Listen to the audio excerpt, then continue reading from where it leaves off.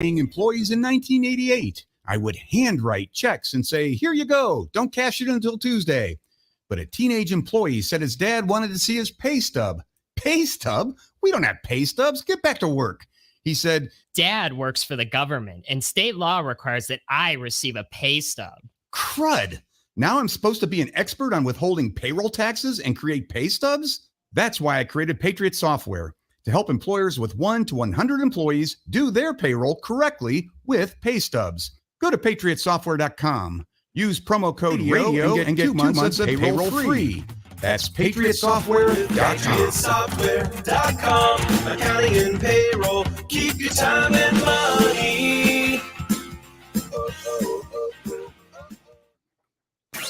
Shop Woodhouse Place Hyundai and Nissan, 144th and Giles. KOZN, Bellevue, Omaha, Council Bluffs. Crossover. Oh, killer crossover. Just crossover. You just crossed him over. Danced to Another victim to the crossovers. Cross him up and sit him down. Time for the crossover. John and Josh are here. Hi, guys. Hey. How you doing? Well, I'm mad. I'm we can't hear John. John is there. Oh no! Wait, how can you not hear me? Unmute the browser tab. We have to do every time we do this. Browser tab. Unmute the browser tab. Hey, there we are. What up, John? There he is. Well, I'm angry. I'm still angry. Oh, what's wrong? What's wrong? So, with 6 minutes to go, I turned off the game last night. No. Yes. I should know better after 40 years, it seems like, of being tormented by Tom Brady, but it just looked so hopeless. And I was like, oh God, it's the Saints. And I was disappointed because it looked like my bet of the day wasn't going to cash in. And oh, poor Nick. I just remembered poor Nick. So I didn't. So I turned it off. and lo, to my surprise, I will never not hate Tom Brady. I did not watch that. I was so uninterested in that game that I watched 0%. I watched some of it, John. I'll be honest and upfront though. So we got a Switch this week, and so we were playing Mario Kart. Hell yeah, you were. I didn't watch. That'd be way better. I didn't watch the end of it either, and so I was following. Would you rather on watch my Tom phone. Brady's 1 millionth 2-minute drill against comeback the Saints? Like I don't care, and so you should add me. I'll kick your ass. I would rather not, Nick. I would rather not. I'm not very good at He doesn't want the smoke. I'm okay. Mario Kart wants to smoke. Nice. I'm okay at Mario Kart, but I was following it every time we'd finish a race. I'm like, I wonder what's happening. I was like, wow, he's down to the 5-yard line. Wow, the Bucks won. And even that wasn't enough to get you to actually tune into the game. Correct. Yeah. I never did. Josh has discovered video games. Yep. Yeah. A little later I've been than playing. most people do. I've been replaying Super Mario 3, which is one of my favorite video games of all time. I'm in the fourth world right now. Look at how locked in Nick is to He's this so guy. locked in. I'm in on it. Yeah. You got that plan so you can play the virtual console stuff? You pay extra, you can play N64 games. Hey, extra. So we had like 3 months of something for free is what we have. So that's why I'm getting to play all these old games. It's also Pretty only cool. like $20 a year for the online. It's really affordable. There you go. Thank you, President B. I did that. No. It was Al Gore that invented the internet. Oh, I forgot about that. Thank you, Al Gore. Yeah, you picked the wrong lib. John, are you still arguing with that random listener on Twitter? Are you still arguing with that guy? What random listener on The Twitter? guy who's mad at Mike Schaefer for some reason? No, I was just making fun of him because he recommended a book called Douchey? Nice. Or Dookie? Dookie. Yeah, Dookie. What's going on here? Who's yelling at Schaefer? I don't know, he's mad about Mike Schaefer. I don't know. People are always mad. I'm not really arguing with him. I'm just more like, he's trying to question our buddy. And I'm like, I need a little more evidence than just some random Twitter bot out there claiming that Mike Schaefer said this and Mike Schaefer said that. I went to his account and he blocked me. So he's obviously a little snowflake is what I learned very, very quickly. I am in your head too. What a normal human being. Good Lord. Gosh, I gotta see these tweets. All these burner account people are just such dorks. Yeah. I was amazed. Except for you, Sipples Lost T, if you're still out there listening. I was amazed how people weren't freaking out more about the fact that Matt Rule's first recruit is a 0-star wide receiver. Yeah, no one's mad. Nobody's mad about this. It's not about the stars anymore. It's about how fast he runs the 200 meters. That's the new unit of measurement. That's the new unit of measurement. He's a 5-star at running the 200 meters. Yeah. Therefore, Oh, yeah. He's our guy. Oh, yeah. Mike says that I need to get Mario Maker 2. Oh, that's real fun. I've heard of it. Wow, Nick is more engaged in this show than he has literally ever been Because we're before. finally talking about things I know. Also, good to see Mike back. Yesterday, Mike was a little quiet, given that Creighton lost to Nebraska. Mike, it's good to see you again hanging out on the YouTube chat room. Good to see you again, Mike. I wonder if the other Creighton fans are going to return today. I hope so. I hope that the Creighton people will be slowly back. flying back to the nest. Hey, what's going on? Oh my everybody? God. You guys talking to Jack yesterday? That was John great. had a great time. Yeah. John gave the Taking camera. receipts. That's all I'm going to say. I'm taking All the receipts.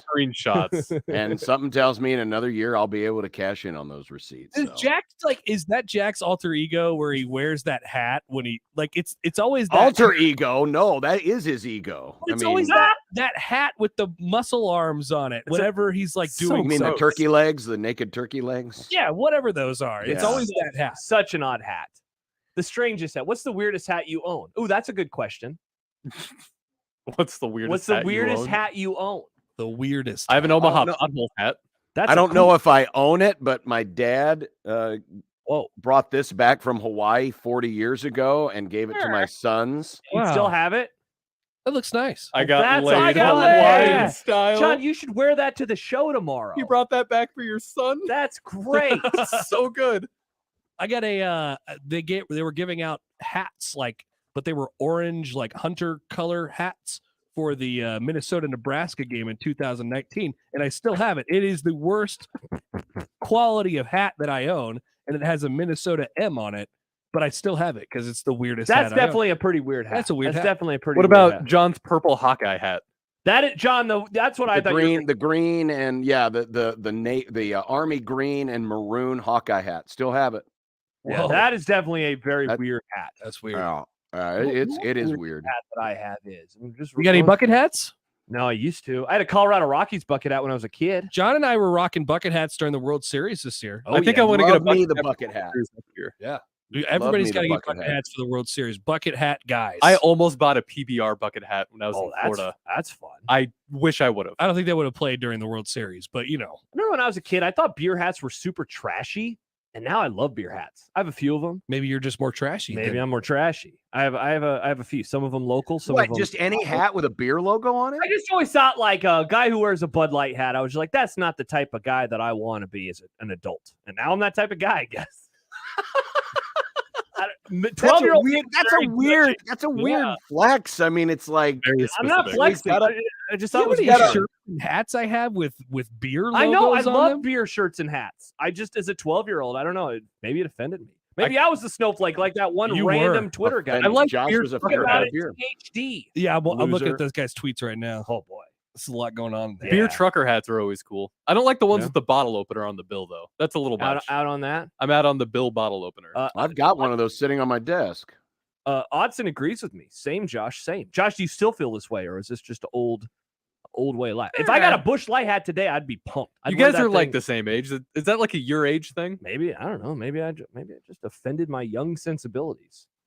Not a lot of people drank in my life back when I was a 12-year-old. Like none of the adults in my life did. Oh, okay. I was going to say, so your classmates weren't drinkers. Yeah, my Did you friends. have Bunch of squares. When you were in college at your college house, did you have a beer sign in there? Did you have any beer posters? No, we didn't. Did We you- didn't have any of the what's his name? You didn't put any Belushi. posters on your We wall? did. It was like the Prestige and Dark Knight, those types of Oh, things. wow. Prestige. Oh my God. House. Well, we know where the nerd house was. Parks and Rec. Wow, things TV like shows that. and movies? Yeah, I think I had a Good grief. poster somewhere. Did you have a mouse rat poster? No, I did not. I had the Pyramid of Greatness. I Oh, had that that's poster. fair. I had that poster. I didn't realize they remade Revenge of the Nerds. This is No, that movie was about you, John. You dork. new. I didn't have the Dark Knight. I've got some Christopher Nolan posters up on my wall. You know who directed this movie? Yeah, he's a great You director. know who did the soundtrack? Josh Odson asked, Pink Floyd Naked Ladies poster? No, we didn't. I never had that poster either. I've seen that. There's someone in my life, who This is becoming a problem, Josh. I go to his house probably a few times a year, and he has Borat's back. He's a huge Pink Floyd guy. Pink He has Floyd's the- great. He has the Pink Floyd. Are they? They're who got me more into music. I think Pink Floyd's overrated as hell. That's my Wow. Hot ass take. I think I've listened to Dark Side of the Moon like 5 or 6 times. I always want to love it, and I'm just like, It's okay. What about the wall? The wall is. I'm Josh there's a few songs. Peterson. Right. I listened to Dark Side of the Moon. and Okay, I just Mr. don't get Beatles it. are overrated. Whoa, no.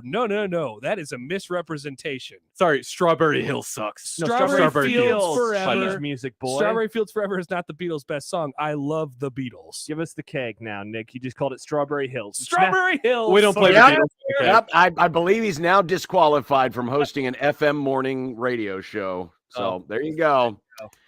1019 The Zone, thanks to Nick. Thank you for your service. Coming Nick. soon. Nathan says, Josh, come on. Floyd overrated, not even close. I just never, maybe it's because I've never done acid. Maybe that's why. I've never done acid. I've never done acid, but I love like Pink Floyd. John, you're a Pink Floyd fan? I like them. I mean, they're not my It favorite, is a but I little like them.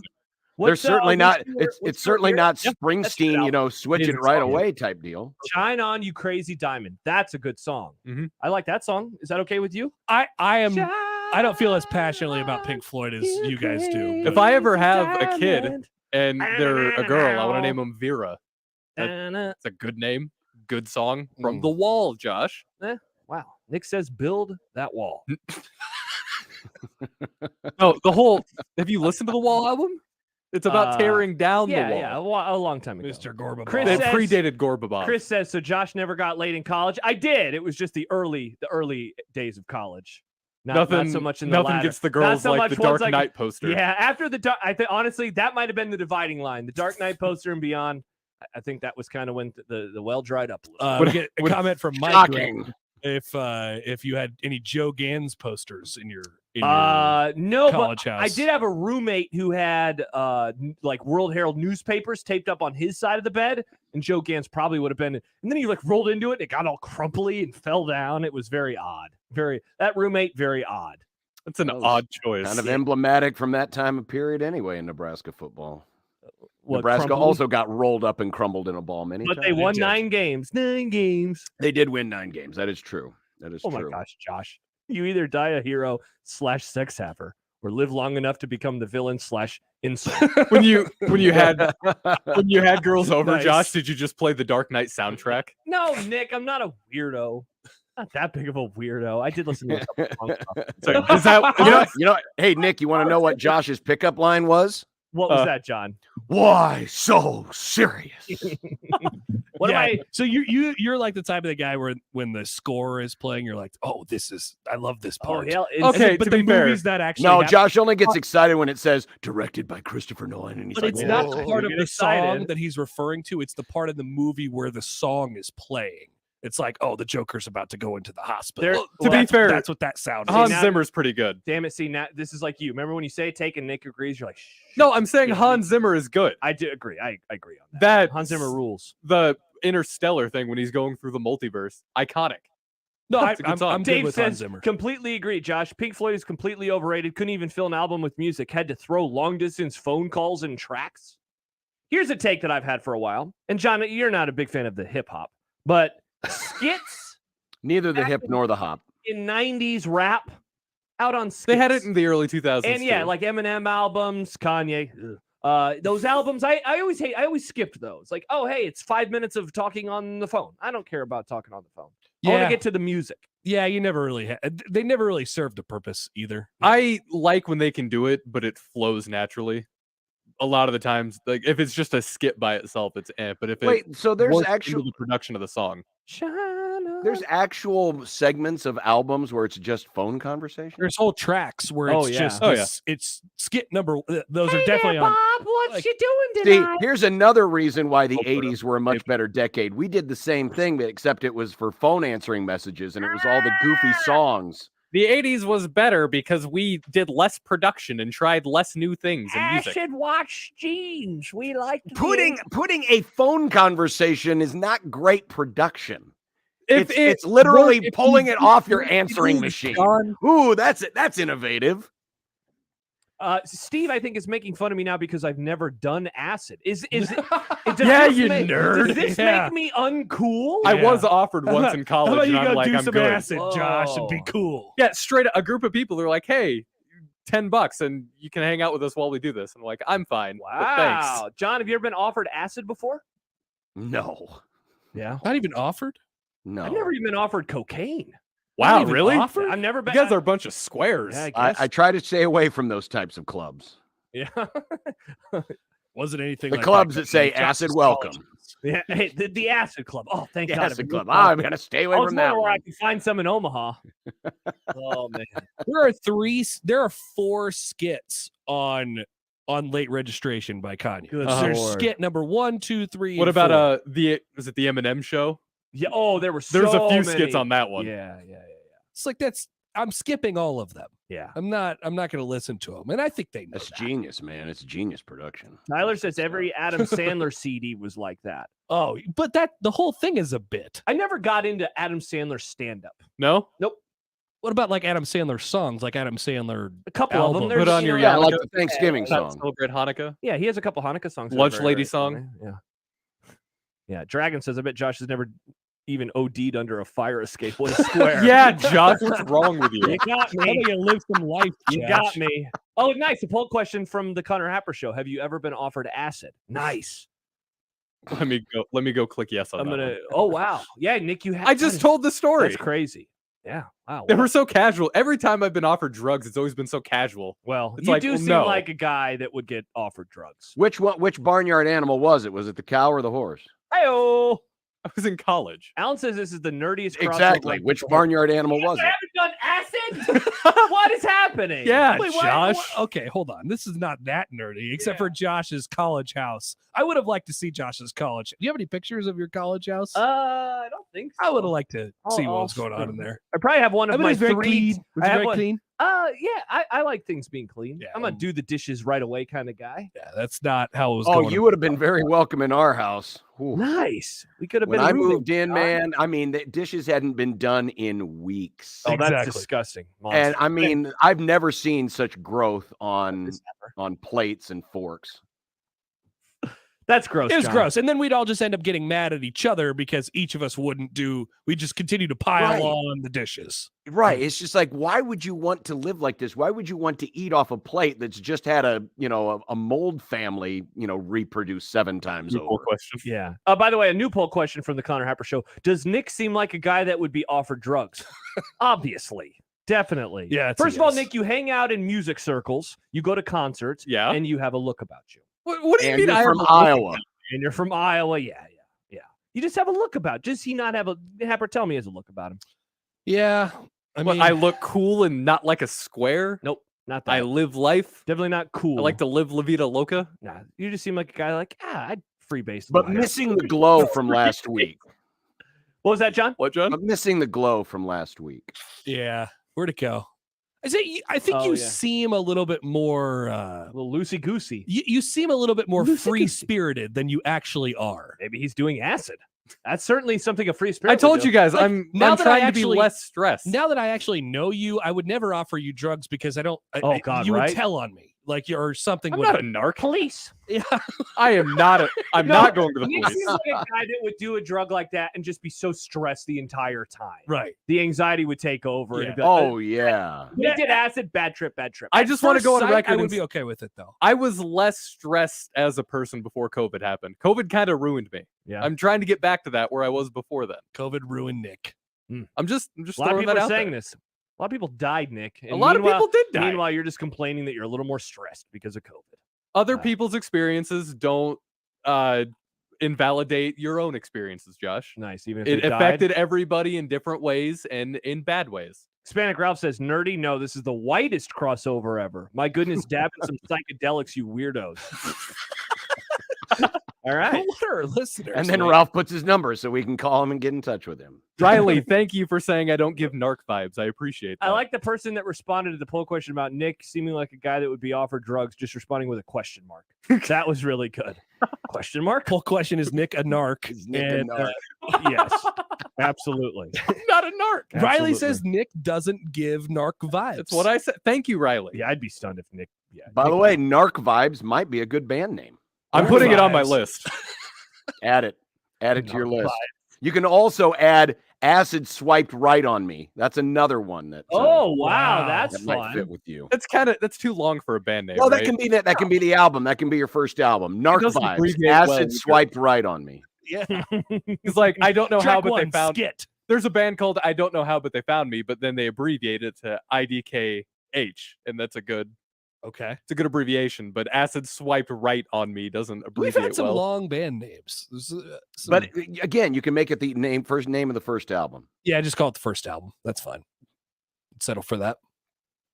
I think Josh puts it very well in the comment section on YouTube. Happy New Year! Happy New Year, everyone. Happy New Year. Happy New Year. Was it Acid what? Narc Vibes. There. Narc vibes. There you go. Acid Narc Swipe on Me. Vibes. First about- album. What about Acid Swiped Swipe? Right on Me. Oh, that'd be a good one. Yeah, Acid. I'm good at this. Nice. I've had this list. Acid Swipe.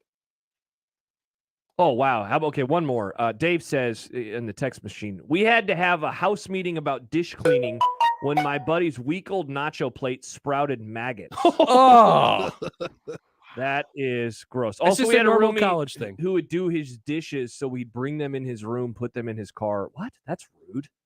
I've known too many people who That's keep a good idea. dishes in their bedroom to where I just Yeah. refuse. I have a no eating in the bedroom. Same rule. here. It's very strict. Actually, I don't want crumbs on my mattress. Yeah, I'm at It's the table. disgusting. I very rarely eat on the couch either. It's just I'm just gonna sit down and eat. Anytime in the last 5 years that I've eaten in bed, it's because I was inebriated. Otherwise, Sure. it's never a sober activity. I'm never like, Wait a minute. When you're drunk in bed, you eat. I mean, I order food and then I like when the Cowboys lost in the playoffs, John, to the Rams a few years ago, I ordered sad Taco Bell and I was just eating it, crying to myself, a little inebriated. Crying into the I mean, crunch that was bell. late. Good grief. Hey, I was very sad. I was very sad. Like that So Urban wait a Meyer's- minute. So you had to just hammer because that game got over like at what 10:30 ish. yeah, and then I ordered- probably. yeah. So, but And I wait a had a minute. couple When were beers you during the inebriated? game. Were you inebriated during the game? No, I think I poured a nice stiff drink of something. If you're getting Taco Bell delivered to you, that's a different level. I was sad. It was sad Taco Bell. That's both a different level of sadness and drunkenness. I was Right. I was very sad. I realized There's never a Taco Bell far away. That's Right. also the thing. I realized. Well, Yeah. I was inebriated. No, I know, but you walk. I realized last night, John, that this Oh, right. Cowboy season, if they don't win the Super Bowl, it's John. officially going to break me again. I laid in bed last night for a good half hour, imagining what it would mean to me and what it would feel like if they won, and then realizing it probably won't happen, and I'm going to be really. This is what John and I were talking about with you yesterday. I know. We're worried So- about a you. futile Yeah. exercise. All right. So if that because I mean that Cowboys team wasn't expected to go very far. They The were one- not. They were the not. drunk Taco Bell team. So Correct. how do you graduate up from drunk Taco Bell?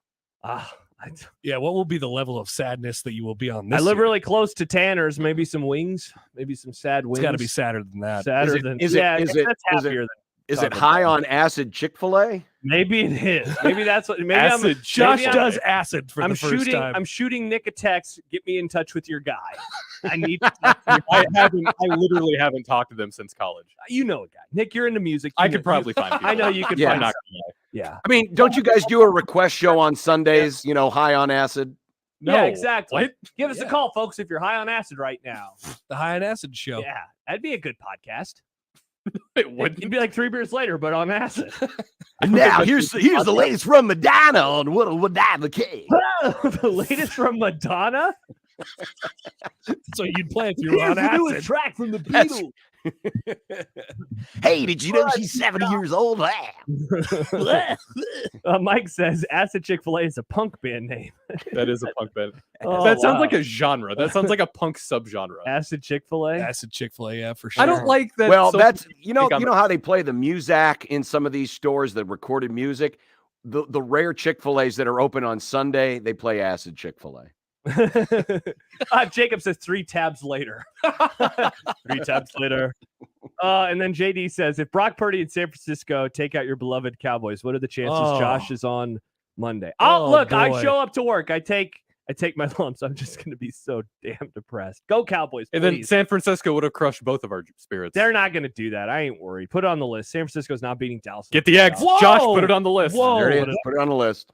Yeah, Put it definitely. on the list. the eggs. We got to hold them up to that one. All right, I'm putting it on the list. We'll put it on the list. When are we reading our list? Our last show is Friday the 23rd of this Yes. month. So yeah, we'll do it then. Okay. We'll do it then. All right, we will review the Mhm. list.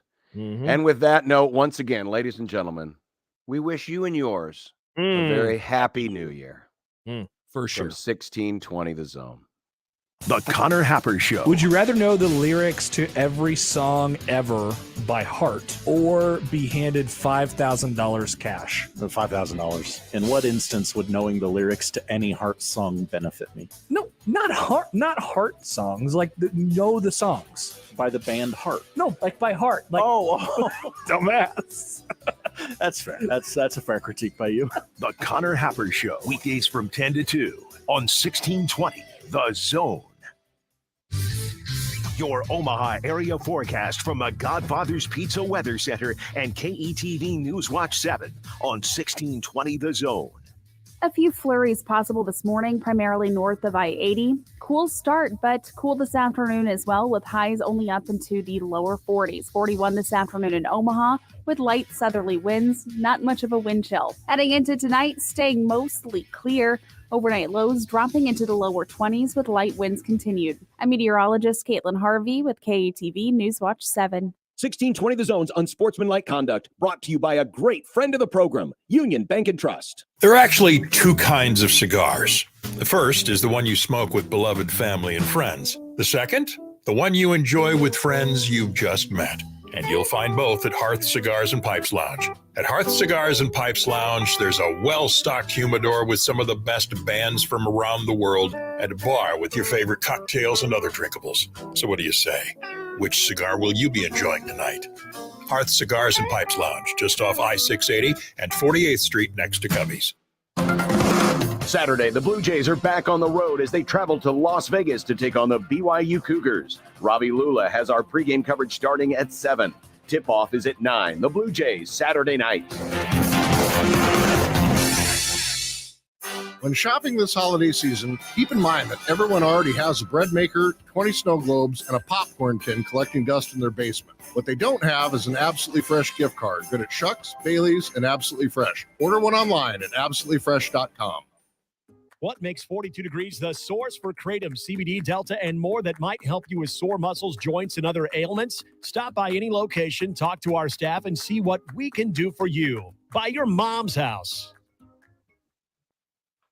At EasyCater, food for work is our thing. It's literally all we've done for 15 years. Whether you need to feed a meeting or the whole company, we're here to make sure the food is professionally delivered, on time, as ordered, and all within your budget. No wonder we get orders from 93% of Fortune 500 companies. Food for work is what we do, and no one knows it better. Order 24/7 from over 95,000 restaurants on EasyCater.com. EasyCater, food for work.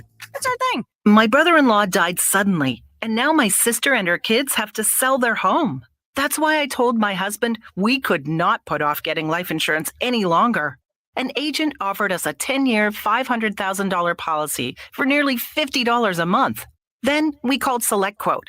SelectQuote found us identical coverage for only $19 a month, a savings of $369 a year. Whether you need a $500,000 policy or a $5 million policy, SelectQuote could save you more than 50% on term life insurance. For your free quote, call SelectQuote at 1-800-917-1965. That's 1-800-917-1965. Or go to SelectQuote.com. 1-800-917-1965. That's 1-800-917-1965. SelectQuote. We shop. You save. Full details on example policies at selectquote.com/commercials. Paying too much for wireless and getting lousy customer service? With Red Pocket Mobile, you get the same coverage and top-tier customer service for lots less. Get unlimited talk, text, and data for as low as $10 a month. Red Pocket Mobile saves customers an average of $600 a year. You don't even have to leave your house to switch. Simply go to redpocket.com. Right now, during their extended Black Friday sale, ditch your old carrier and get a new iPhone on Red Pocket. Go to redpocket.com.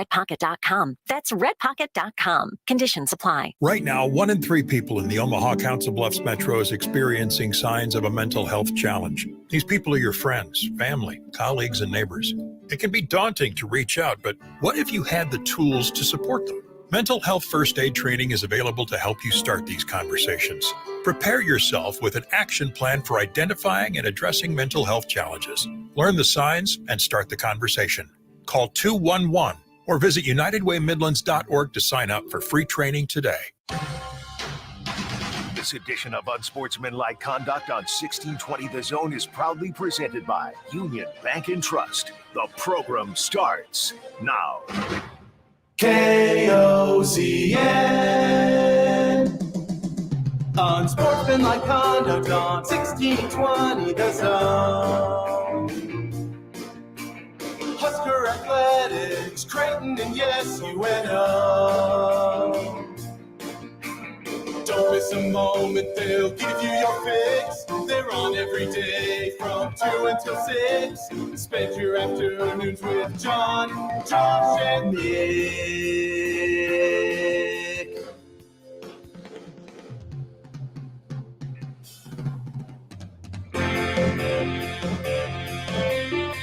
John, Josh, and Nick.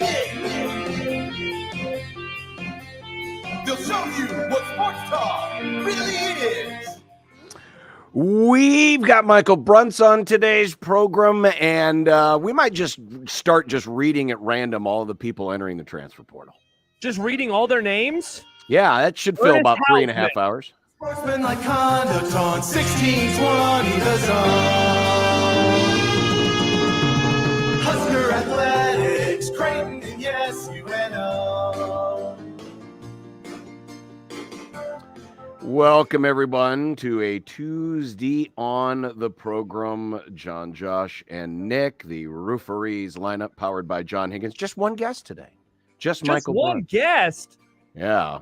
Apparently, Nick was so distraught over the Frisco Dolphins game. Jeez, Nick, it's been 2 days. I let you down. It's been 2 days. It was a regular season game. You're fine. I reached out to Matt Rule. I reached out to Trev Alberts. You reached out to Matt Rule. None of them want to do. They're like, nah. I didn't. It happens.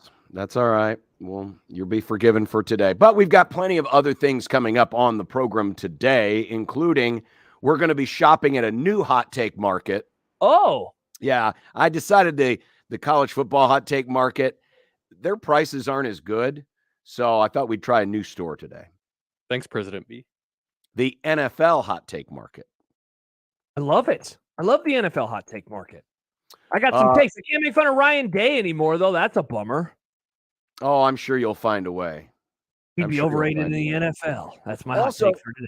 There are things that I have opinions on, but I don't lose sleep over them, nor do I care enough to put up a fight if someone objects. Wait, so is that a different segment? The opinions you have that you don't... segment. It's a different segment. I have opinions, but at the end of the day, it's like, if it goes the other way, So the lukewarm market, the market, the leftover pizza market. Well, right. to some people, I mean, this is some of these debates are the end of the world. To me, it's like, Are you getting political on us, John, or is this in sports? No. Okay, No. I was worried for a moment. We stick to sports on this program. That's true. We have a song and everything about it. Yeah, occasionally it gets played as a drop. It does. Sometimes. I'd love to. I can literally go to it right now. I don't know what let me find it, Nick. There it is. There it is. Oh, yeah, I have control of the drops today. It's gonna be great. We're gonna have fun drops again on the show today. So people are saying, "Hey, folks, we're gonna have drops again today." Well, so last night, Tom Brady does the Tom Brady thing, and they come back and they score 2 touchdowns in the last 3 minutes, and what looked to be a Saints win turned into a Saints loss. The Bucs win. Bucs are in control of the division. Yada yada yada. Craig writes into the Equitable Bank inbox, where you can too. John at 1620thezone.com. Josh at 1620thezone.com. He said, "I'm a Saints fan. I recorded the game. At least I thought I did. I turned it on to find out I didn't record it. Saints just scored and went up 16-3. So I decided to watch the rest live, and we all know what happened next." Oh no! Effing Tom Brady. He mistyped. The T is next to the Y on the keyboard. Sure. And he hit the T instead of the Y, so it's Tom Brady. Bradt. Tom Brady. How different would the NFL, how different would the history of pop culture and sports be if his name was Tom Brady? Very different. Everything would just be Tom Brady. He wouldn't be as famous. I don't think that's as famous of a last name. Tom Brady sounds like a good Hall of Fame quarterback. Tom Brady sounds like a dork. Yeah, if he Tom, was, Tom Brate sounds like my accountant. I feel like if he was still had the same stats he does now, his last name was Brate, then I think that would be the household name. Then you guys would be like, well, if his last name was Brady, that doesn't sound like a. Nah, I don't think about it. Brady sounds like a normal name. Yeah, but you got to go back now. Nick won't remember this because this is before his football watching days. In other words, anything prior to last year. I was going to say like September. When Tom Brady first became popular, a celebrity, a thing, a lot of people were using the play on the Brady Bunch theme. That was like the big meme Oh, that's around right. Tom Brady. That's what Berman would do on NFL Prime Time. Yeah, see, Tom Brady's about the only surviving player now that still had his highlights done on the regular on the original NFL primetime with Chris Berman and Tom Jackson. Dang. Everybody else is like, I've never heard of these people. I Mhm. don't know who they are. Mm-hmm. Also, there's some reaction to Josh's sad Taco Bell. Shane has suggested that your next sad food should be the cowboy burger from Red Robin. Okay. Apparently I mean, there's a cowboy getting burger Red at Robin to go, that would be like a sad version of a meal. Not because Red Robin is bad, mind you, but because when you go there, you get bottomless fries. So not being able to take advantage of Friesies. the bottomless friesies would actually be the most depressing way to eat Red Robin. You I know, don't want to when- eat it when at you- home. I want to eat it there. Also, their buffalo sauce is good. Now, do you know that when you order out from the Red Robin, they always slide you another container of fries? Oh, no, I didn't know this because I've never gotten it to go. Yeah. Wow. Yeah, we've gotten it to go on occasion, and they always include another container of fries, so it's like your fry refill. So you like That's your meal nice. comes with your burger or your chicken sandwich Okay. and your fries, but then they add an extra container Right. of the fries. Well, this is good to know. Now maybe that's my sad meal. I think the listener should pick my sad meal for the inevitable downfall of the Cowboys in January or February, John. What, they're going to lose the Pro Bowl? No, don't you say that. Oh, that's right. The Pro Bowl doesn't exist anymore. One of the textual messengers in the JTech, or excuse me, the Lus Hills Harley Davidson textual line, 402-951-1620, says 07 Packers lost the NFC Championship game. I ate a half gallon of cookies and cream ice cream in bed. Oh, that's a sad meal. Not because cookies and cream, it's ice cream, but that's that's depressed. Half gallon, John, in bed. That's a depressing lot. It's a lot of I don't ice know cream. if I do a lot of sad meals. I'm trying to think, when the Cubs lost in the playoffs, I just went to bed. Really? You don't have like a coping mechanism? Well, yeah, I usually find some random stranger on the street and punch him in the face. But no, I mean, outside of turning off the TV and, well, what my coping mechanism is when the loss is in the middle of happening, I just get up and leave and just go for a walk, only to find out that my team is coming back in the bottom of the ninth or top of the ninth. That's true. I watch a random episode of The Sopranos. Yeah, that's my coping mechanism. Text coming in from Travis says, if the Cowboys get early bounce from the playoffs, we should probably send someone to Josh's apartment for a wellness check. Yeah, you probably should. Again, I've reached that point of the season where now that's what I'm going all in. They got to win the Super Bowl this year. I'm going to be sad. So we've reached that point of the year again. Also, John, people keep sending a picture of you in Hawaii. Why do people keep tweeting a photo of you in Hawaii? What is going on here? Because they're calling you a dork. They're saying, no, I'm not a dork. You're the dork. Which, yes. Well, you are the dork. No, this is a picture of my wife, who's, by the way, it's her birthday today. Oh, oh my gosh. Happy birthday. Oh, no. Yeah. She's Saddest sick on her birthday. Saddest She's birthday. sick on her birthday. But yeah, that's why the picture's out there. Oh, nice. And that's a perfectly cool and very normal Hawaiian shirt worn in Hawaii, by the way. You're the one who used to wear them all the time in the studio. No one. I still like wearing them occasionally. I know. Hawaiian shirts are cool. Keena says we had one gross local whiskey in the cupboard, and after we lost to Purdue, I poured all of it into my ugliest coffee cup, and that was my dinner. I hope that wasn't the Purdue game this year. Purdue in Nebraska is not good. Oh man, that is so sad. Oof. Yeah. There's no sad meal really for this year's Nebraska team. It wasn't. Yeah, they're not It good wasn't enough. worth it. Not good enough for me to care enough. Yeah. Cowboys, though, especially somebody just mentioned, what if they lose to the Eagles? John, I'm preparing myself mentally for the Dallas Cowboys to play the Philadelphia Eagles at some point in the playoffs. Whether it's going to be the second round or the NFC Championship game, they are going to play. They're on a collision course. I've already told Riz we are not watching the game together. I'm not going to do that. No, thank you. No, thank you. I'm very worried, though, that that's going to happen. Well, we could solve this problem real easy and just the Cowboys tank the rest of the season, and then you don't have to worry about it. They're too good, John. They're too good. Too good of a defense, too good of an offense. Well, that schedule is so easy. I mean, it's so easy. What do you mean? They have the Texans this week. That's a tough game. Oh, my God, not the Texans. And then they have the Jaguars, the frisky Jaguars. Oh, my God, not the Jaguars. Hey, the ones who lost 40-10 to Detroit. Hey, they got the Eagles. Are they good enough for you, John?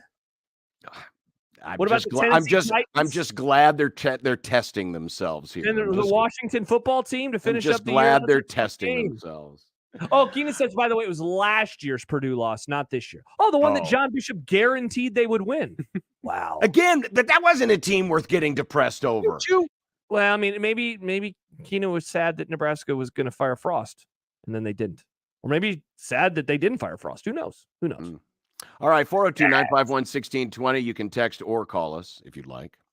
Nice. You can also hit us up in the Equitable Bank inbox, John at 1620thezone.com or Josh at 1620thezone.com and the old J-Tech Construction Zone Twitter feed at USC 1620. While Nebraska is adding, there's also players being subtracted. We'll get you the latest on that as the recruiting and the transfer portaling continues. It's Unsportsmanlike Conduct on 1620 The Zone. Now live on Twitch, YouTube, and 1620thezone.com. Hey everybody, it's Michael Zuber for Ted and Wally's. One of the things that Ted and Wally's does is that go along with the seasons, whether it's the summer or it's the spring or it's the fall, and of course, the winter and holidays, and the holiday flavors are amazing. Let me suggest a couple of them for you. Coffee beignet and ooey gooey cake. You are going to love both of them, and so will your family and friends. Swing by the two locations, whether it's Benson, next to Taste of New Orleans, or in the Old Market, and get the holiday flavors today. Grab a gift card while you're there as well, and always tell them Severe sent you. 951 1620 qualifies for 1620 The Zone's four-quarter pick'em. It's your chance to pick 4 football games correctly against the spread to win $1,620. Call 402-951-1620. Call now to qualify with 1620 The Zone. Dust. It's in the living room, the bedroom, and the bathroom. It's also in your lungs. Let's fix that, shall we? Duck Defense Midwest offers a comprehensive system that cleans, disinfects, filters, and purifies the air. They'll make your home healthier and improve the life of your HVAC system. So improve the health of your home and everyone in it. Go to cleanairradio.com right now for a special air duct cleaning offer for Zone listeners. Cleanairradio.com. Last year, I enrolled my family for health care coverage through the health insurance marketplace. Do I need to enroll again? Yes, we have seen the plans available through the marketplace change, and new options may be available. You must re-enroll for 2023 to ensure you or your family are in the right plan for your budget and needs. One World Community Health Centers in Omaha can help. Just call 402-502-8888 to set up an appointment with a team member. I don't have health coverage, and I'm worried that if I get sick, I can't afford the medical bills. How do I get started? Getting started is easy and free. Just call to set up an appointment with a Navigator enrollment specialist. We will explain your coverage options, answer any questions, help you enroll, and see if you qualify for financial assistance. Open enrollment is November 1st through January 15th. Re-enroll in healthcare coverage or enroll for the first time. Call One World Community Health Centers at 402-502-8888 to set up an appointment. It's time to gear up for the holiday season. Head over to NFLshop.com today for the largest collection of officially licensed gear from all your favorite brands. NFL Shop is your ultimate gifting destination for jerseys, t-shirts, headwear, and more. Take your game day style to the next level with the best selection of NFL gear anywhere. Show off your team pride this holiday season with styles fit for the whole family. To shop now, go to NFLshop.com. Mr. Clean, Mr. Clean. Of course, I use Mr. Clean Magic Eraser to clean tough messes off my stovetop and bathtub.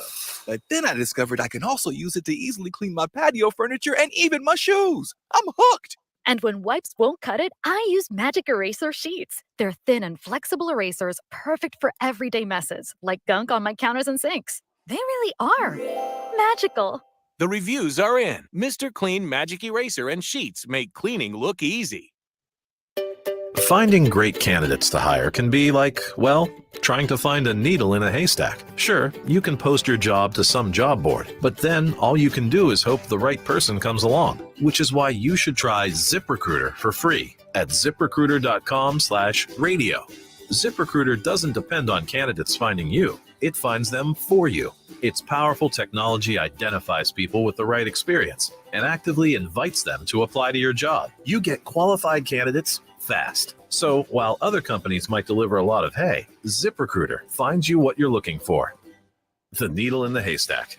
See why 4 out of 5 employers who post a job on ZipRecruiter get a quality candidate within the first day. ZipRecruiter, the smartest way to hire. And right now, you can try ZipRecruiter for free. That's right, free at ZipRecruiter.com/radio. That's ZipRecruiter.com/radio. ZipRecruiter.com/radio. Hi, this is Doug Nodgard with Equitable Bank. Great service never goes out of style. When the digital age dawned, many said computers would be able to handle many of the interactions that used to take a person. Boy, were they wrong. How many times have you called your bank and gotten a recording to press 1 or 2? Not at Equitable. Not only does Equitable answer your call in the first ring, it's answered by a human being. That's because Equitable Bank values its customers. Equitable Bank, we take banking personally. Member FDIC. This is Unsportsmanlike Conduct of 1620. The Zone.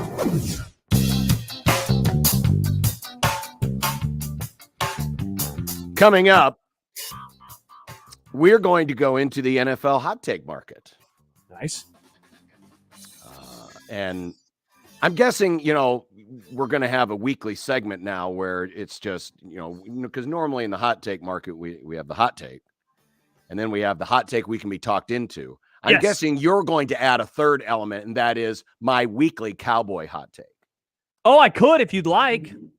I didn't say I would like. Yeah, I'm just assuming you're going to do that. In the NFL. That's a hot take the Cowboys hot take. Well, he's only going to need it until, the playoffs, John. Wow, so we can let him do it a couple times. Wow. Travis writes in the textual machine, if the Cowboys beat the Eagles, Josh will be an insufferable Cowboys fan. If they lose to the Eagles, Josh will be an insufferable Cowboys fan. Travis, just a piece of advice. The insufferable is assumed, so you don't have to include that in front of Cowboys fan. Hey, when they lose, I'm not insufferable. I'm just very sad and quiet. So I would disagree. I'm not like, not like the Creighton fans were yesterday making excuse after excuse. I just get very sad and I roll up into a little ball and I cry myself and eat food. That's what I do. I don't make excuses. That's not how I roll, John. That's not how I roll.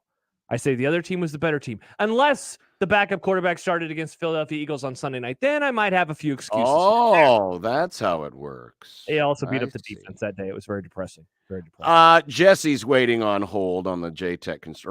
Gosh, I'm getting all my things messed up today. The, what is it? Lus Hills. The Harley Davidson dudes hotline. Hello. Hey, Jesse. Hey, Josh. Over the years, I know we haven't seen eye to eye on several issues, most things. Yep. But I will say, as I've gotten older, I've learned to appreciate fans and their passion for their teams. And I, as a Notre Dame fan, have experience with people who hate teams for silly reasons, really. But I've got a respect for passionate fan bases. And over the years, I've watched people just constantly bash the Cowboys and try to get you guys to jump off a bridge at every turn. Yeah. Yeah. I will say right now, with my Patriots almost out of it, not quite out of it, the rest of the year, and I hope I'm not alone, I really want to see the Cowboys win. I think you guys, Jesse, you've got to be the worst person on the face of the earth. First of all, bandwagon Patriot fan who's had nothing but success for 20 years, and now you're going to go over to America's bandwagon team. Jesse, you have just ensconced yourself as the worst person in the world. Listen, John, I'm 44 years old. The Patriots have been to 10 Super Bowls. That means for 34 years of my life, I've had to suffer and watch them miss the Super Bowl. Oh, you poor bastard. You know, I tell my brother who's a Bills fan, I say, look, I feel you guys' pain. I, too, have seen my team lose 4 Super Bowls. We are the same. So, but God, Jesse, you are absolutely the worst. What's up, Jesse? Sorry. I know. I totally know. But go Cowboys for the rest of this year. Nice. Go Cowboys for the rest of this year. That's John? gross. That is so gross. How great would that be? What if it was Cowboys? That Bills is so again? gross. That's like saying, well, I realize that the Nazis are losing, so I think I'll shift my allegiances to the communists. That's what basically he said there. It took us 51 minutes to get to Nazis today. Yeah. That's right. Mr. H. The over hit today. That's funny. Don, I know we're going to talk transfer portal, and I think this is a Yeah. good way to jump off when we get to it, because I think we're about to go to break. Riley says, since you guys are about to have this transfer conversation, has there ever been a time where following the minutia of recruiting as a fan has mattered less? Guys we're getting this year can be gone in 2 years, and alternatively, there are Alabama recruits who will end up on Nebraska's roster in 3 years. Now more than ever, it feels like we should be far more focused on the guys who are currently here and actually contributing. Thought that was an interesting question that Riley posed. You've kind of crystallized my thoughts pretty well. I'm getting less and less interested in recruiting every year, and I mean, and I joked about it last week, but seriously, folks, I mean, it's gotten to the point, Josh, and I know we didn't do an update of hits, misses, and guys, but I think it's almost an exercise that isn't really going to bear any fruit anymore. It's not going to tell us anything because hard to so many players leave, and obviously in our grading system, if you leave early and never contribute, you're a miss. Mm-hmm. So by that definition alone, Nebraska's just going to have misses all over the map. Before it maybe told us a little something. So I don't know. I mean, we may have to tweak the exercise or figure out, it might be just as simple as let's wait for the all conference teams to show up and then we'll see how many Nebraskans are on it, because that's about the only judgment that we have anymore. But yeah, it's a great point. And that's not to say that recruiting doesn't matter. And my question is going to be, is Matt Rule going to, tilt at windmills and try to fight off, I'm not saying he's going to ignore the transfer portal, but is he going to continue to push and lean hard into the 4-year recruits and the development process in a world where everything else seems to be going in a different direction? It'll be a fascinating watch, and I think it's a challenge that right now he probably has an answer for, but whether or not it's an answer that's going to give him satisfactory results remains to be seen. Mm-hmm. That and more as we continue. It's Unsportsmanlike Conduct on 1620 The Zone. Live from the Host Coffee Studio, this is 1620 The Zone.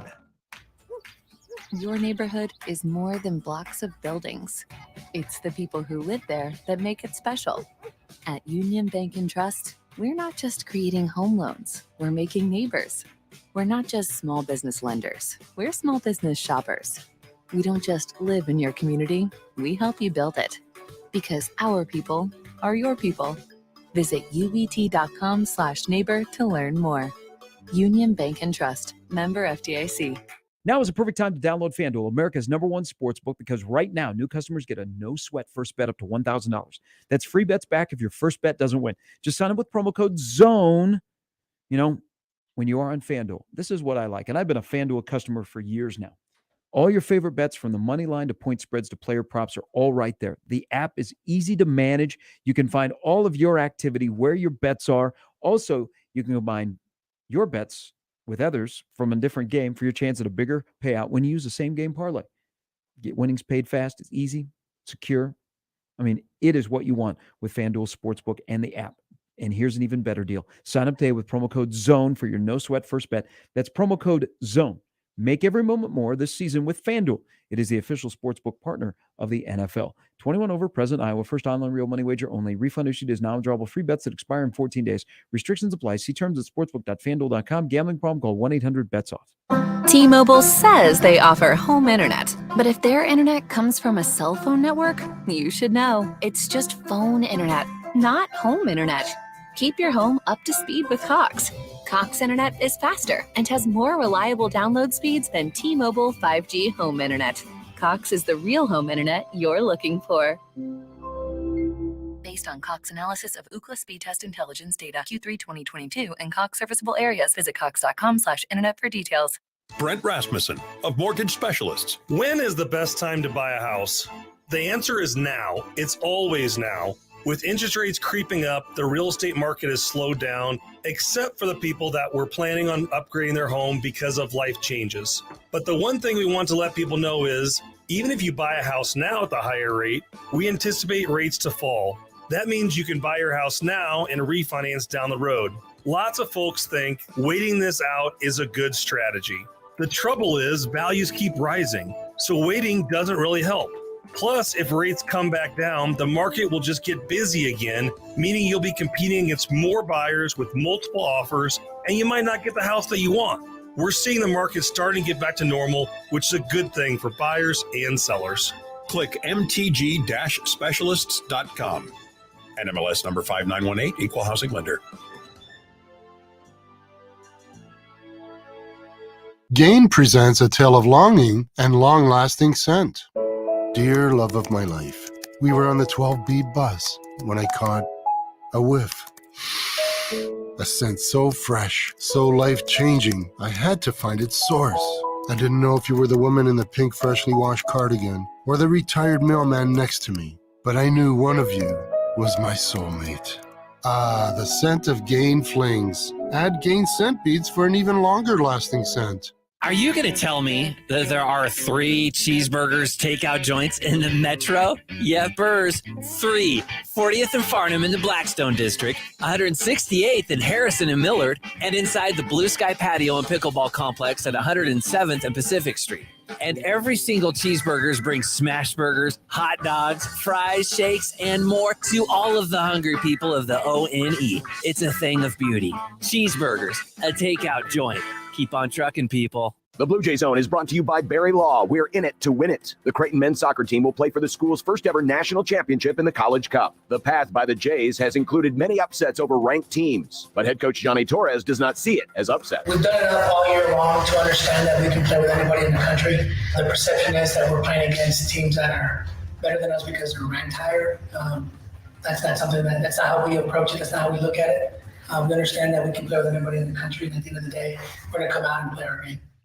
Your most important assets are your body, your mind, and your future. When those are jeopardized by an injury that isn't your fault, you need to fight back and regain your life. Barry Law has represented thousands of Nebraskans, protecting their rights and securing their futures. If you've been injured in an accident, add more firepower to your fight. Choose the injury attorneys at Barry Law to make that next step. Call Barry Law at 402-999-7777 or visit BarryLawFirm.com. At Barry Law, we fight alongside those who choose to fight back. Shop Woodhouse Place Hyundai and Nissan, 144th and Giles. KOZN, Bellevue, Omaha, Council Bluffs. Well, Josh, we definitely have a very quick and early glance at the recruiting philosophy of Matt Rule taking shape today. Nebraska getting their first 4-year commit. Yeah, right. With Bryce Turner, an athlete from the Austin, Texas area, and he is exactly the person that Matt Rule talked about in his introductory press conference, and as others have talked about in their analysis of how he recruits. He's 6'2", 180. Bay City, Texas is his actual hometown, from the Austin area. But he has no stars. Yeah, literally no picture, right, on his 24/7 account. At least he's got a picture of him in his track uniform with a gold medal. Okay, when I checked it out earlier, there was no photo, so there's now a photo. Yeah, there was a photo. The only two schools that are shown on his offer list are Nebraska and Prairie View A&M. But under athletic background, it points out he won the 4A 100-meter championship as a junior with a wind-aided time of 10.25 seconds, and the 200-meter title with a wind-aided time of 21.04 seconds. He ran several sub-11-second wind-legal 100s and sub-22-second 200-meter times.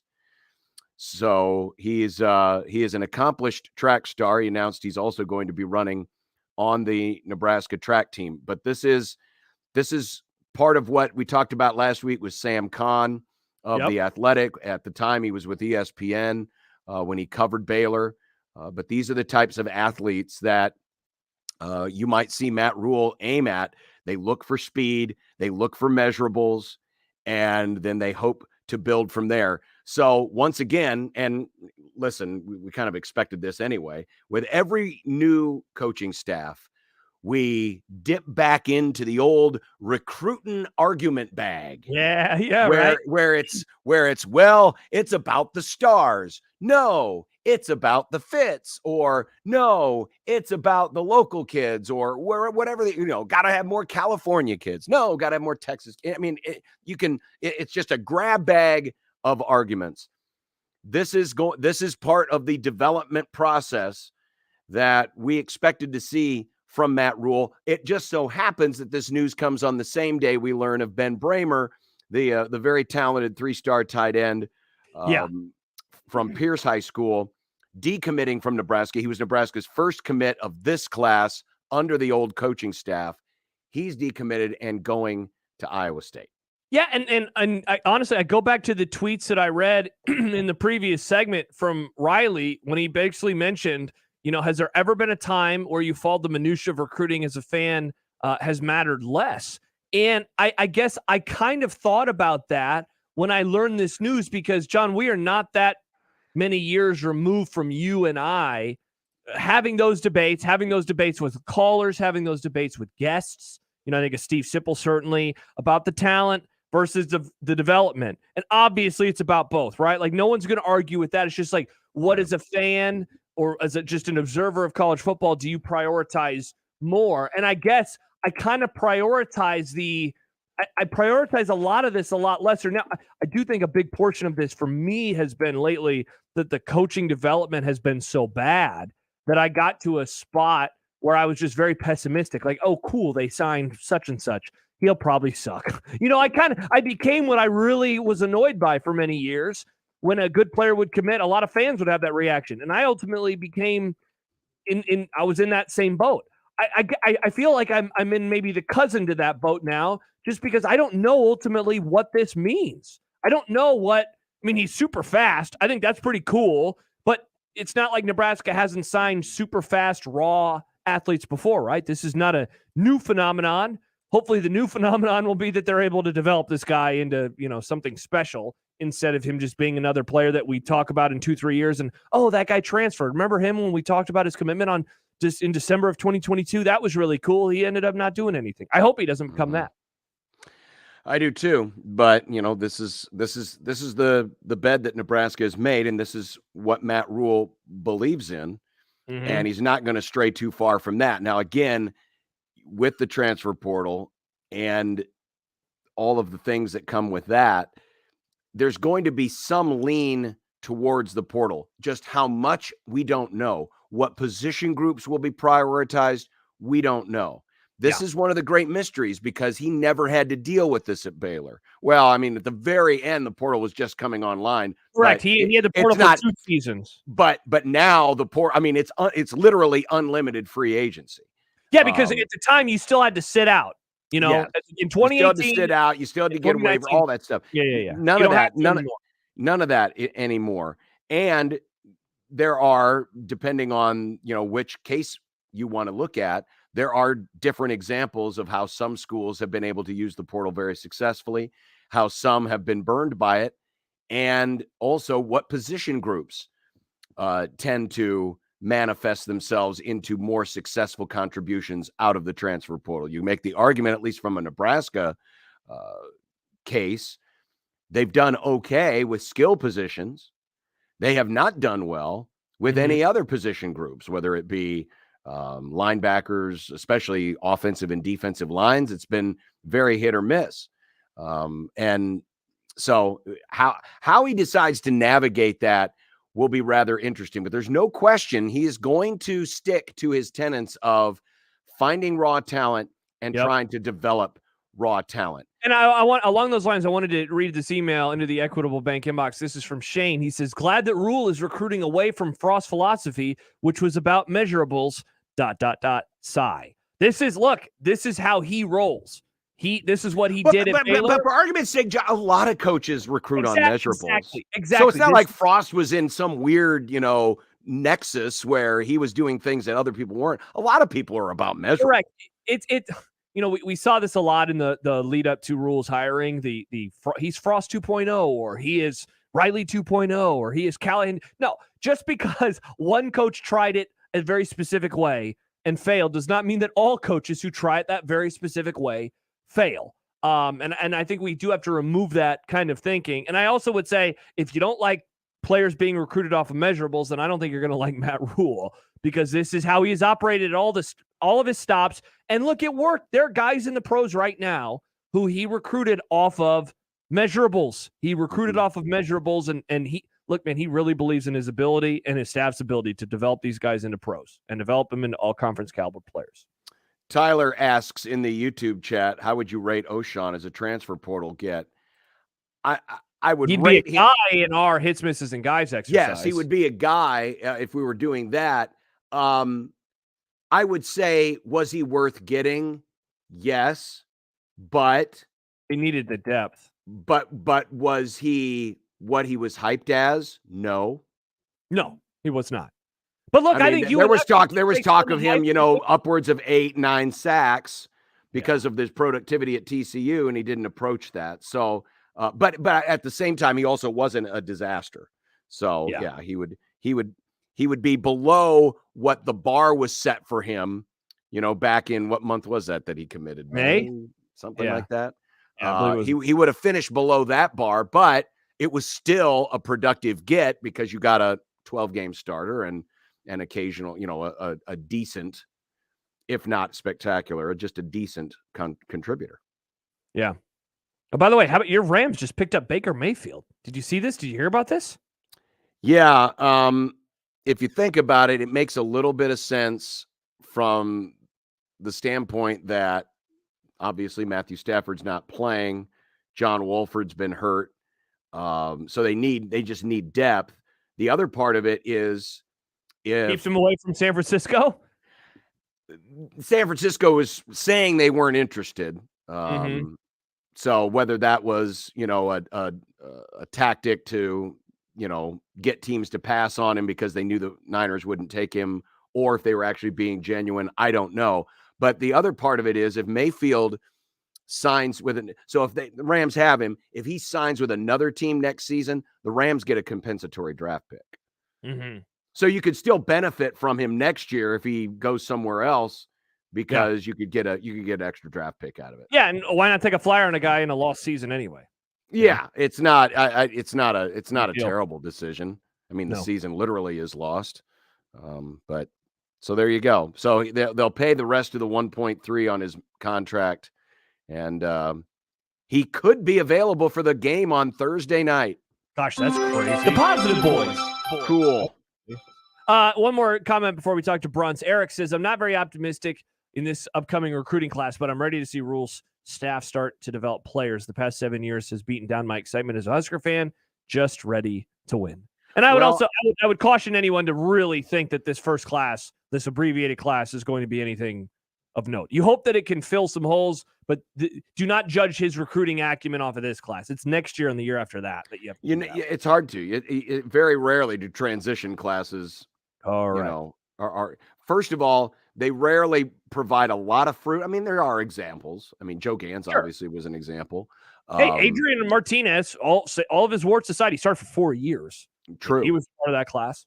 True. So, but it also shouldn't be a complete indicator of, what the quality of that team is going to, or that quality of that staff is going to be as a recruiter, because you're literally flying in, and it's not like Rule is coming from another coaching staff or another college coach or another college job where he may have had commits at the other place, and he could be like Deion Sanders and play Pied Piper. He's coming from the NFL, correct, and has sat could out. he bring any NFL players?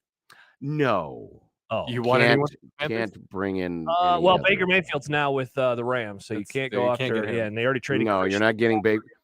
I wonder if you could do that. If Baker Mayfield be a good pickup for Nebraska? You could probably take a few classes at UNL, right? Would an NFL quarterback be a good pickup? I mean, he's Baker. Maybe you're right, John. Would UNL allow Got that him! if he takes some classes at the school? Hey, remember he's got ties. His wife is from Omaha, so my wife. So maybe they could some kind of a swap of some kind with the Rams. We'll take Nebraska's draft pick. They should be drafting pretty high next year. We could use the draft picks. That's true. All right. Coming up next, we'll talk with Michael Bruntz of Husker 24/7. We'll get more on both the Bramer decommit and the first 4-year commit for the Matt Rule coaching staff, Bryce Turner, out of Bay City, Texas. That and more as we continue on Unsportsmanlike Conduct and 1620 The Zone. My friends at McCarthy's want to remind you as we get close to the end of the year that if you've been looking into replacing your furnace or your air conditioning unit, now is the time to act, because new federal regulations that will go into effect early next year are likely going to raise the price of these items. So if you've been thinking about it, act now, and then get in touch with my friends at McCarthy's at mccarthys1hour.com, because their techs are certified. They've been drug tested, and they have over 100 years combined service in their service department. Plus, at McCarthy's, they're always on time, or you don't pay a dime, whether it's a service or a new installation or a replacement, whatever the case may be. When you make the appointment, they'll be there when they say they are, because they've put it in writing for the last 50 years. McCarthy's 1 hour heating and air conditioning, the folks that value your time. McCarthys1hour.com. McCarthy's 1 hour heating and air conditioning. Previously on The Crossover. So is Matt Rule a Jersey Shore guy? Oh, boy. These are the questions that we need to ask him. Does Matt Rule GTL? Let's get him on the show. I don't even know what that means. But Gym tan laundry. Come on, John. You got to go to the gym, John. Then you got to get your tan game right. Then you got to do your laundry. Okay. It was very strange. I didn't watch the show. So Mornings on 1620 The Zone. The Connor Happer Show. Unsportsmanlike Conduct. 6A to 6P. 1620 The Zone. Your Omaha area forecast from the Godfather's Pizza Weather Center and KETV Newswatch 7 on 1620 The Zone. A few flurries possible this morning, primarily north of I-80. Cool start, but cool this afternoon as well, with highs only up into the lower 40s. 41 this afternoon in Omaha, with light southerly winds, not much of a wind chill. Heading into tonight, staying mostly clear. Overnight lows dropping into the lower 20s with light winds continued. I'm meteorologist Caitlin Harvey with KETV Newswatch 7. 1620 The Zone's Unsportsmanlike Conduct, brought to you by a great friend of the program, Union Bank and Trust. If you love attending events like I do, there's no better tool for you than the Tickets for Less app. This free Tickets for Less app puts all of your area's top events in one place, or you can simply search for the event you want right on the home screen. And for a limited time, if you download the app and you register, you're going to receive a special discount sent directly to your phone when you download the app and create a free account.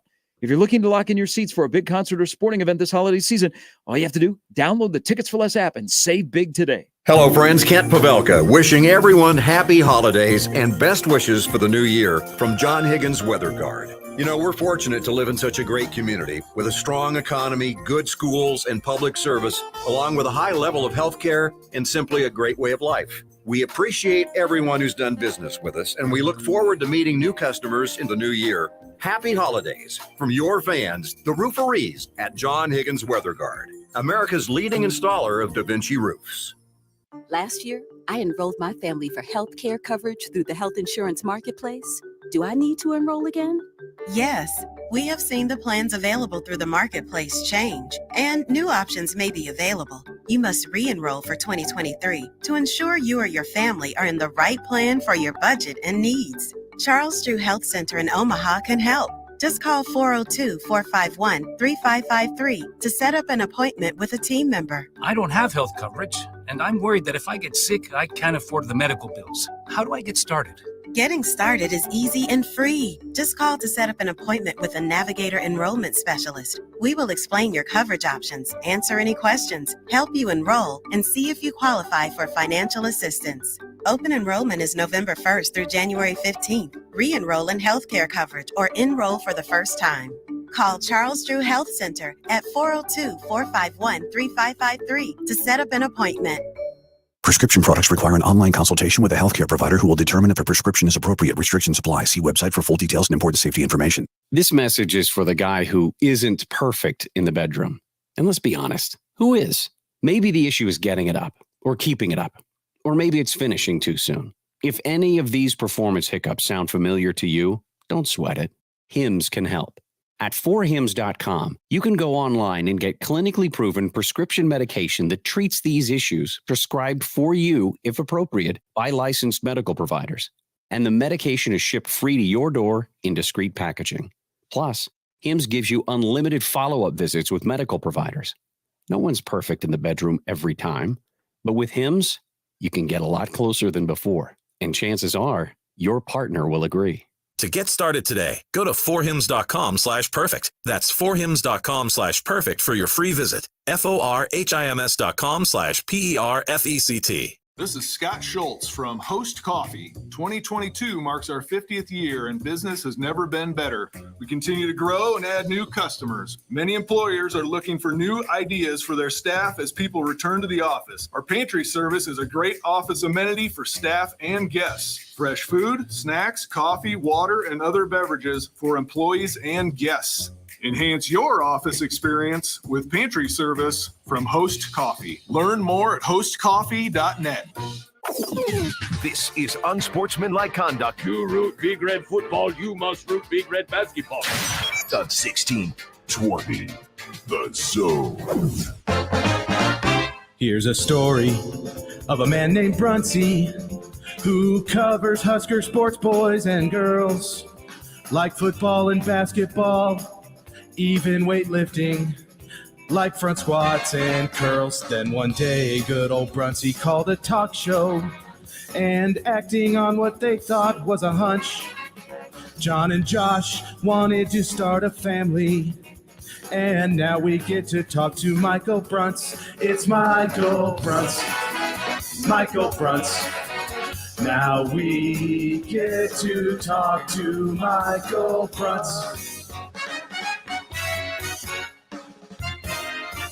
Of Husker247.com. Bruncy, thanks for joining us. No problem. How you guys doing? Good, man. How are you? Not bad.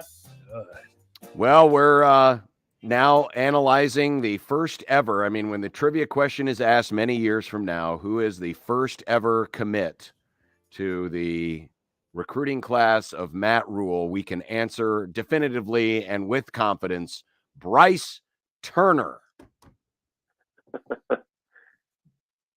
That's yeah. How about that? How about it indeed, Bruntz? Yeah, I mean it's definitely out of nowhere. But I mean he's had for a while and had a Nebraska track offer, and he fits kind of what Matt Rule and his staff in the past have thought, and that's speed. I mean he's a legit 10.25 guy in the 100.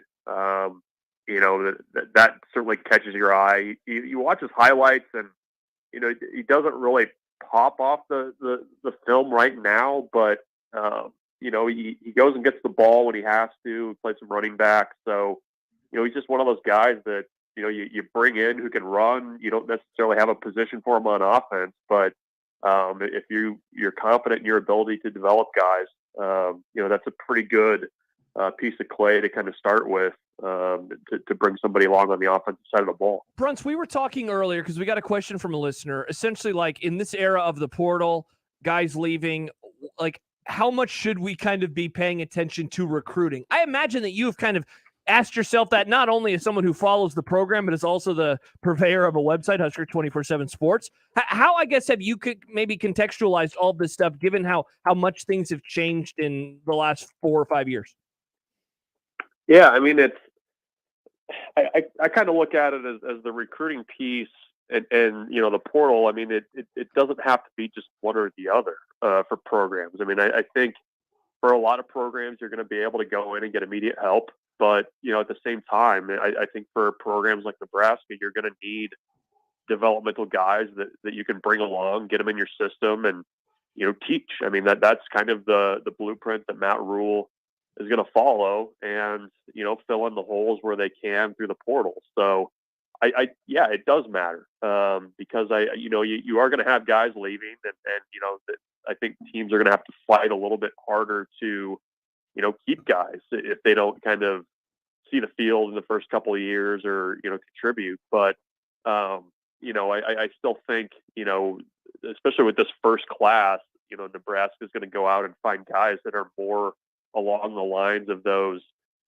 really kind of freakish athletes, guys with good measurables that you're going to bring in the program and kind of make the base, I guess, of what your roster is going to be 2 and 3 years from now. I mean, I think that's a good approach too, because with a transition class like this and the limited amount of time that you have and the fact that they're recruiting without a full staff right now, I just don't think you want to reach on a lot of guys and fill out a class of guys that you're not really comfortable with. So, yeah, I mean, recruiting still matters. And I think that people should follow it at Husker 24/7 because it's really important. Michael Bruntz of Husker247.com joining us. Given his status as the first commit of this class under Scott Frost, the small town Nebraska kid, the measurables. Also, he hosted Satterfield and Rule earlier this week. He's a guy in Ben Bramer that you could probably see developing into a really good tight end. How much does that flip to Iowa State hurt?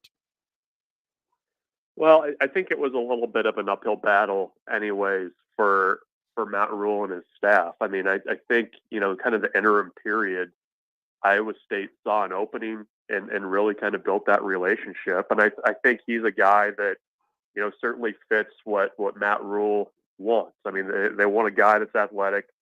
Ben Bramer's, every bit of that. You can kind of see where you add, 20, 30 pounds to his frame and his frame could certainly hold that.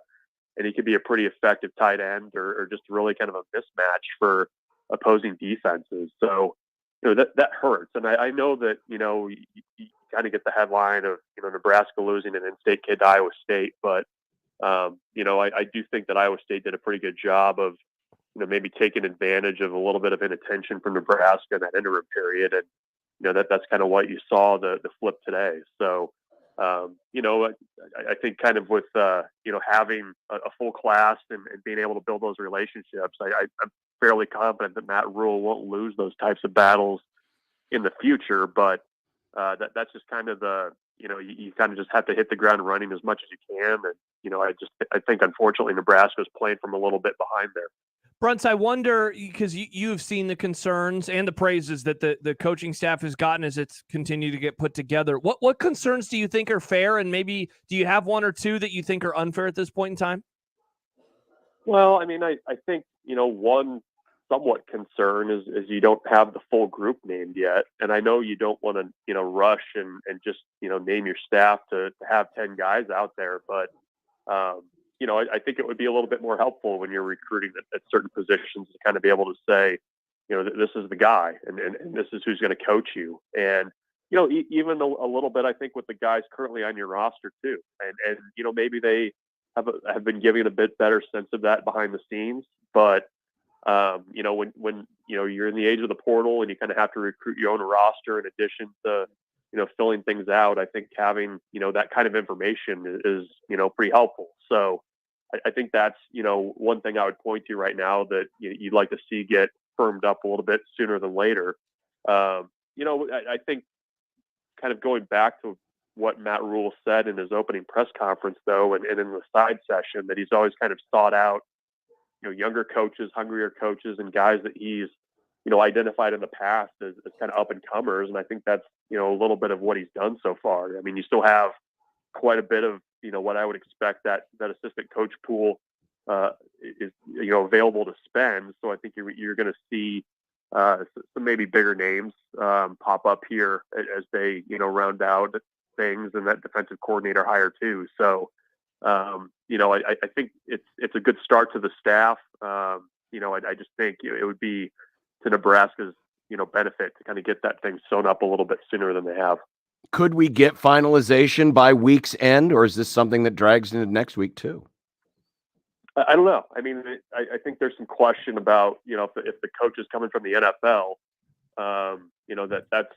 that kind of complicates things a little bit. So I think you'll see a couple more names trickle out this week. But, if you're, talking NFL teams and, that's kind of a little bit different than just a guy moving from another college program. So I think that's kind of been a little bit of the holdup in officially naming guys, is just being able to get guys out of their NFL teams and working for Nebraska. Are you surprised that we've gotten, 8 days, 9 days in on him having the job as head coach, Matt Rule, and Donovan Raiola is still kind of up in the air on what his future is with this program? Am I surprised? Yeah. Yeah, a little bit. I mean, I think that's one spot that you'd kind of like to get some clarity on with the offensive line, and as important as it's going to be to what Nebraska is going to do in the future. But he got I think a good look for Matt Rule, and I think they're probably going through all the options right now. So that's when kind of looking at positions that I'd like to see or kind of have an idea of what they're going to look like. I think offensive line's a big one, and to me that defensive coordinator spot's the other big one. So the sooner the better, I think, is that they can get that handled. Let's I know Josh is reticent of starting a new list before we have this list complete, but sure. But can we set the number at 10 and say transfer portal additions greater or less than 10 in this first year? I need to dig in a little bit more, but I think 10's probably a pretty good number. I mean, how many have they had go out so far? We're at, is it 9? 9, I think. 9, 10. 10. I think the number 10 outgoing so far. Okay. I think it'll probably end up being about that. I think the portal is kind of similar to what I said earlier about with the transition class, where you have to be careful with who you're taking and who you're not. And I think they need to be a little bit selective with the direction they go. Obviously, defensive lines, one area that they've targeted, kind of that edge rusher spot. I could see that number maybe creeping a little bit higher if there's some surprise decisions on guys leaving or something like that. But I don't get the sense that it's going to be a huge number, just because the recruiting class was always going to be kind of small anyways. And, to kind of make that number work, I think it's probably going to end up being about similar to the number of guys they have going out. Bruns, one hoops question before we let you go. How much higher is Nebraska's ceiling compared to what you thought it was? I guess, let's say before Derek Walker returned and was able to put his, fingerprints on this program like he has.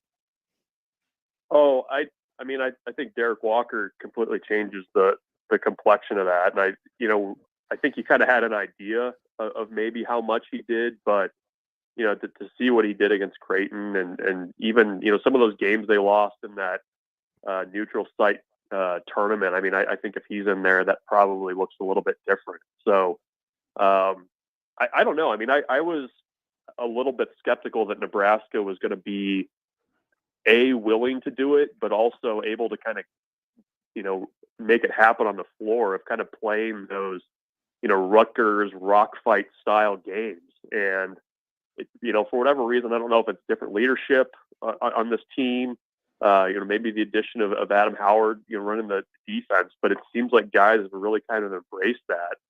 And, I think that style of basketball, even though it might not be aesthetically pleasing, I think that's the way forward a little bit for Nebraska to pull off some Big Ten wins that maybe you weren't expecting. I mean, I just think that, with the veterans that they have on the team, I think those guys understand that that's the way that Nebraska has to win. And, I think having Derek Walker to kind of run your offense through allows you to do that even more. Michael Bruns, Husker247.com. Brunsey, we appreciate it. Thanks much for joining us, and we will talk to you next week. Thanks, guys. Take care. You bet. Bye, Bruns. Michael Bruns joining us on the Lus Hills Harley-Davidson hotline from the Stumanji Sports Bureau. Oh, our good friend Stumanji on Twitter. Always a good follow. STEWAMMANJI, Stumanji. In the era of the portal, I'm not sure how much this matters, but Nebraska is now down to 4 scholarship D linemen and 4 scholarship edge players. For the record, he is not counting O'Shawn Mathis. He assumes O'Shawn is O'Shawn's off and running to the other next level. Only 3 of the 8. So he's counting the 4 scholarship D linemen, 4 scholarship edge players. 3 of those 8 have more than 9 career tackles. Only 2 of the 8 have a career sack. Also, Nebraska currently has 6 scholarship wide receivers, including Tommy Hill, and 6 scholarship tight ends. Only 1 of the 6 tight ends has a career catch. Only 2 of the 6 wideouts have a career catch. Only 1 has a touchdown. Wow. So, I mean, very thin and not a lot of production with these guys that are on the roster right now. Yeah. Wow. Man, if there is one thing that Matt Rule could improve upon that the previous staff didn't, that would be recruiting wide receivers. Mm-hmm. The inability to recruit wide receivers and keep them here and actually make something out of them was maybe one of the biggest detriments under Scott Frost. Would you say, okay, so the best receivers of the Scott Frost era, I would say in some order are Stanley Morgan, inherited. J.D. Spielman, inherited. Wandale Robinson, recruited but left after 2 years. And then I would say Samari portal, and then Trey Palmer, portal.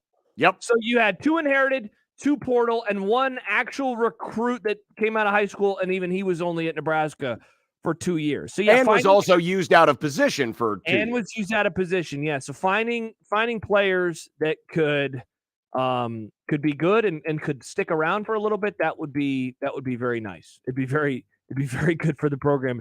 Hot take, John. If Nebraska kept their good players, or if they had good players, it would be a good thing. CFT hot take market's over, Josh. Sorry. That's right. I had to get it out of the way since we're doing NFL. But our NFL hot take market is coming up here in about 15 minutes. But coming up next, they missed the memo. We like our daytime sports during the program, but we want it during the program, not before the program.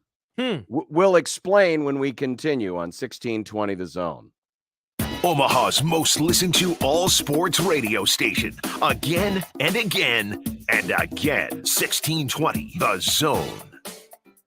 Buy your next vehicle your way from anywhere with Woodhouse. Start your journey online at woodhouse.com. Easily shop all new and pre-owned inventory. Explore payment options and apply for financing. Ready to purchase? Schedule your new vehicle for pickup from the dealership or have it delivered to your driveway. Need a little extra help in determining your perfect vehicle? Our knowledgeable and local dealerships can guide you to the vehicle that best matches your needs. Experience car buying your way with Woodhouse, a trusted auto partner since 1975. The Zone Inbox is brought to you by Equitable Bank. We take banking personally. Email me, Connor Happer, with the Connor Happer Show at Connor, CONNOR, at 1620thezone.com. Send me your love, your hate, and maybe a few hot takes. The Zone Inbox, presented by Equitable Bank. From basketball to volleyball, baseball to softball, soccer, tennis, and so much more, the Creighton sports season is packed with action. The 1620 The Jays podcast, presented by Barry Law, covers it all. Each week, we visit with Blue Jay athletes and coaches to hear their stories and document their climb through the Big East Conference. The 1620 The Jays podcast drops each Friday morning and is found at 1620thezone.com and all major podcast platforms. Just search 1620 The Jays. Covering all things Creighton Blue Jays, it's the 1620 The Jays podcast, presented by Barry Law from 1620 The Zone. Craftsman Days at Lowe's are going on now. Get limited time savings across the store, like $100 off a V20 6-tool combo kit. Plus, enter the Craftsman Days Ultimate Garage Sweepstakes for a chance to win Craftsman products valued at over $10,000. Learn more at Lowe's.com/Ultimate Garage. Offer valid through 12/31 while supplies last. No purchase necessary. Ends 12/31. Residents of 50 USDC, 18 or older, and age of majority, and have a Lowe's.com account. Void where prohibited. See rules at Lowe's.com/Ultimate Garage for entry instructions, odd prices, etc. Sponsor Lowe's.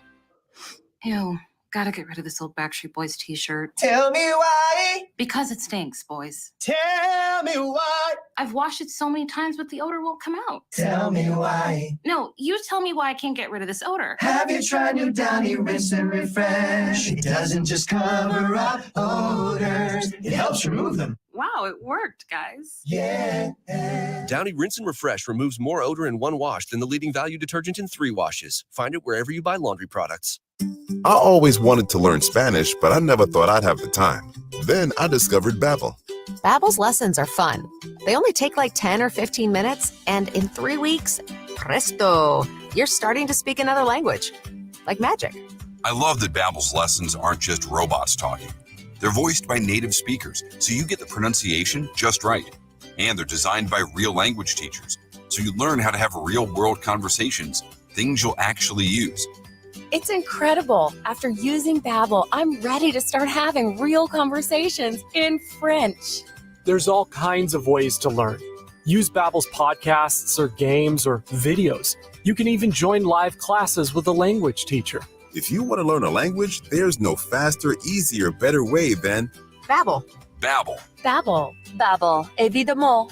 Go to Babbel.com to try for free. That's BABBEL.com. Babbel.com. 42 Degrees is hiring salespeople. You can earn as much as $30 per hour. That's right, $30 per hour or more with paid vacation, medical and dental insurance, 401k, and generous employee discounts. Are you looking for a career with a locally owned company offering opportunities for advancement, great benefits, and great pay? Then stop at any 42 Degree location and inquire about this opportunity or go online to 42degrees.com/careers and apply. Buy your mom's house. 42 Degrees is an equal opportunity employer. How does over $5,000 in bonuses sound? OSI Oakland Foods is offering a $2,500 sign-on bonus, a $2,500 retention bonus, and a $1,500 referral bonus. Come work for OSI today. Besides competitive pay at $17.50 to $23 per hour, overtime is available. OSI Oakland offers great benefits, including medical, dental, vision, and 401k. OSI Oakland is hiring for all shifts, including production and maintenance. Apply at osigroup.com/careers or at their plant Monday through Friday for on-the-spot interviews.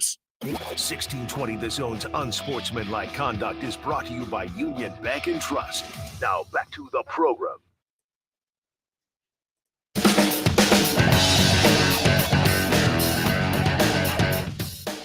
You can always hit us up in the JTech Construction Zone Twitter feed at USC1620, whether you have the ability to comprehend reading or not. Nice. It's amazing. So yesterday we shared the data on the amount of experience that the Matt Rule coaching staff currently has. We're throwing up the graphic right now for those of you in the video stream at 1620thezone.com or 1620thezone TV on YouTube. And then because it's just nice to compare it to something, and the last new hire, it's a natural comparison. We put up the Frost numbers as well. And it was just looking at total number of years of coaching / front office / background experience. Hey, you forgot to fix the Bear Rude part too. Forgot to add the 2. Oh, Bear Rude. You know what? You know what? Because I didn't upload the new one. I have it on my graphic on my computer. I did not upload the new one. Yeah, it was very rude of me. I know. Get it? Ha. And we were just checking to see, hey, how much Power 5 experience, how much NFL experience. And the folks are assuming that there's some kind of nefarious reason for doing this. Like it's trying to discredit Matt Rule's coaching staff. I was curious. John, dare I say you reported and they decided? Well, they decided that my reporting had an agenda attached to it, like Jack. Mitchell? Jack, who this is a different crackpot. Jack, who's very fond of our Constitution. I know this because he has it in his avatar. It says these kinds of posts are pretty entertaining. Guy hasn't even coached a game or finished his staff, and we already have people trying to poke holes in it. Frost's staff was a big part of the problem. I'm not poking holes in anything. I'm just showing you what there is so far, Come the on, experience. Constitution lover, settle down. A hole took down the Titanic, John, so stop poking holes, all right? Nice. I guess. John, as always, everyone is just on edge about literally everything. And if you don't praise the dear leader, Matt Rule, they're going to get very upset. Very, very Well, that's funny because before it was if you didn't praise the dear leader, Scott Frost, you were going to get ostracized and kicked out of the state. And look where that got people. Frank writes in. He's done this now a couple times. He refers to me as Runner. Solich? No, not Solich. I do have his phone number, though, Nick. Dear Runner, writes Frank. Development was a staple sell for Frost. Didn't pan out. Although both have proven history accomplishing this prior to NU, I'm hearing more of the same. Far be it for the fans to be skeptical this time around. I will say this. I'd rather take highly ranked football players with track speed than track players with little to no skills. What's stopping the kid from getting developed and leaving to get a payday at another school? NIL has to be utilized properly, and that means paying prize recruits and developing players. There's a lot going on in there. Again, look, if you want to be critical of this recruitment, I'm not going to stop you, Mr. Frank. You are totally good to do that on my book. I am also with you. I would rather take highly ranked football players than unranked football players. That is also how I have been operating.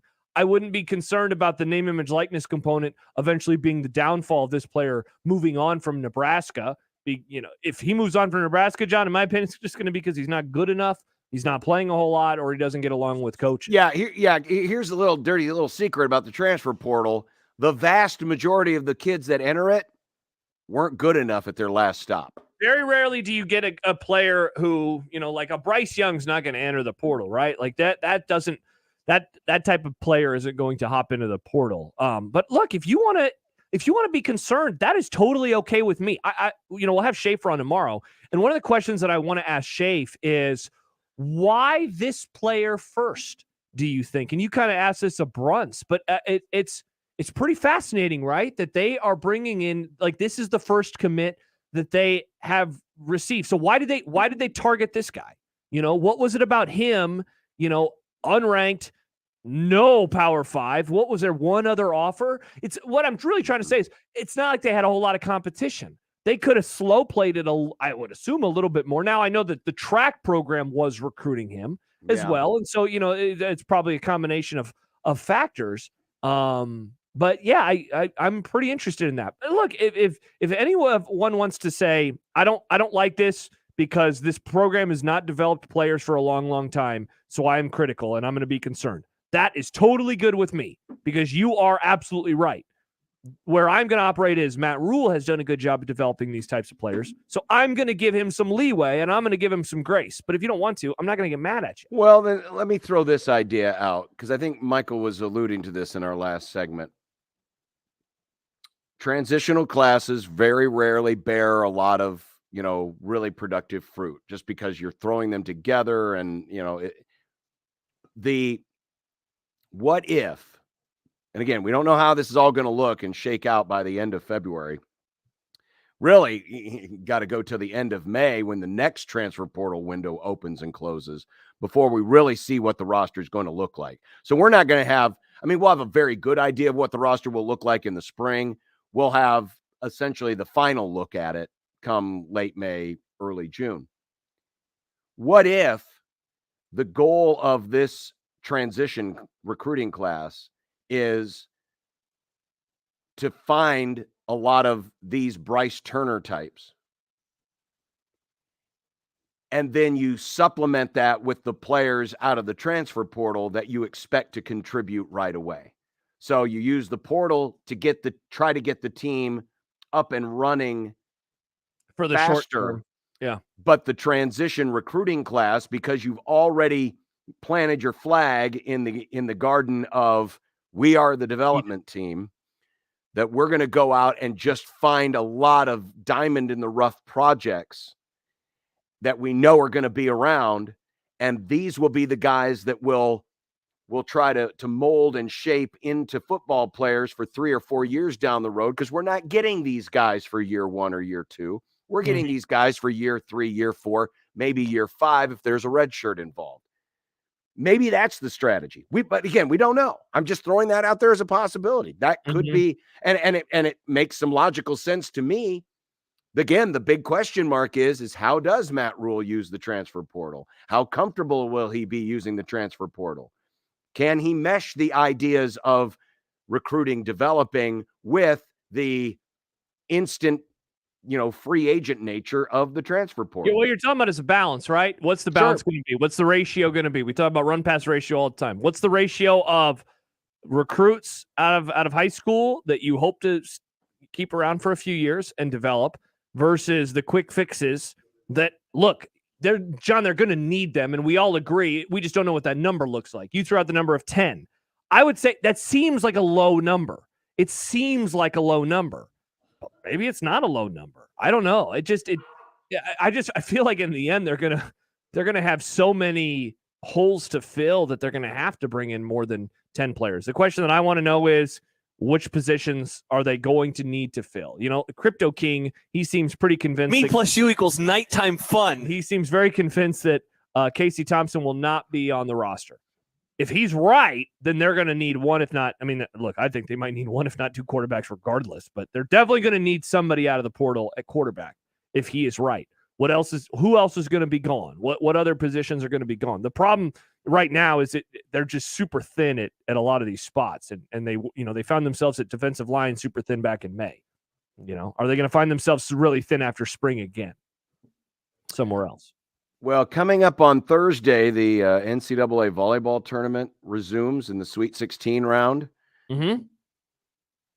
John Cook's not particularly happy with the playing time. Did you see this? Did you hear about this? Do you know what time the Nebraska volleyball team is playing on Thursday? Yes, it's on during the Connor Happer show.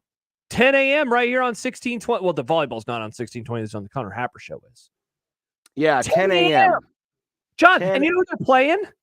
And Oregon. Oregon. It's 8 a.m. for them, body clock-wise. Yeah. What the hell? Well, the reason given was ESPN wanted more matches to be on live TV, and they're using ESPN2 and ESPNU as the dual networks that will be covering that day. Mm-hmm. I did bother to go into my programming guide and look at what was on the schedule.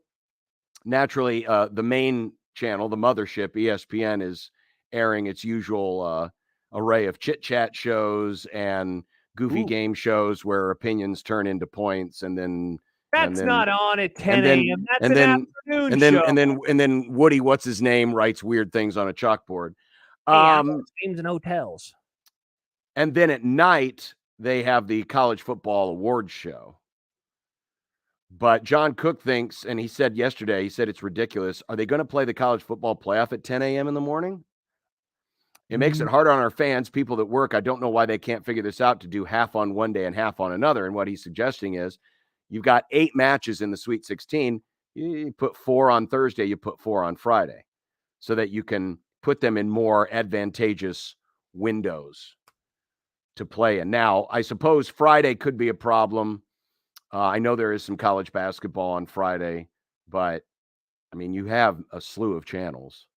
You have a lot of different channels. You can put them in a lot of different areas. And I'm sure the volleyball folks will say, well, aren't we good enough to be on the mothership? And an argument could be made. You could be good enough to be on the mothership, but they also reserve. Well, I'm talking about in the late afternoon, early evening. Wouldn't you rather watch Woody Page? Apparently not. Nighttime Sports Center? Yeah. So 10 a.m. That sucks, man. 10 a.m. John writes into the Equitable Bank inbox. Nebraska volleyball plays Oregon at 10 a.m. Central Time. That is 8 a.m. body clock time for the Oregon players. That is absolutely ridiculous. Yeah. Yeah, that is. If anyone should be complaining, it definitely should be Oregon. Yeah, definitely should be Oregon because this is a championship match, or it's in a championship tournament. This isn't some, early season thing where it's a regular season match. This is win or go home. Mm-hmm. Why would you ask a team to play at 8 a.m.? They don't play any matches at 8 a.m. all season long, and you're asking them to do it by their body clock in the tournament? That just seems, I don't know. It just seems ridiculous to me. Yeah, it does. There has to be other ways to do this. Mhm. If you have to use ESPN News, use ESPN Yeah, News. seriously, what is that channel doing? You know. And again, I understand it. You want to be on more visual networks like the Mothership, like the Deuce, and ESPNU is the fallback. But I don't know. It's got to be a better way. There's got to be a better way. At the very least, wait until 2:00 Central Time so we can have it on We during can the watch day. it. That's true. And that would be noon on the West Coast. That's true. It's a normal time. That's a normal time to do things. Coming up next, some NFL news and notes, and we're going to a new market, the NFL hot take market. Next on 1620 The Zone. Live from the Host Coffee Studio, this is 1620 The Zone. 1620 The Zone. Traffic. From the Burton AC Heating, Plumbing, and More Time-Saving Traffic Center, an earlier wreck with injuries on southbound 24th at Venton is causing delays. We've also got a crash at 30th and Pratt Street. If you're south on 84th, expect delays between Center and Q Street. If you're west on Dodge, delays between 680 and 120th. Eastbound commuters on Highway 370 could see some delays between 25th and Fort Crook Road, and then delays on 144th for both directions between 370 and I-80. I'm Mike Neville. This time-saving traffic is brought to you by Fernando's Omaha. Help someone on your Christmas list get their Fernando's fix with Fernando's gift cards. Buy $100 and get a $20 gift card for yourself. Only at 75th and Pacific or 114th and Dodge. Hurry, offer ends soon. Feliz Navidad from Fernando's. FernandosOmaha.com. Patriot Software provides American businesses with easy, cloud-based, premium accounting software and full-service payroll for up to 100 employees. Business owners love the simplicity, the price, and our U.S.-based support. And accountants love the powerful capabilities. Go to patriotsoftware.com. That's patriotsoftware.com. With patriotsoftware.com, accounting and payroll, keep your time and money. Since this is a radio commercial, you can't see the people standing behind me. They're the Langfeld family. Everybody wave. Oh, sorry, you can't see them because radio. Anyway, the Langfelds are the family behind Langfeld Overhead Door, where they proudly install Midland garage doors to fit any space and style, and they don't take a backseat to anyone when it comes to their service. Because if something goes wrong, it's their name on the line. So they're going to make sure it goes right every single time. Langfeld Overhead Door, 402-234-2700.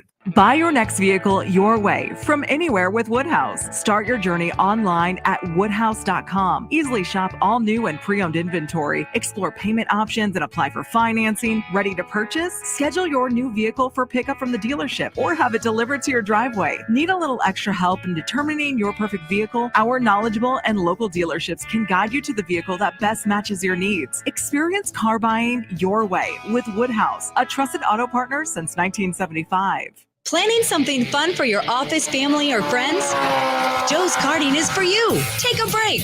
Come to Joe's to race, relax, and recharge. Great for team building. Ditch the speaker and burn some rubber. Trust us, Joe says you'll leave motivated. Joe's Karting race packages range from providing simple stress relief races to the real deal race experience. Check us out at joeskarting.com. Remember, go to Joe's, your place to race.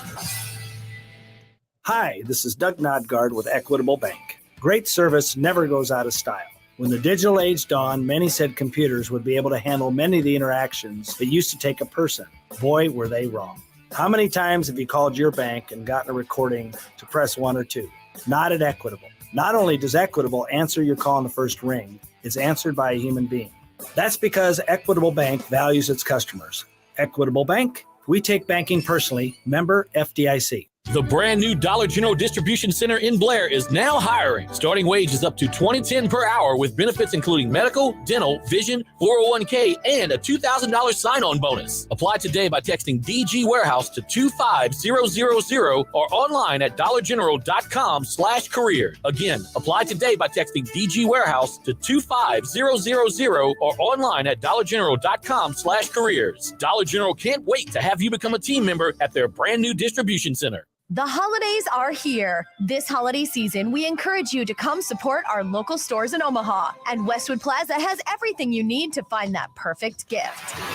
Krypton Comics is a privately owned comic and hobby store located in Omaha. For the past 30 years, Krypton has become the largest comic book store in the area. They offer a giant selection of collectibles like new comics, clothing, vintage toys, and more. If you can't find what you're looking for in the store, they'll do their best to track it down. Come in and see them on 125th and Center inside Westwood Plaza. Mind Meld Escape Room in Omaha has been locally owned and operated since it opened in 2019. Mind Meld Escape Rooms cater to everyone's preference, from alien enthusiasts, part-time paleontologists, grammar police, to amateur surgeons. They know everyone likes to have a good time once in a while, so why not let them help? Visit Mind Meld Escape Room on 125th and Center inside Westwood Plaza and explore this fun-filled venue today. Everything you need to shop locally for the holidays is at Westwood Plaza in Omaha. Shop Woodhouse Place Hyundai and Nissan, 144th and Giles. KOZN, Bellevue, Omaha, Council Bluffs.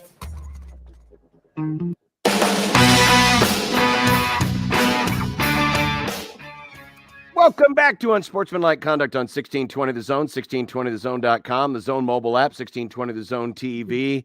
1620 The Zone YouTube channel, 16. We have a lot of 1620 The Zones, and we also have $15,000 that we're giving away. Nick Grimm is giving away $15,000. Well, hold on. No, he's taking out a huge loan to give this away. Hold on. Yeah, and it doesn't matter because Biden's going to just, have it paid off anyway. So nice. Thank you, President B. The 15K payday. Yes, from 15K payday. 1620thezone.com. Oh, I see. There you go. Okay. There it is. Some NFL news and notes before we hit the hot take market. We mentioned it earlier. Baker Mayfield has been claimed off waivers by the Rams. Rams. Yeah, this could be, you know what this means? This could be 2 years in a row that we get Baker Mayfield on Christmas. Baker played last year for Cleveland at Green Bay. That game was bad, man. He had a lot of dumb passes in that game. They should have won. If you think that game is bad, just wait for Rams and Broncos on Christmas Day. I can't believe that I'm maybe talking myself into watching the Creighton DePaul game instead of the National Football League. I don't think I'll probably watch the NFL. Did you see this? Did you hear about this? That game that you just mentioned is on Nickelodeon. There's going to be slime involved. Probably the only way we can watch that god-awful football game is for it to air on Nickelodeon. Let's slime. According to Adam Schefter, doctors concluded today that Niners quarterback Jimmy GQ does not need foot surgery. It is not a Liz Frank injury. If rehab goes well, he could have a chance to return in 7 to 8 weeks. The divisional playoffs begin in 7 weeks. The conference championship game is in 8 weeks. The Super Bowl is in 10 weeks. If he returns and he plays, they are not going to win that football game. I really look. If Niners Purdy gets them to the Super Bowl, are they going to? That is not going to happen. They are not. Put it on the list. That team is winning one game in the playoffs at most. Get the eggs. They are not going to go on a run. I know everyone has all this respect for him, and I get it. Loaded defense.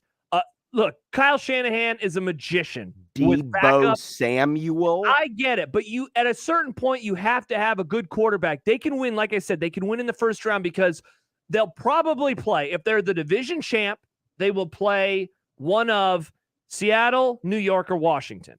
If they're the wild card, they will probably play Seattle, right? Like that is most likely what they're looking at. They can absolutely beat one of those 3 teams. But in the next round, they would have to play some combination of Philadelphia, Dallas.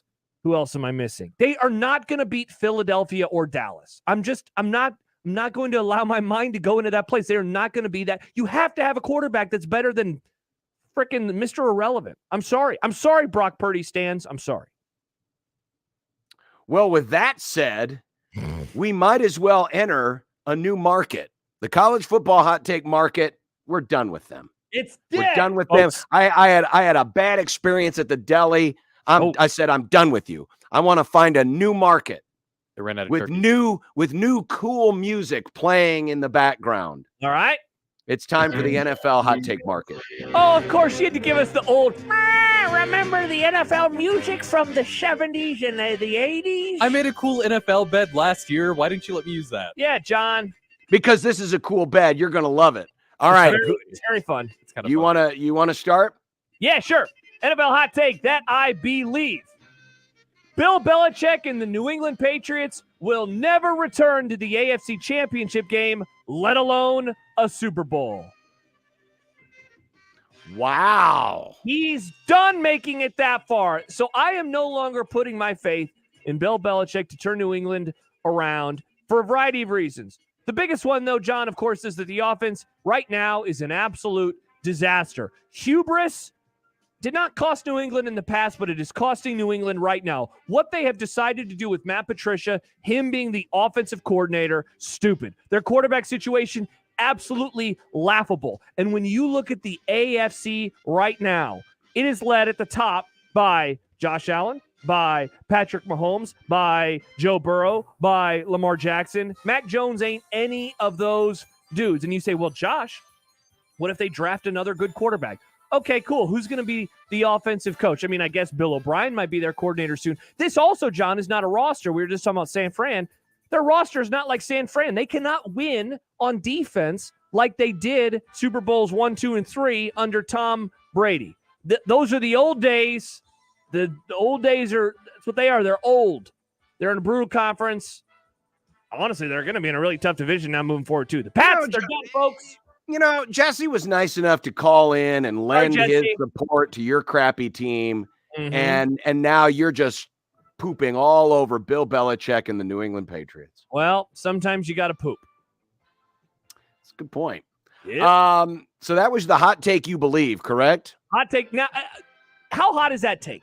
Is it a hot take to say Bill Belichick's? I think it is. I mean, he is literally the best coach of all time in the NFL. So, yeah, it's a pretty hot take. And by the way, remember, I did the same thing with Nick Saban. He's done winning natties. Bill Belichick, he's done winning, division playoff games. I'm sorry, Patriot Alabama fans. All right. Here's the hot take I believe. Odell Beckham will not make that big of an impact no matter where he ends up.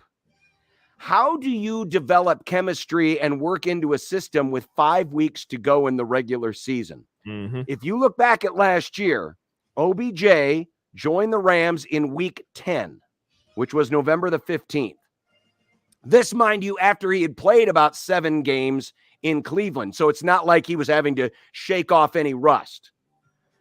He had exactly one 100-yard receiving game last year. That was against Frisco in the NFC Championship game. He'd be joining his new team with a month or less to play in the regular season. And the team he joins likely wouldn't have a bye in the playoffs. So there's no bye week in between the end of the regular season and the start of the postseason to work some kinks out.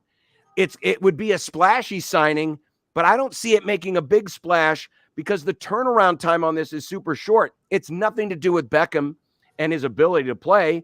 We saw it in the postseason last year. He's still got it, but it took time for the Rams to actually ingratiate him fully into the system, and they had a month more than what his new team this year would have, and Beckham is not coming off of an injury where he's completely rusty and hasn't played a football game in 10 months. So all of this flirting and wondering, where's OBJ? Hey, I get it. It's a big deal because he's still OBJ. He's still a big name. But I don't think he's going to have a big impact no matter where he ends up, because the time to develop that chemistry, to get to know the system, and to shake off the rust without being a disruptive force. And when I say disruptive, I'm not saying he's going to be a locker room issue. Like the old man Doug way? We found out last year that was not the case. But disruptive in that you almost, and at times when the Rams were going through their little losing streak last year, it was almost like they were trying to force feed him into the plan, and it threw everything off. You've got to let it come naturally, and you've got to develop that chemistry and work that system over time. There's just not enough time. I agree with you. I mean, he's not even working out for the teams that he's visiting with. He didn't work out for the Giants. He didn't work out for the Bills. He had a preliminary meeting yesterday with Dallas, and he went to a Mavs game. I know he was going to meet with Dak Prescott and other members of the leadership council today. I'm with you. A month ago, I thought he was going to join the Cowboys and he was going to maybe have a pretty big impact. Now, I wouldn't be surprised if neither of those things happened. Next. Hot take I could be talked into. Cincinnati is going to win the Super Bowl. This is a team that has gotten healthy. They're coming on strong, and they have that mental component of wanting to get over a tough defeat. So often, John, we see the Super Bowl loser go into a complete malaise, and they suck the following year. They got off to an 0-2 start. I thought, wow, here they are, exhibit A of the Super Bowl hangover. They have since gone 8-2.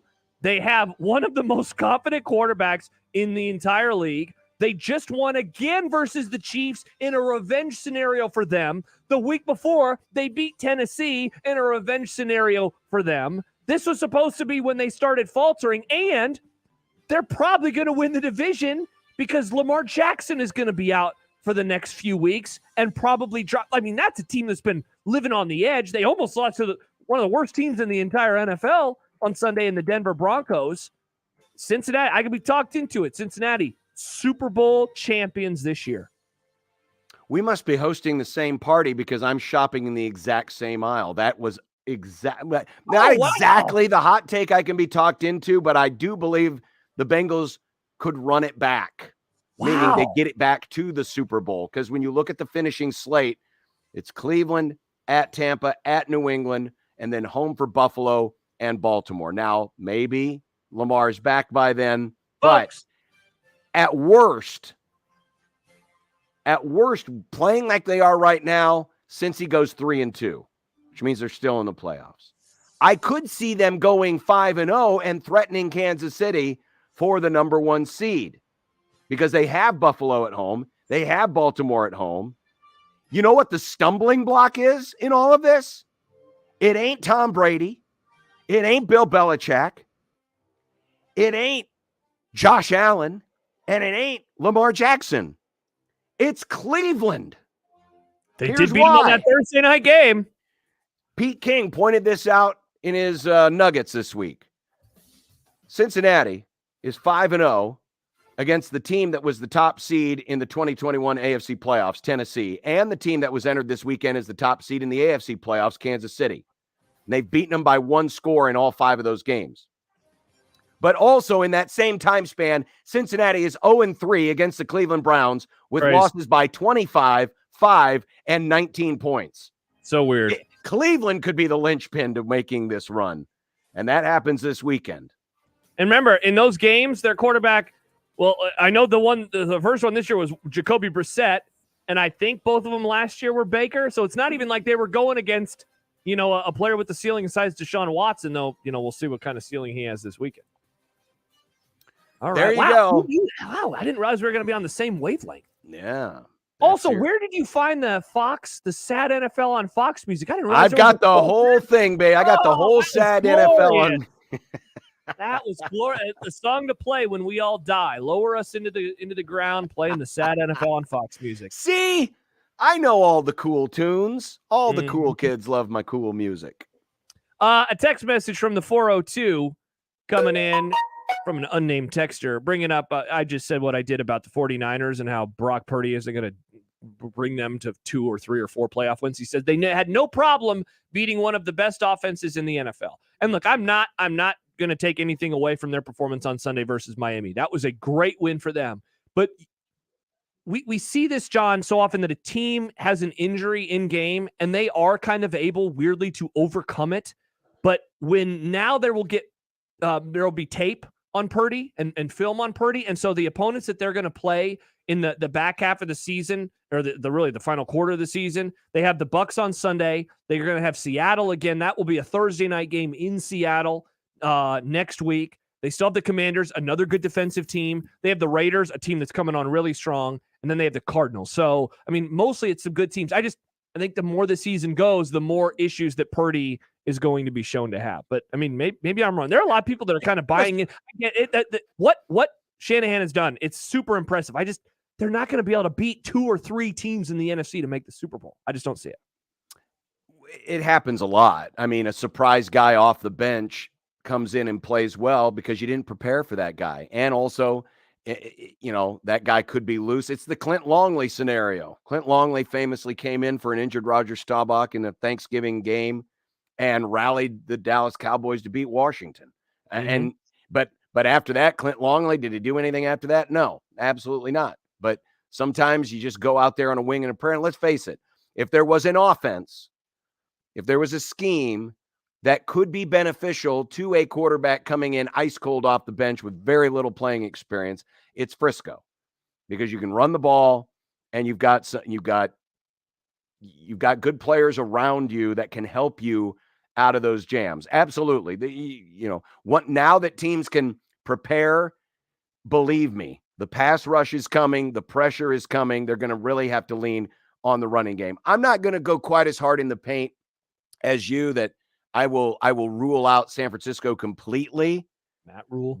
But that is a long, long hill to climb. They are really going to have to play lights out on defense, and they're really going to have to get great contributions from Debo and from Kittle and from McCaffrey, and really lean on the things they do well, because once you get to the playoffs and teams know that it's win and you move on, lose and you're done, they're going to throw the kitchen sink at the young man, and that's going to be a trial by fire. Yeah, look, I'm not trying to take anything away from what he did on Sunday. He was very impressive. But and maybe Jimmy G will come back, as we talked about earlier. Danielle says it on the YouTube page. The Athletic is saying Jimmy G might be back for the postseason, so the Purdy talk might be irrelevant. Look, even if he is back, and let's say that he is back for the divisional round, I mean, it's not like that is super normal either, to just bring a quarterback off the bench and have him suddenly go into the playoffs. Tweet coming in from Andrew. You know who else wasn't supposed to come off the bench and win? Tom Brady. Go Brock Purdy, make the Cowboy fans cry again. Maybe, you know what, John? Maybe I was wrong. Brock Purdy is Tom Brady. I apologize to the 49ers fans. Good Lord. It's okay, 49ers fans. You made the Super Bowl a few years ago. Your time was then. It's the Cowboys' time now. You don't have to be so harsh to Ravi. I love Ravi. I don't like his football team this year. My friend just texted me, not Ravi, a different friend, said, F you, winning the Super Bowl. All right, we'll see about that. Question. Well, go ahead, Nick. Sorry. I'm not saying Purdy will do it, but say Purdy does get them into the Super Bowl. Okay. And Jimmy GQ comes back. Would they let Jimmy GQ play that game, or would they keep Purdy in? If they went on a 3-0 run in the playoff, because that's what they'd have to do. They're not going to get the bye. And he went 3-0 in the playoffs, it'd be stupid to go to Jimmy Garoppolo. Right. It'd be stupid. And that's what happened with Tom Brady is he came in for an injured Drew Bledsoe. Now he came in, it was like week 2 or 3, John? It was super early in the season. It was still September. And there was a quarterback controversy, and Bill Belichick decided to stick with him, and, the rest is history. So Purdy's the new Brady. Confirmed. See, Danielle, what do we do? Are we so sure Purdy isn't better than Dak? See, people's hatred of the Cowboys, it's warped. It's warped their brains. It's warped their brains. Oh, what are you going to do there, Trump? Call it cowboy derangement syndrome? Maybe. You know what? That might be what it is, John. Cowboy derangement syndrome. It's very appropriate for MAGA's team. It's taken over America. It's sad. Look, well, Josh, here's the problem. The old days. It's not the old days. Or like America's scheme. This is a new year. It is America's scheme. But here's the real reason, Josh, the Cowboys aren't winning. It's because Crypto King thinks they will. Oh, and as we know, Crypto is dead. I don't want crypto on my side. I want good old-fashioned American dollars. I don't want no crypto. What about NFTs? I don't want NFTs on my side either. It's like if I have a food take and Nick's like, I couldn't agree more. I'm like, I need to change my food take. That's what happens when crypto agrees. I'm sorry, I have good takes. Yeah, many are not saying. By the way, while we're on the subject of the NFL, I did reload this. NFT? Remember our playoff draft? Yes. This was our playoff draft. Quick review. We did a round robin playoff draft where we drafted 5 teams each, and John, we get points. Good. We get points for as many advancements as our playoff teams make. So my team has the Chiefs, 49ers, Cowboys, Giants, Jets. Josh has Bills, Vikes, Titans, Bucks, Bengals. Oh, hello. Bengals picks looking pretty good right now. And Nick has Philly, Miami, Baltimore, Seattle, and the LA Chargers. Ooh, he has one. We were wondering who's going to have a pick that misses the playoffs. We know for sure, Nick. The Chargers are not going to make the playoffs. I don't know if the Jets are going to make the playoffs, and I'm getting worried about the Giants. Yeah, none of us picked Washington. No. None of us picked Washington.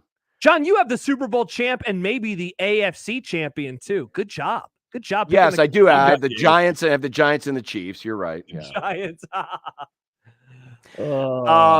Yeah, I don't know. I mean, it's a toss up because I still love the Chiefs as my number one pick. You know, having to be force fed the Maga's team, is a solid third pick. Really not feeling as good about Frisco right now because of the subject we just talked about. Yeah.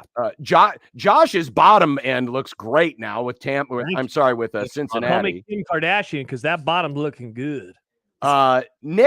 Knicks isn't looking great. Picks 2 on down, but he still has Philadelphia, which is the number 1 seed. So yeah. The Chargers were the only choice I really had at that. Well, I should have Washington. I should have picked Washington. Should have picked Washington. And in hindsight, yeah, you should have picked Washington. Michael, who is a regular listener and somehow just always misses the bits. He says, awful lot of windy weather to those takes. Laughing emoji, meaning they blow. You guys ever realize you just pick whatever shiny new toy beats KC that particular week? A month ago, it was Bills train. Now you're on to Cincy LMAO. Michael, those were our hot takes. We were in the hot take market. And by the way, Cincinnati's a good team. I'm still on the Bills, by the way. Like, what are we doing? They also beat. Yeah, Cincinnati's they beat the Chiefs last year, Michael, in the playoffs. The Bills are beating them 3 times in a row now. Yeah. Once is a happening, twice is a coincidence, 3 or more times is a trend. The Bengals are trending. I think I have learned that of all the fan bases that get offended if you say something negative about their team, Stibbs was right. It is Chiefs fans. They have the best quarterback of like the next generation, and they're still triggered all the time. Guys, you don't have Alex Smith anymore. Except against Joe Burrow. Let people or Dak Prescott. Let people have opinions about your team, not, when it's not they're the best team of all time. It's okay. And it's all right. We always have the counterbalance. He joins us on Wednesday. And his name is Mitch Holtis. Mitch Holtis. We do it for you, Chiefs fans. And remember, I'm on your side. I picked you. I'm getting lunch from these 2 clowns because of you and your team. I should have picked them in my first round. I couldn't believe you didn't, Nick. I know. Couldn't believe you didn't. They were my number 2. I should have then thought you're like, through. I didn't get him. I had the 6th pick. Yeah, the more I think about it, I'm like, well, duh. Of course it was going to go right away. Yeah, they're the Chiefs. Uh-huh. They're the Chiefs. Patrick says I have overhead glare. Yeah, that's actually that's the light. That's the light. See, if I turn the main light off, then the backlighting's really bad, and then it looks like I'm in shadows because it's dark. I have screenshots of John with white face. It's very good. It looks in a way a little problematic because his face just glows off of the computer screen. So yeah, don't do that, John. Leave the light. Just looks like the mirror from Shrek. I got into radio so people wouldn't have to look at my face. Exactly. And now people see and now people you got to be on TV now. It's all about TV. Whose stupid idea was this anyway? Actually, it was yours. It was yours. He's pointing at himself. Oh, no, he's pointing at. Oh, okay. He was pointing at me. That was pointing. Rocky, Josh, would you trade Dak for Mahomes straight up? Duh. Hey, That's Josh, a dumb question. Would you trade the top 10 quarterback for the number 1 quarterback? Let me think about that. I love Dak, but are you serious? I can have Patrick Mahomes? Yeah, I'll take that. All right. Now, here's the better question. Would I trade Patrick Mahomes for Micah Parsons? I still probably would. Well, yeah, because, I mean, here people we that go. play like Parsons, Here we go. A dime a dozen. They're everywhere. Dime a dozen. Hey, guy that can rush the passer and tackle. Cool. Wow. Pathetic. Would you trade him for Jalen Hurts? Dak? Yeah. Nah. Need to see it more. Yeah, you know what? This is a take that we have not gotten on Josh enough of, and you thought Jalen Hurts was the worst thing ever, and now the guy is leading the MVP conversation. I know he should probably win the MVP. Jalen Hurts, God bless you. You are the man. Despite Josh, I wouldn't go that far. You are the man. Cowboys derangement syndrome. Jeez. Daniel, what about Dak for Purdy? Yeah, that sounds like a fun time. I would trade Dak for Chuba. Just put Cooper Rush in the game. It would be just Dak like Purdy. for Chuba. Yeah, that'll be a good time. All right, we're coming back with more of Unsportsmanlike Conduct after these very important messages. Your Omaha area forecast from the Godfather's Pizza Weather Center and KETV News Watch 7 on 1620 The Zone. Mostly clear and cold overnight. Low temperatures drop back into the lower 20s. Partly to mostly sunny and mild on Wednesday. Highs reach the mid-40s. We're looking at rain coming in Thursday, maybe some icing in the morning. I'm Chief Meteorologist Bill Ranby from KETV News Watch 7.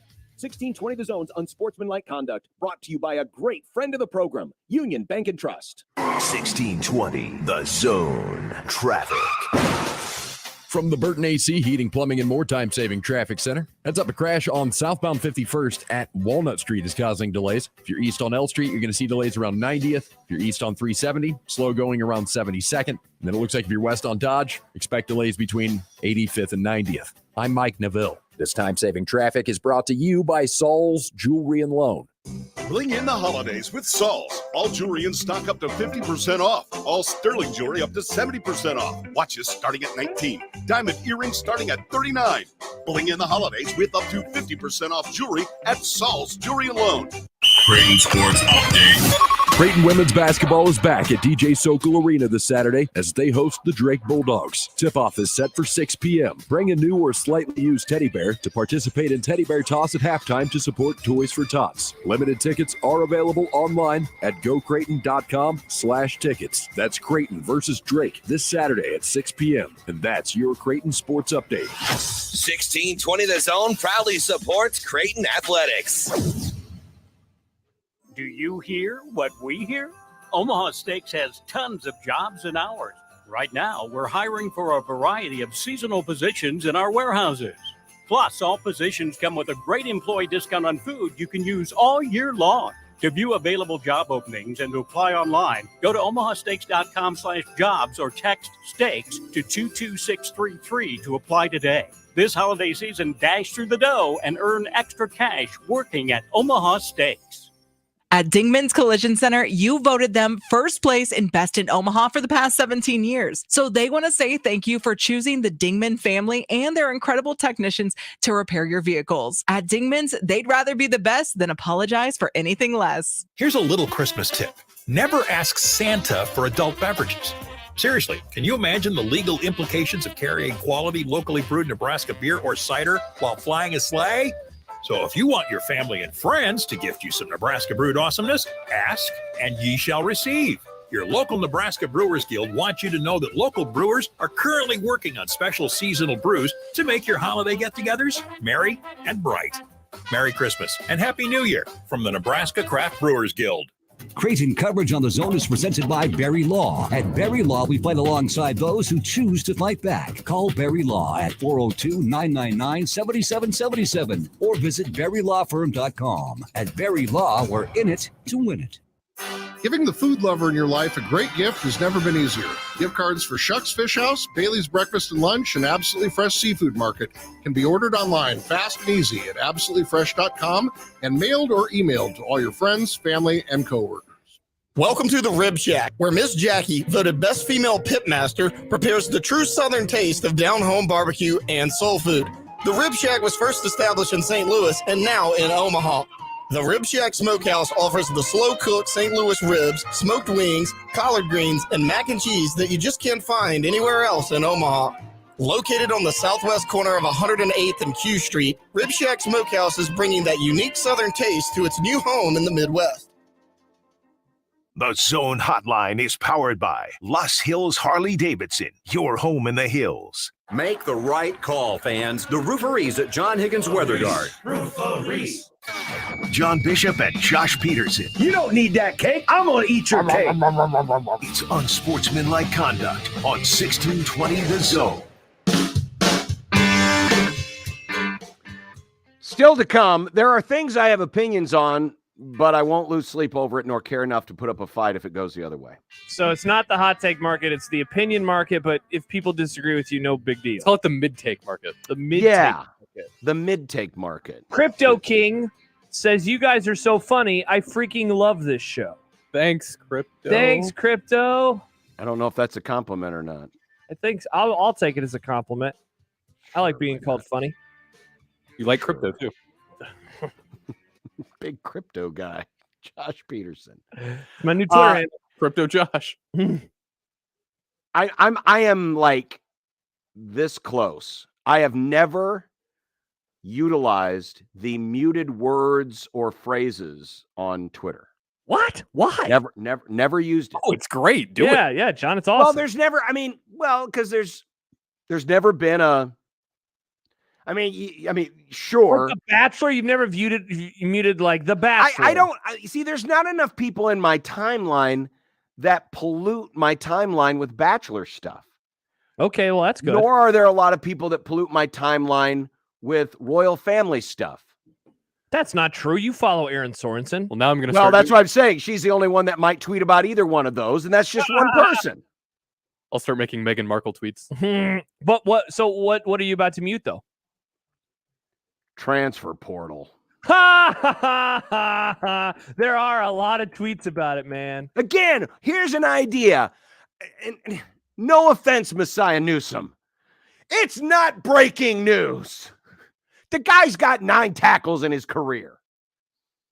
No, So this it's is actually kinda 3 tackles in his career. This is kind of like being critical of like the CNN breaking news thing when it's like post. Yes. It's like We that's not don't really need the breaking siren news. emoji and breaking for every transfer portal. Now, if it were, a 5-star quarterback, heck, I'll even give it up for JT Daniels, who is about to be with his 4th different school in 5 years. Did you see this? Did you hear about this? I did. JT Daniels, the former USC recruit, who then went to Georgia and then played last year at West Virginia, is re-entering the transfer portal.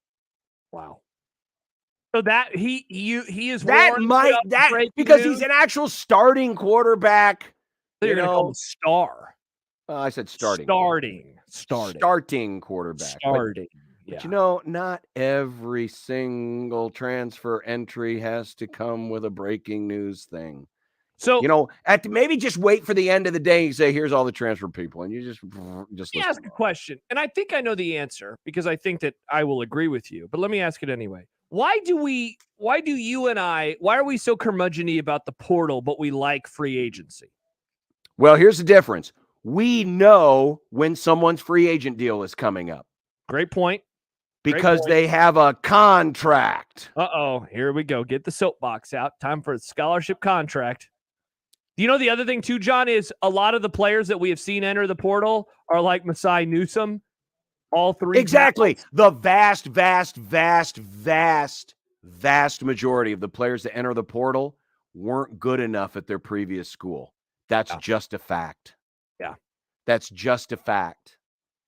And I do wonder if, and listen, there's pushback every time we get the, NIL is going to ruin the sport I'm never going to watch again, or this thing is going to ruin the sport I'm never going to watch again, or that thing's never going to be the same, and so I'm never going to watch the sport again. But I do wonder if the unlimited free agency will have an effect at some point on fan interest, because there is a difference.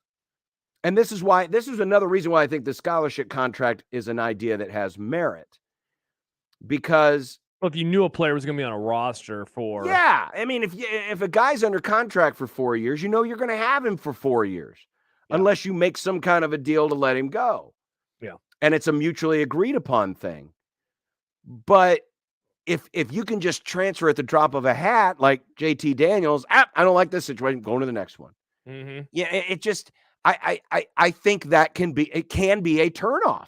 I really do. I think it can be a turnoff for folks. Now, maybe people aren't that concerned about it. My guess is right now they're not. But remember, this transfer portal and these rules were all put in a panic. Mm-hmm.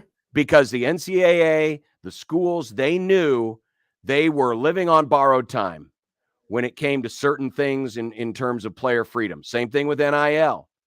The reason why these collectives became a thing and all of a sudden literally laundered what was previously considered dirty money was because it was rushed in a panic, because they knew if a lawsuit came up, it wasn't going to hold up in court, and they didn't want to have to go through the headache. So they just kind of went, and let everything go.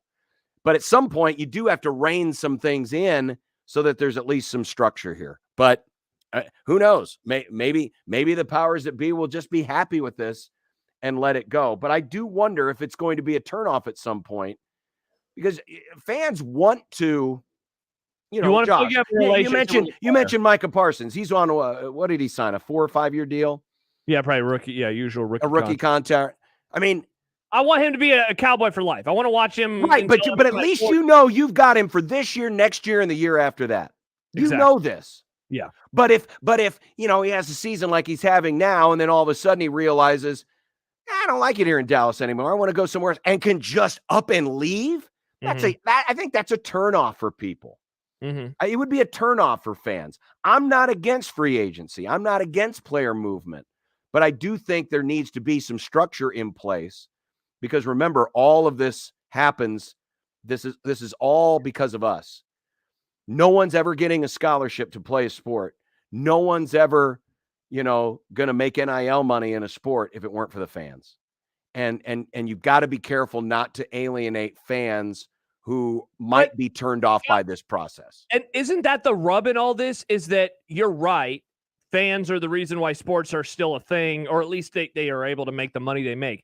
Fans are also the reason that the portal is what the portal is, and that name, image, likeness is what name, image, likeness is. Fans are both invested in wanting players to stay, but if a player is in a portal and they have the monetary funds to support them coming to their new school, they can help out in that regard as well. So it's almost like a coach complaining about the transfer portal, but then also trying to use the transfer portal to their advantage, which they should, just like fans should. Well, sure, but you do want, because again, I have less interest in recruiting now than I ever have before, because the odds are that more than half the class is going to be gone in a year, just gone. Yeah. And so why put that emotional investment in there? And listen, if you're and remember, under my scholarship contract idea, this isn't a one-way street. This is something that's negotiated at the beginning. So if a player does want to only sign a 1-year deal, then he signs a 1-year deal. If he's betting on himself and says, well, I'll give you a shot for 1 year. So it can all be negotiated in the beginning. But this is all, college sports is moving towards a professional model. Sure. And so, and there's no way that the NFL, the NBA, or Major League Baseball would operate in a transfer portal world. There's no way they would allow that to happen. So that's all I'm saying is, eventually, if we're gonna move this thing in the direction of more of a professional model, then it should be more of a professional model. I would agree. And there should be some assurances that, hey, I'm going to be here for X number of years, but then after that, I'm a free agent. I can go wherever I want, versus I don't feel like it today, so I'm just going to up and leave. Riley says JT Daniels is the Teddy Allen of football. Dan asks, does JT Daniels have to sit out a year? I don't believe so. He might even be a grad transfer, but for the most part, it's like I'm sure he's a grad. He's been in school since 2018. He hasn't graduated by now. Whew. Yeah, they're waiving everything. Travis says, I don't have a problem with the guy not being good enough and transferring down. It's the guys who suck and think they're going to go to Alabama that drive me nuts. Yeah, look, I still think that we are in the early stages of this, and that at a certain point there will be a reining in. And I think the reining in process is going to happen because the transfer portal, there's no guarantee in there and I guess you can still get run away from your school by a coach. He can still run you off. But it just does seem like there are a few more guarantees to stick around versus going in the portal, and hoping that something good is going to await you on the other side. All right. We've got more to come. The happy hour is coming up as well. And I want to look further, as we've talked about recruiting and Matt Rule today. I wonder how much I wonder how often Matt Rule and Coach Prime are going to intersect on the recruiting trail. Got some early returns on what Coach Prime has been up to as well. Because, we're all counting down to one date, September the 9th. Yeah, we need to have a daily Prime update, I think, is what we need to do. We might need to do that. Unsportsmanlike Conduct on 1620 The Zone. Hey, everyone. Josh and John here for the FanDuel Sportsbook. 2 days away from another weekend of professional football action, which means it's a great time, the perfect time for you to download FanDuel, America's #1 sportsbook, because if you are a new customer, you can get a no-sweat first bet for up to $1,000. That means free bets back, even if that first bet does not win. I have mentioned it a couple of times, and I'm just going to keep singing it to the high heavens all week long. Look at the over in the Cowboys versus Texans game. You say, Josh, whoa. You're always telling me how good the Cowboys defense is. And they are. But they're probably going to smoke Houston. And so the backups will be in at some point in time. They might give up a late touchdown. Or maybe the offense will deliver another 50-burger, John, just like they did against another superior, really good AFC South opponent, the Indianapolis Colts. And, of course, if you're going to bet on the over in this game and get that no-sweat first bet for up to $1,000, use that promo code 1620. Friends, you may be suffering from cowboy derangement syndrome, or you might be a deranged Cowboy fan like Josh. But no matter what you are, you can get your first bet no sweat up to $1,000 when you sign up with the FanDuel Sportsbook and use our promo code 1620. And don't forget, not only do you have just the regular bets like the money line and the point spread and the total, but there are prop bets on every NFL game, and your winnings get paid fast. All on an app that's safe, secure, and super easy to use. Sign up today, promo code 1620 for that no-sweat first bet with FanDuel, promo code 1620. 21 plus in President Iowa, first online real money wager only. Refund issued as non-withdrawable free bets that expire 14 days. Restrictions apply. See terms at sportsbook.fanduel.com. Gambling problem? Call 1-800-BETS-OFF. Remember, no matter how you listen, it's still AM radio. 1620, The Zone. Many people go back to the dealership out of habit or because they think the dealer is the only one who knows how to fix their car. At Omaha Car Care, we offer a better option. We have ASE certified technicians, the technology to service any vehicle, and free loaner cars. The dealer will sell you a package of services. We'll provide the service you want for your car as your trusted partner. I'm Rick Betker, owner of Omaha Car Care, and we'll be along for the ride. Suicide can be prevented by knowing the warning signs, and most importantly, knowing what to do if you recognize those signs in yourself, a loved one, or even a stranger. There are simple ways you can be there for someone, so they can be here for more tomorrows. Visit moretomorrowsne.org to learn the signs, how to approach the conversation, and where to get help. Or call 988 for help now. That's moretomorrowsne.org. Your neighborhood is more than blocks of buildings. It's the people who live there that make it special. At Union Bank and Trust, we're not just creating home loans, we're making neighbors. We're not just small business lenders, we're small business shoppers. We don't just live in your community, we help you build it. Because our people are your people. Visit ubt.com/neighbor to learn more. Union Bank and Trust, member FDIC. I always wanted to learn Spanish, but I never thought I'd have the time. Then I discovered Babbel. Babbel's lessons are fun. They only take like 10 or 15 minutes, and in 3 weeks, presto, you're starting to speak another language. Like magic. I love that Babbel's lessons aren't just robots talking. They're voiced by native speakers, so you get the pronunciation just right. And they're designed by real language teachers, so you learn how to have real-world conversations, things you'll actually use. It's incredible. After using Babbel, I'm ready to start having real conversations in French. There's all kinds of ways to learn. Use Babbel's podcasts or games or videos. You can even join live classes with a language teacher. If you want to learn a language, there's no faster, easier, better way than Babbel. Babbel. Babbel. Babbel. Évidemment. Go to Babbel.com to try for free. That's Babbel.com.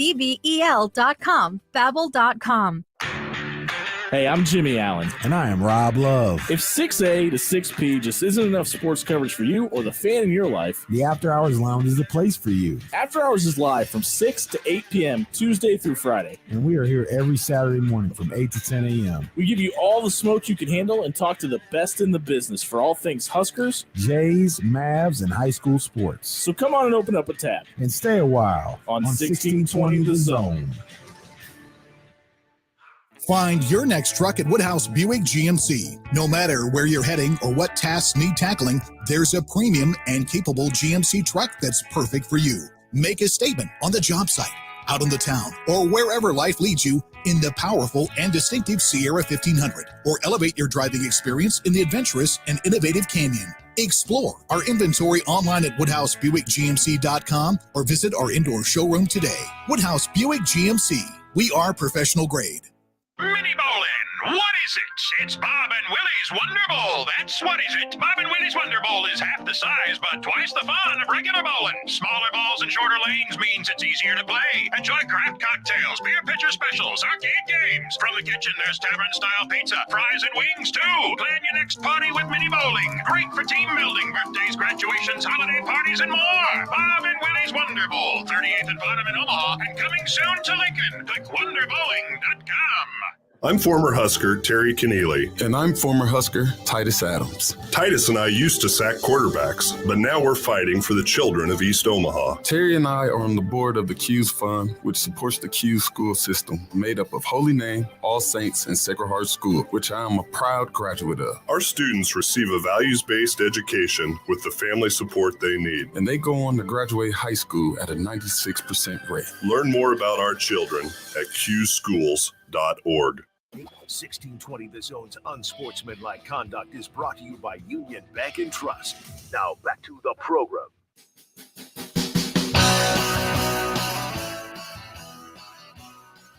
Welcome back. 402-951-1620, voice or text, Bluss Hills, Harley Davidson hotline. This kind of got buried over the weekend. I don't know why. I mean, nothing happened.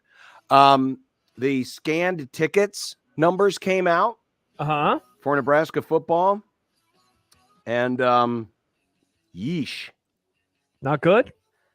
Now I was traveling, and I only saw the game on my phone sitting on the tarmac of the San Diego airport, so I didn't really get a good look at what the crowd looked like for the Wisconsin game.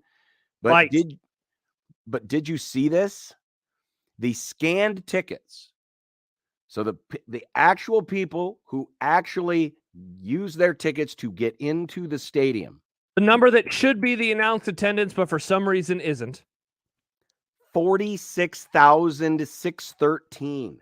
Is that the lightest it's ever been, or at least it's been in recent years? Man, lightest it's been. World Herald has been monitoring this since 2014. Mm-hmm. It's the first time the number's ever been below 50,000. It's over 8,000 less than the 2018 Illinois game. And remember, that game was super cold. That was when they wore those old helmets that a lot of people didn't like because they looked like jock straps. Yeah, but the uniforms were tight. I loved those uniforms. The uniforms were tight. The helmets, you need a little work. Yeah, that game drew just a skosh under 55,000. But the Wisconsin game, 46,613 fans. Incredible, man. Also, another game that was came a in under windy day, right? The Wisconsin game? I believe it was really windy that day. Yeah.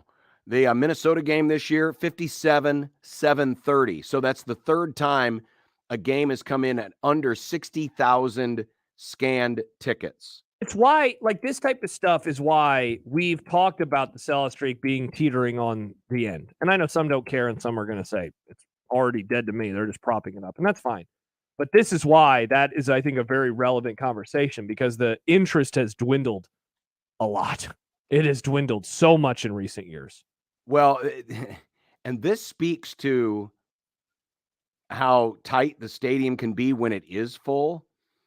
So the high water mark was 75,000 scanned tickets for the Oklahoma game.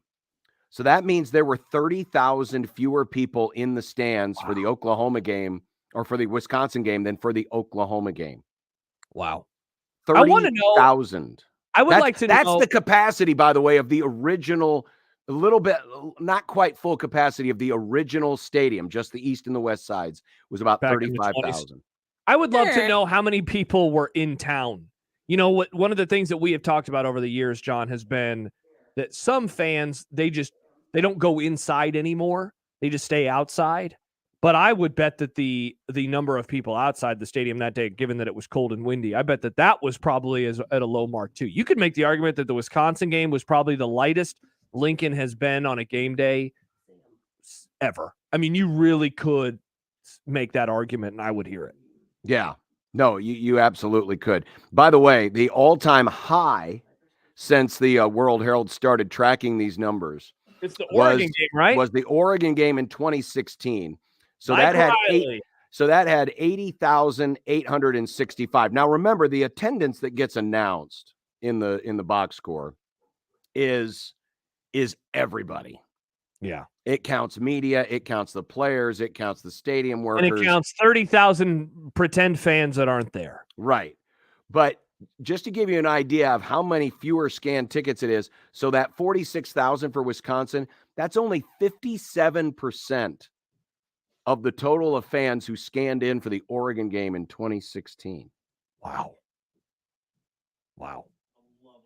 So, yeah, there's and this is, again, part of the reason why they're refurbishing the stadium, redoing the stadium, and there is no doubt that stadium will be a smaller stadium capacity-wise. I don't know what the timetable is, but let's just say 6 to 8 years. I would say that definitely within a decade. 6 to 8 years from now, we will be talking about a Memorial Stadium with much fewer seats or available seats than there are currently. Text from the 402 says probably halfway through the Wisconsin game, there was probably 35,000 fans. Dang, it was big time shrinkage weather. Yeah. It was definitely chilly and windy. No, thank you. It certainly Sad. was. It was sad. Is that Wrigley barking back there? Oh, can you hear Wrigley? Oh, she's outside. We can hear everything. We can hear your kids. She's outside. We hear Wrigley. Good grief, they're loud. Yeah, seriously. Tell them you're doing a radio show. I'm trying. Yeah. Well, they're just excited because the happy hour is coming up. Oh, is that why? That's awesome. That's what it is. The happy hour is coming up next on 1620 The Zone. Live from the Host Coffee Studio, this is 1620 The Zone. 1620 The Zone. Traffic. From the Burton AC Heating, Plumbing, and More Time-Saving Traffic Center. Heads up, a crash on westbound I-80 at 72nd has the right lane blocked, and it's causing stop-and-go traffic all the way back from 42nd. Getting reports of stop-and-go traffic on eastbound and westbound L Street between 138th and 156th. If you're south on 84th, delays between Center and Q Street. If you're west on Dodge, delays between 680 and 120th. And be ready for some delays if you're east on I-80 between 84th and 72nd. I'm Mike Neville. This time-saving traffic is brought to you by Burton AC Plumbing, Heating, and More. Hi, I'm Mark Evans, owner of Burton AC Heating, Plumbing, and More. Right now, we'll open your drain line for only $93 or it's free. Call for details or request service at justcallburton.com. If you're in charge of the company holiday party, Blackstone Meatball has you covered. Blackstone Meatball is all about hosting and catering great food for whatever reason you get together. Work with their skilled team to build a customizable menu that includes meatballs, pastas, veggies, side dishes, and a whole lot more. Visit theblackstonemeatball.com for all the details. The Blackstone Meatball in the Blackstone District on 38th and Harney and out west on Chicago Street off 180th and West Dodge. Your neighborhood is more than blocks of buildings. It's the people who live there that make it special.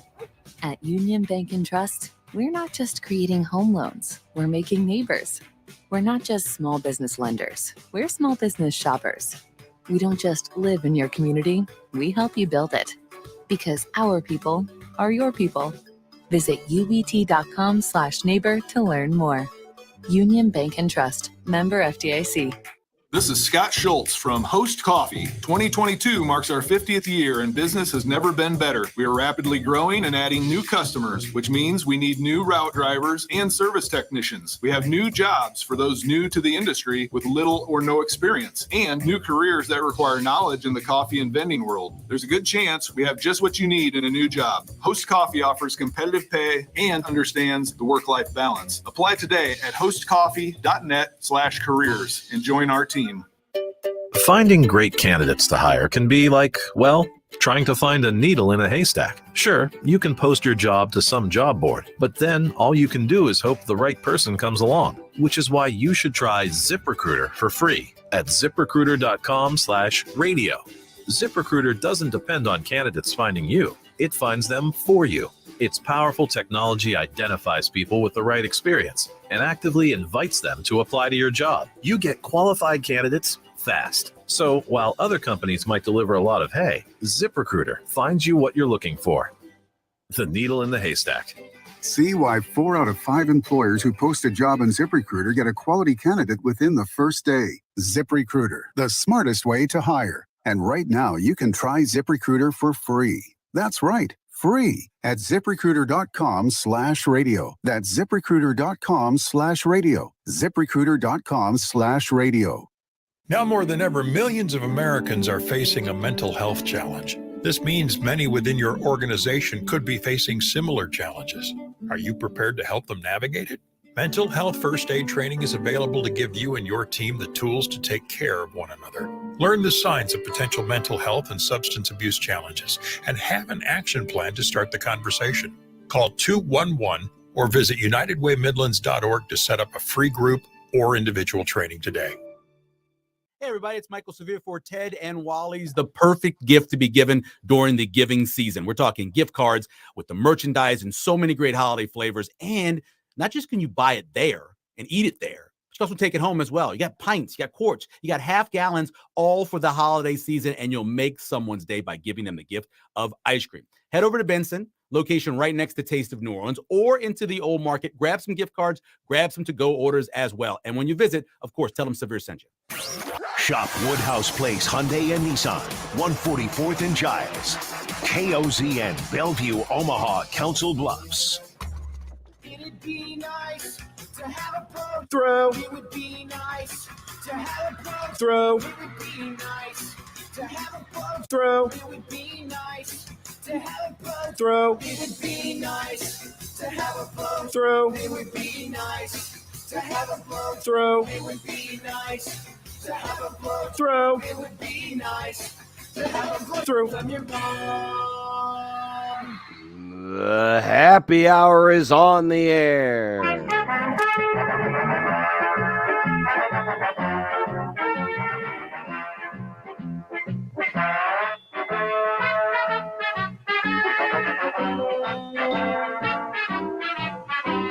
Hey, welcome. Glad you could be here on your drive home on this Tuesday.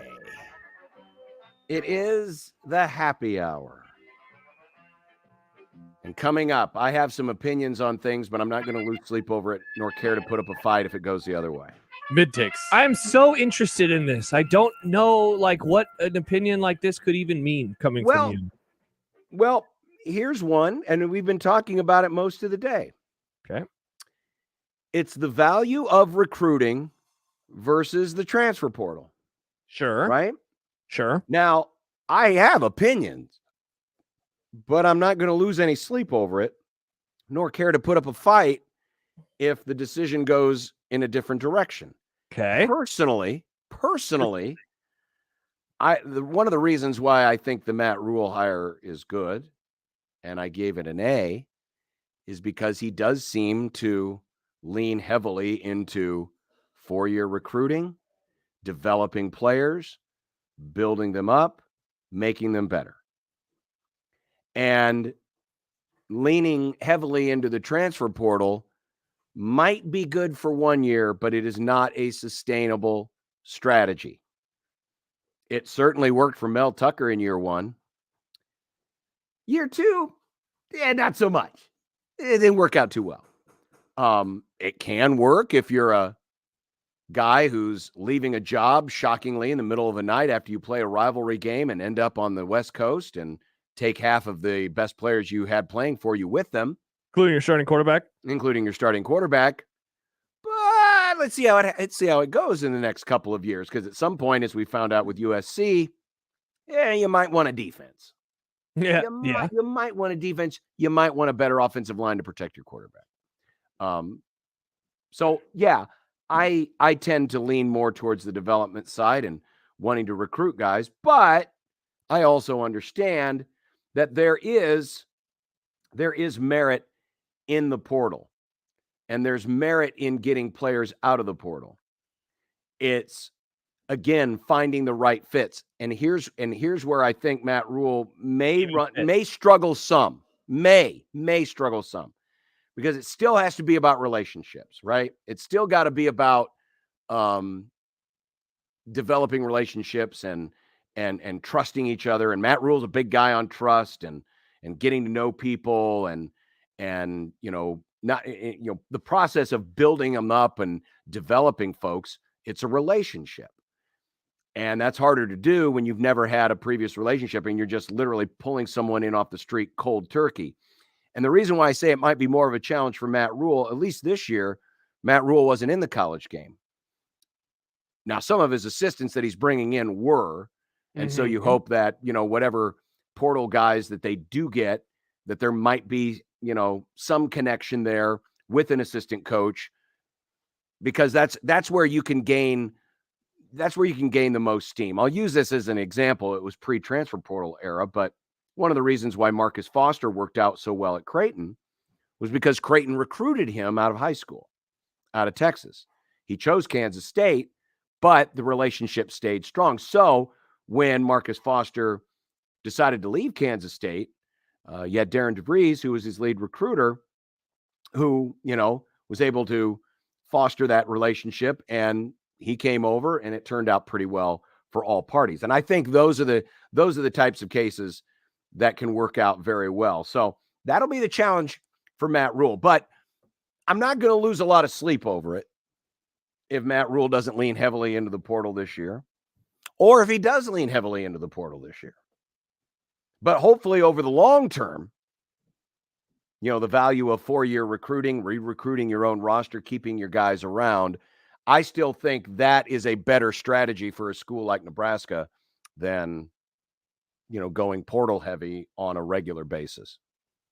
I couldn't agree more. And I think part of it for me is I don't know, man. I feel like I'm still kind of adjusting to all of the changes that we have seen in college sports over the last few years. Me and everybody. And I just don't know what it means for a first year anymore. I'm trying to figure out how to evaluate things. For example, remember for a while we were using that term year zero. I don't remember who was the first kind of coaching staff that maybe embraced it or the first media entity that embraced it. But for a while we were talking about year zero. And year zero was essentially this idea, not that like it's a complete loss throwaway year, but it's darn near close to it. And we really shouldn't be able to judge a coaching staff on what they do or don't do in year zero. And I think really how you view the coaching staff when they get hired, I think shows your willingness to embrace that phrase. If you were a Scott Frost proponent, like basically everybody was in 2018, you were happy to view that as a year zero, right? Like, hey, can't judge him off of all these problems. He inherited a mess, yada, yada, yada. That was year zero. When year one or year two didn't go so well, then it was, okay, things are bad. And there is a part of me that, like I've talked about, we've talked about with Jack Mitchell, who joins us on Mondays. One of the things that he has continued to say lately to me whenever we discuss this is like, he really, really wants a bowl game. And he is not that he's going to be like fire Rule, but he really needs them to make a bowl game. And I think part of that is just as a fan, he wants to see them in a bowl game. But I also think that he wants to see that like type of growth. How much of that is a viewpoint of the division and the lack of good teams in the Big Ten West? I'm sure that plays a part in it too. But, I guess to bring it ultimately back to how we began this conversation with the portal, I'm in the same boat, because if they want to lean heavily into it to try to win early, that's totally fine. I think you should. Look, you got to fill up your roster in any way. You can't go into the season with 60 whatever scholarships just because you're like, well, they're not going to do that. You know they're not going to do that. We hit our limit on recruits so that we signed out of high school, and that's how we want to build. So we're going to leave the portal alone. No, they're going to have to go in the portal. That's why I think the number you threw out earlier, 10, I would go with the over, because I think they're going to have to shore up spots and they're going to have to get 85 scholarships. But if they wanted to lean more heavily into the portal versus high school in year one, I don't think that I would be someone that's going to be super judgmental of that, because it's not like this roster was super good last year either. The next thing I have an opinion on, but I'm not going to lose sleep over it nor care enough to put up a fight. And really the reason why I was inspired for this segment in the first place was the news we had late in the show yesterday. Barry Bonds, Roger Clemens, and Curt Schilling didn't get into the Hall of Fame. The new Contemporary Era Committee, which met yesterday. And by the way, if you're curious, the members of that committee are current Hall of Fame members like Greg Maddux, Ryne Sandberg, Lee Smith. All great Cubs, by the way.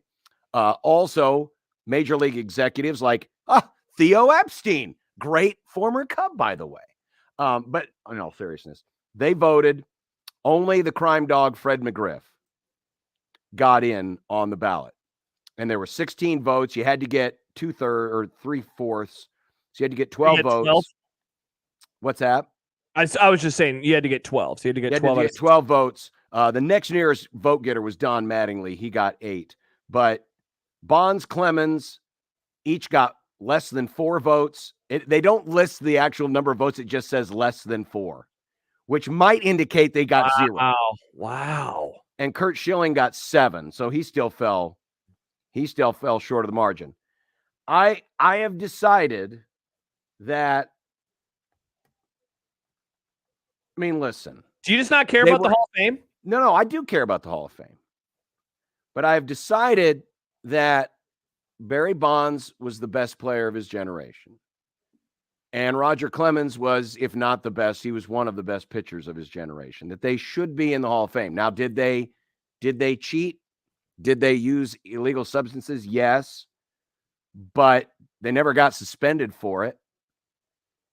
And because that's a problem with baseball. I'm not forgiving the sinner, but I'm also not going to absolve the people who were in charge of keeping the sport clean. They did a very poor job. And so I've come around on the idea that these guys should be in the Hall of Fame. But if you want to put on their plaque, hey, there was suspicion of this or suspicion of that, I'm all for that. Yeah, I've operated for years. And with Curt Schilling, obviously his political beliefs have been more of a hamper to his entry than anything else. I believe they all should be in. But I'm not going to lose sleep if they don't get in. Yeah. I'm not going to feel terrible if they don't get in. I wonder how much. If I were a voter, yeah, I would vote them in. Yeah. But I do understand why it's not. And now, and by the way, this new Contemporary Era Committee only meets every other year. So they're not going to meet again for another 2 years. So we're not going to hear more about this until then. And maybe, who knows, maybe minds will change and maybe it won't. But I'm not going to lose sleep over it if they don't get in. I think part of it for me too, because I'm in the same boat again, is like I've never been. I would love to go to Cooperstown. I've never been to Cooperstown. And so I keep asking myself, how much is that playing a part? Because I guess how I have viewed it for years is like I have the memories, I can go to Baseball Reference. I can go to YouTube and watch highlights or look up statistics. And I remember how good Barry Bonds was. I remember how good Roger Clemens was. I remember how good Curt Schilling was. I remember the 2004 World Series. Like I remember in the ALCS. I have memories of all of those things. In a way, it's kind of like taking a banner down. Louisville is no longer viewed as the national champions in college basketball. 2013, 2014, somewhere in there. They're no longer viewed as champions. Yeah, well, I remember watching them. I have the memory of the games, and they all will still exist on YouTube, and I will forever remember them. USC football in the mid-aughts, I will remember them as national champions, even if supposedly they are not listed as national champions anymore. And I guess ultimately, what do we say? The Hall of Fame is it's a history, it's a museum of the game. It's a museum. That's what it is. It's a museum. And that's always the part that I find really stupid is they are a part of the historical artifact of Major League Baseball, just like there are museums for some of the most heinous events in world history. And like the Cowboys winning the Super Bowl. You go to those museums to learn up, right, about history, and I think that's why you. It's like going to a Civil War museum. Oh, we don't have any Confederate flags. Yeah, that's a part of the story. Just like Barry Bonds and what he did and what he meant to baseball, for better and for worse. For a stretch of time, what Mark McGwire and Sammy Sosa meant for baseball in 1998, what those guys meant, for better and for worse, is a huge part of the game. It's a huge part of my childhood and growing up and watching baseball. And that type of stuff matters. But I'm kind of with you. It's like if the idiots who vote on this thing don't want to vote them in, then that's just how they're going to operate, And it's so dumb and silly to me. But if I was going to get so wrapped up in this, I could get mad about literally everything ever. And I can't put more of my mental brain into caring about this when I could actually care about things that are more important. Now, this is the interesting thing is this is a new committee. This is a new committee that's never been done before. There's always been the Veterans Committee, which looks at, guys that may have gotten passed over from many, many years ago. This is called the Contemporary Era Committee. So these are guys that may basically all finished up their careers in the last 20 years. And the people that were voting in this, and I mentioned some of the players, you also had Jack Morris, Frank Thomas, and Alan Trammell. All of these guys are Hall of Famers. Some of these major league executives been around for a while. This is not the baseball writers. Correct. And a lot of the baseball writers get picked on a lot for some of their takes. As they should. But the fact that these guys also couldn't get in with this group, and this group, these were all guys who played against these players. And so there is an element of, hey, man, I didn't have to do what these guys did to get to where I was. Why did they have to do it? And that says a little something. And with Schilling, it says like, wow, they just really disliked that guy, right? His numbers are good enough, aren't they? Like Schilling's numbers. His numbers are more than good enough. Yeah, his numbers are more than good enough.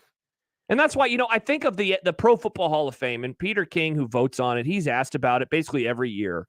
What do you do with this guy because of character versus this guy because of character? And in the NFL, it's not the NFL Hall of Fame, Pro Football Hall of Fame. Pro Football Hall of Fame, they're supposed to remove character qualities from voting them in. And that presents some pretty big problems with like specific players. Who is the safety? In a way, I don't want to say a name and get it wrong. There's a safety who has gotten in a lot of trouble. I think he played for the Cowboys. And I just want to make sure I don't want to. Yeah, Darren Sharper. Darren Sharper was sentenced to prison. Yeah, and convictions of rape, drug distribution. He got in a whole lot of trouble, and he is in jail. And he was someone who was really, really good. And I remember that came up a lot with him. Like, what do you do with a guy like him? And King has always said, like, we don't, we are not supposed to take character into the proceedings. Obviously, the Baseball Hall of Fame does not operate in the same way. It does not operate in the same way. And I don't know what the right answer is, because what Harper did, it's obviously extremely heinous, but the Hall of Fame is about the exploits on the football field. The final thing I have an opinion on, but I'm not going to lose sleep over it nor care to put up a fight. Who wins the stupid Heisman Trophy and who gets to go to New York City? So yesterday, late in the show, we found out the names of the individuals who are going to go to New York City and be the finalists for the Heisman Trophy. Caleb Williams, Max Duggan, CJ Stroud, Stetson Bennett. All quarterbacks, every one of them. Mm-hmm. This is for the best player in college football, not the best quarterback in college football. But there were folks that were really triggered that Stetson Bennett was included and not Hendon Hooker from Tennessee. And when you look at the numbers, Stetson Bennett Hendon Hooker had a slightly better completion percentage, 69%. Nice. To 68%. Had a better yards per attempt, had a better touchdown to interception ratio, had a better rating.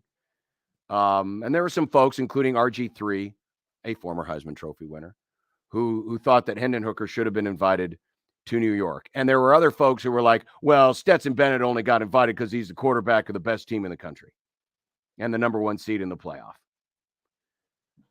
I don't give a damn. I really don't care, because this is not the award to the best player in college football and hasn't been for a very long time. And I also don't care it gets invited. Now, I guess I will say this. I do care that Max Duggan did get an invite. I like that he's there. That's cool. Because he's an area kid. He's a CBIA kid. Council Bluffs, Iowa. Very proud of Max. Loved what he did this season. Loved watching him play. Loved what he did in the conference championship game. But other than that, I don't give a rip. Here's your problem, Heisman. You have a bunch of people who have a vote who don't hardly watch the sport. You need to weed out your voters. And so all of this shaming of shame the Heisman people for allowing every Tom, Dick, and Harry to vote for your silly award. Maybe narrow it down just a little bit. Yeah, going back to the Pro Football. And maybe they'll also include some people like, I don't know, offensive lineman, defensive lineman, running back. Hell, how about a running back? And going back to the Pro Football Hall of Fame, and Tom points out, for some reason I mixed up Sharper. Sharper played for Green Bay, but he is the guy who committed the crimes. They have 50 guys on their voting body. They have 50 people. It's such a small group of people, and it's a small group of people, and it's a different way to do it because they debate it. They have because they all meet in a room and they debate it. They bring up a candidate, and you know what is really important for those guys is that they have covered and watched and paid attention to the NFL for years, for decades, and the Heisman list is a bunch of. I mean, it's former champs. They all get a vote, and then it's we know local media members who have votes. Severe, I know he has a vote. Kevin Kugler, he has a vote, among others. And I think it's well over 1,000, if not 2,000 voters, I think. Oh, it's like the Academy. It's like the Oscars. Yeah, look, I've long since cared about, I used to sit and watch the entire Heisman Trophy winner or the Heisman Trophy presentation. I really, really cared. I don't anymore. I think Hendon Hooker should have got invited over Stetson Bennett, obviously. But again, like to lose sleep about it. I feel like this segment is just you saying something and I agree with it. I feel like that's what it's been the entire time. Takes. But I'm right. Yeah. But I am right there with you, man. Like I think that you and I, we started changing our view on it at the same time. And that was, when Ndamukong Suh finished 4th in the year where he was obviously the best player. And it was cool for a few years because quarterbacks of non-champions did win. You just mentioned RG3. A quarterback from Baylor won the Heisman Trophy. That's pretty special. Johnny Manziel won a Heisman for a 10-2 at the time Texas A&M team that didn't win the division. That's pretty cool. But lately it has turned into, truly the best quarterback on the best team. I mean, Devonta Smith winning a couple years ago as a wide receiver, definitely cool and different. But, Larry Fitzgerald was the best player in college football in 2003. He was a wide receiver. He didn't win. Larry Fitz. Even Larry Fitz. Yeah. So I'd have more respect for it if they just, assigned it to skill position people. I really would. Yeah. I know they'll never do that because the award has been ensconced in time and memoriam as the best player or the most outstanding player in college football. But, it's never really... It's rarely been that. It really has. It's rarely been that. And that's no affront to the people who have won the award. But yeah, I really don't care. I really, really don't care. By the way, there's 870 media voters. And so then you have all of the former champs. And then I think there are more than that still, right? It's not because it's not just the media. Yes. Yeah. Previous Heisman winners. And prior winners can be voters. So there you go. Mild takes. The mild take boys. The mild take boys. That's what we are. You know who's anything but mild? Who? Coach Prime. Coach Prime. How often will his and Matt Rule's paths cross? They'll definitely cross on September 9th. But will they cross elsewhere? It's time to get an update on what Coach Prime is doing as we count down to September 9th. And we still have some content to come on 1620 The Zone. Previously on the crossover. So is Matt Rule a Jersey Shore guy? Oh boy, these are the questions that we need to ask him. Does Matt Rule GTL? Let's get him on the show. I don't even know what that means. But Gym tan laundry. Come on, John. You got to go to the gym, laundry. John. Then you got to get your tan game right. And then you got to do your laundry. Okay. It's very strange. I didn't watch the show. So Mornings on 1620 The Zone. The Connor Happer Show. Unsportsmanlike Conduct. 6A to 6P. 1620 The Zone. Your Omaha area forecast from the Godfather's Pizza Weather Center and KETV Newswatch 7 on 1620 The Zone. Mostly clear and cold overnight. Low temperatures drop back into the lower 20s.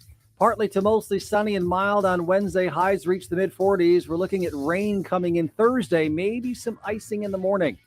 I'm Chief Meteorologist Bill Ranby from KETV Newswatch 7.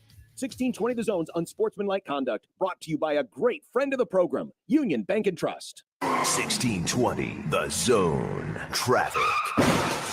From the Burton AC Heating, Plumbing, and More Time-Saving Traffic Center. Heads up, a crash on westbound I-80 at 72nd has the right lane blocked, and it's causing stop-and-go traffic all the way back from 42nd. Getting reports of stop-and-go traffic on eastbound and westbound L Street between 138th and 156th. If you're south on 84th, delays between Center and Q Street. If you're west on Dodge, delays between 680 and 120th. And be ready for some delays if you're east on I-80 between 84th and 72nd. I'm Mike Neville. This time-saving traffic is brought to you by Saul's Jewelry and Loan. What does Saul's loan on? Almost everything, like jewelry, gold chains, bracelets, earrings, wedding rings, and high-end watches, guns, electronics, $10 to $50,000, super fast and easy with no credit check. Saul's loans on almost everything.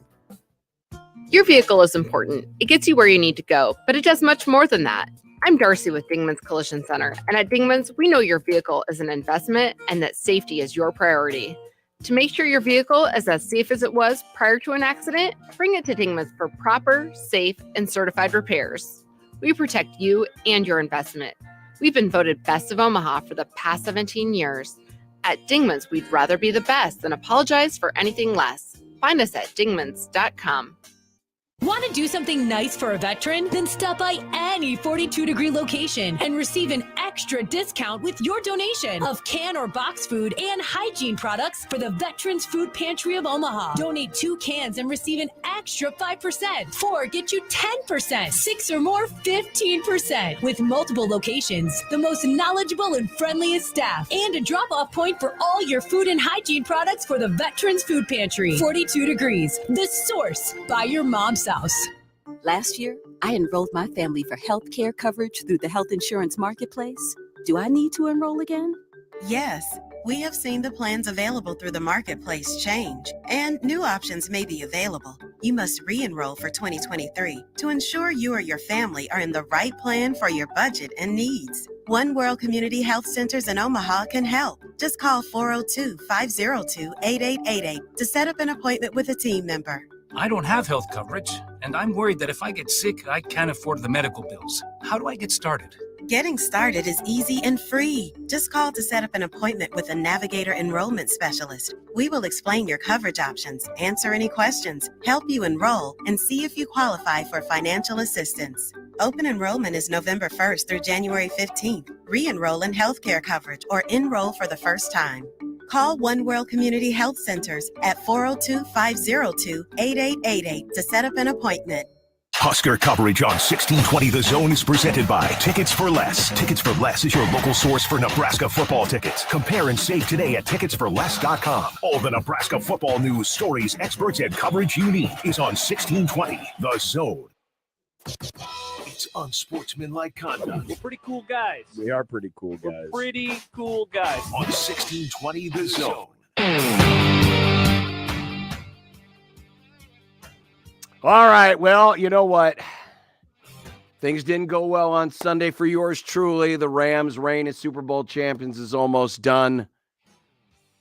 But my golden era will continue because the Chicago Cubs have signed Cody Bellinger to a 1-year, $17 million contract. I hope they are paying him by the hit. If they're paying him by the hit, they're paying him about $8 million per hit. Yeah, he didn't have a great year last year, but Cool. Baseball. Did you see who's on hold who would like to join the conversation? No. It is our good friend, Michael Severe. Hello. Is he here to take up for all of his beleaguered Heisman voters? No, just the opposite, man. 870 guys and women voting for this thing. And I would say, I bet you 25% of them take it seriously. Wow. Both you guys know I'm a nerd, down deep. I keep a running list the entire year. I've had at least 7 of the last 10 years. One of the people that I voted for in my top 3 did not get invited to New York. I take it pretty seriously, and I'm voting for the most outstanding player in college football, not the best quarterback on the best team. And it happens too much. It is disgusting. And it's the value of the award. And I think that they need to cut back. Either find people that really take it seriously the entire year, or just say, look, this is a popularity contest for the best quarterback, and not have the Maxwell Award anymore, or not have the Johnny Unitas. It's silly the way that Stetson Bennett shouldn't be. He's the most outstanding player in college football. He's a great player on a great team. He's not. Caleb Williams is an outstanding player, but doesn't mean that he's the most outstanding player in all of college football. It's a frustrating award. His senior year, Ndamukong Suh should have won it his senior year. Too many times, guys who are the best player in college football don't get a sniff at the award, and they need to fix it because it's the value of the whole thing. Michael, you mentioned it at the start of the phone call. You're a nerd. You take this stuff very seriously. Is there a part of you that you're like, I wish I wasn't taking this as seriously as I do, given in the end the winner so often isn't the most outstanding player in the sport? No, because I'm going to do it no matter what. Yeah. No matter, I don't even have a show anymore, and I still, when I went to every single game, I took copious notes of all the random stuff that I want to know about Nebraska's playing in the game. I'm keeping havoc notes. I'm keeping finishing drive notes. That's just me. I don't care if it goes anywhere. Yeah. I just want it for myself. And it's important. There was a few years back when C.J. Spiller, I would have argued C.J. Spiller was the best player in college football. The dude scored every way possible. I'm pretty sure it was kickoff and punt. I know it was catching. He threw a touchdown pass. He ran them. C.J. Spiller should have been of number 1 or number 2. And I voted at number 2 in my Heisman ballot. I guarantee you nobody else had him there. But if you track the entire season and you watch the amount of games that I know a lot of us watch, you're going to see some amazing players that never get invited to New York. And what about that? You can bring 5. Bring 5 every year. Why do you only have 4 guys or 3 guys go? Bring them back. Oh, you don't have enough money? You don't have enough money for the hotel? What is the reason why you don't bring 5? Bring 5 out. I'd say I watched 9 of his. Michael's phone. You knew, huh? I'm sorry, Michael. Your phone was cutting out there, bud. Go ahead. Yeah, you're good. I'm driving a big red wrap up. I just want to say, you watch that guy play, and he's got the heart of 4 different players in him. He's that incredible to watch play. And if he doesn't win it, I'm not saying who I voted for, but if he doesn't win it, that is an atrocity. Because you want to talk about the outstanding player? He fits all those categories. And what he did at TCU, not at USC with some renegade coach they brought in and bringing a whole bunch of transfer guys in, he won it where he's been for 5 years. That guy deserves to win the award. Couldn't agree more, man. I mean, it's just it's frustrating that an award with this. I mean, think about it. Of all of the individual honors in sports, this one gets more attention, more hype, has more prestige, has more positivity attached to it than the MVP of any professional sport. Yep. The Heisman is our Cadillac of individual awards, and yet when it comes to its selection, it's treated like a 40-year-old Subaru. It changes your name. I was joking. It does. Eric Crouch won.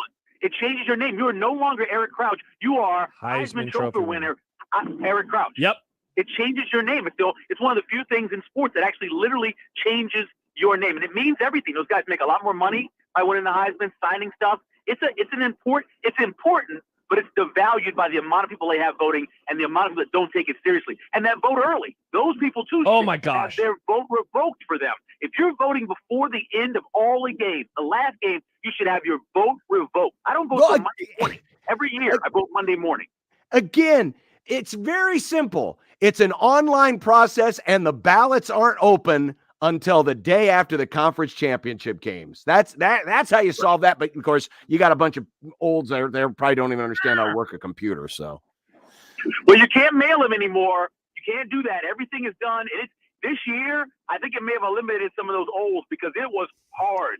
You had to do a verification code to do a verification code to do a verification code. I think half people gave up on it going through the process of getting verified. But yeah, I think they've eliminated a lot of the people who are older now by eliminating the actual mail-in process and having them deal with computers. But still, they still need to trim the fat a lot more. That's what I think. agree. Have a good show tonight.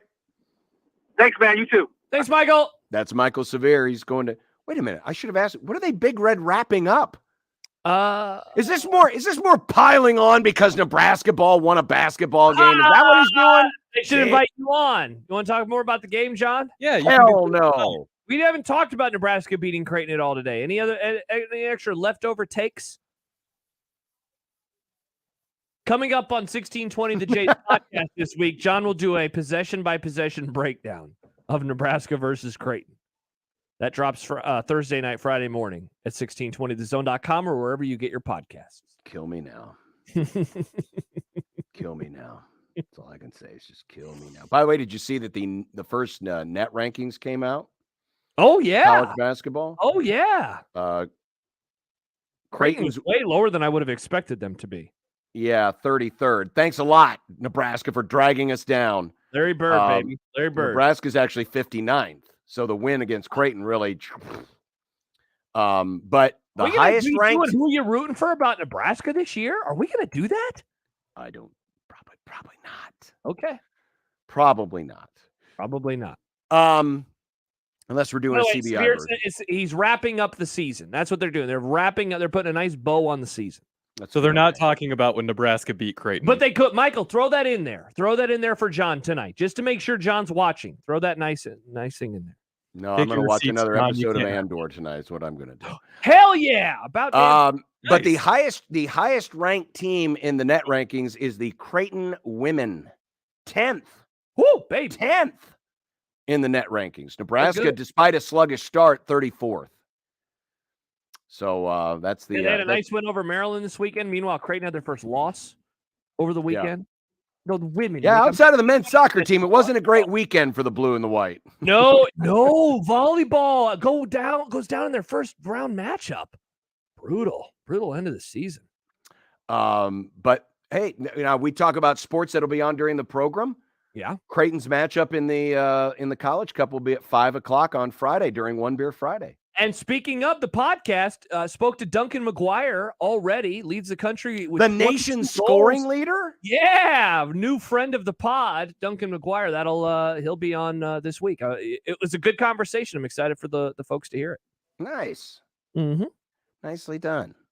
Well, coming up, we've got some content, and in said content, we now have a new leader atop the all-time leaderboard. Oh. Josh is going to once again dive into TV ratings numbers, and we celebrate a very important device. Oh, boy. That's content coming up on Unsportsmanlike Conduct and 1620 The Zone. John Bishop from my friends at Woodhouse Ford, here to make the car buying experience easier for you. Woodhouse, for decades, has been the friendly car dealer. They have established relationships. They really want to become one with their customers. My grandparents, for example, bought all of their cars from Woodhouse for many, many, many years. That's the Woodhouse difference. But in today's modern era, people like to do a lot of things online. Well, you can buy your cars online from Woodhouse too at woodhouse.com.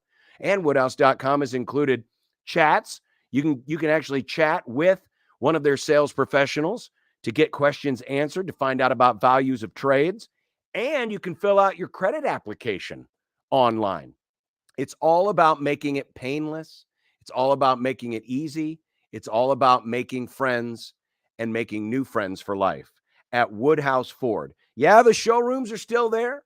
The great sales staff is still there. If you want to visit them in person or check out what they have on the lot, either new or pre-owned, you can go to their showrooms in Omaha, Blair, or Plattsmouth, or you can do the whole process online at woodhouse.com. Woodhouse.com. It's car buying made easy. Experience the Woodhouse difference. Woodhouse Ford in Omaha, Blair, and Plattsmouth. Woodhouse.com. The best way to catch all the action is on 1620 The Zone. And no line for the bathroom. College basketball season is heating up, and when you need tickets to check out your favorite team, ticketsforless.com is always my go-to spot. Whether it's in Omaha or Lincoln or elsewhere, Creighton, UNO, the Huskers, any other team, ticketsforless.com has the best selection of tickets, and you never pay the outrageous per-ticket fees that you see on other sites. Yeah, that's right. Those outrageous per-ticket fees, not with ticketsforless.com. Plus, when you use the promo code THEZONE at checkout, you get a special discount just for being a loyal listener. That's promo code THEZONE. So lock in your seats and save with that promo code at ticketsforless.com. The brand new Dollar General Distribution Center in Blair is now hiring. Starting wage is up to $20.10 per hour with benefits including medical, dental, vision, 401k, and a $2,000 sign-on bonus. Apply today by texting DG Warehouse to 25000 or online at dollargeneral.com/career. Again, apply today by texting DG Warehouse to 25000 or online at dollargeneral.com/careers. Dollar General can't wait to have you become a team member at their brand new distribution center. With PatriotSoftware.com, accounting and payroll, keep your time and money. Mike Capel here, serial entrepreneur.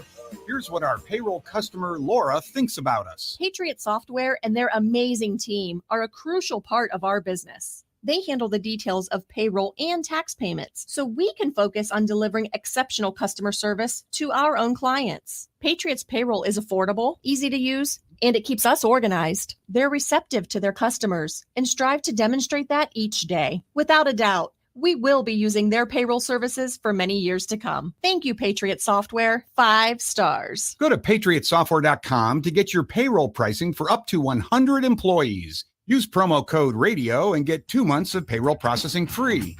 That's PatriotSoftware.com. With PatriotSoftware.com, accounting and payroll, keep your time and money. Hi, this is Doug Nodgard with Equitable Bank. Great service never goes out of style. When the digital age dawned, many said computers would be able to handle many of the interactions that used to take a person. Boy, were they wrong. How many times have you called your bank and gotten a recording to press 1 or 2? Not at Equitable. Not only does Equitable answer your call on the first ring, it's answered by a human being. That's because Equitable Bank values its customers. Equitable Bank, we take banking personally. Member FDIC. I always wanted to learn Spanish, but I never thought I'd have the time. Then I discovered Babbel. Babbel's lessons are fun. They only take like 10 or 15 minutes, and in 3 weeks, presto, you're starting to speak another language. Like magic. I love that Babbel's lessons aren't just robots talking. They're voiced by native speakers, so you get the pronunciation just right. And they're designed by real language teachers, so you learn how to have real-world conversations, things you'll actually use. It's incredible. After using Babbel, I'm ready to start having real conversations in French. There's all kinds of ways to learn. Use Babbel's podcasts or games or videos. You can even join live classes with a language teacher. If you want to learn a language, there's no faster, easier, better way than Babbel. Babbel. Babbel. Babbel. Évidemment. Go to Babbel.com to try for free. That's Babbel.com. Babbel.com. Welcome to the Rib Shack, where Miss Jackie, voted best female pitmaster, prepares the true Southern taste of down-home barbecue and soul food. The Rib Shack was first established in St. Louis and now in Omaha. The Rib Shack Smokehouse offers the slow-cooked St. Louis ribs, smoked wings, collard greens, and mac and cheese that you just can't find anywhere else in Omaha. Located on the southwest corner of 108th and Q Street, Rib Shack Smokehouse is bringing that unique Southern taste to its new home in the Midwest. 1620 The Zone's Unsportsmanlike Conduct is brought to you by Union Bank and Trust. Now back to the program. Look, I made you some Unsportsmanlike content. Unsportsmanlike content. Unsportsmanlike content. Content that's unsportsmanlike. Much content today in Unsportsmanlike Content. So with that said, Nick. John, let's get to the content. Sam McEwen wondered in a recent column if Marcus Washington might transfer to Colorado to play for Coach Prime. Maurice. Oh, I'm sorry, Nick. You put Marcus instead of Maurice on there. I'm sorry you typed it that way. I am too. If this happened, how much more juicy would it make September 9th in Boulder? Well, especially if it's Marcus Washington. That'd be crazy. Yeah. It would add a little bit, but not as much if it had been if Scott Frost had still been the head coach. Because obviously that was everything that happened under Scott Frost. I mean, if Maurice Washington were there, and maybe he could hook back up again with his attorney, John Bruning, at the game. Yeah. Sure. You know what? Let's just get to the next question. This is Pete King, right? Pete King? Are we sure this is Pete King? It's not like Pete Kong or No, correct. something? Yeah, it's Pete King. Pete King wondered out loud in his weekly column if Bill Belichick and New England might be on a separation course in 2023. Do you think that it's possible given how Buffalo and the amazing, beautiful Miami Dolphins have passed the Patriots and the Jets are noticeably improved?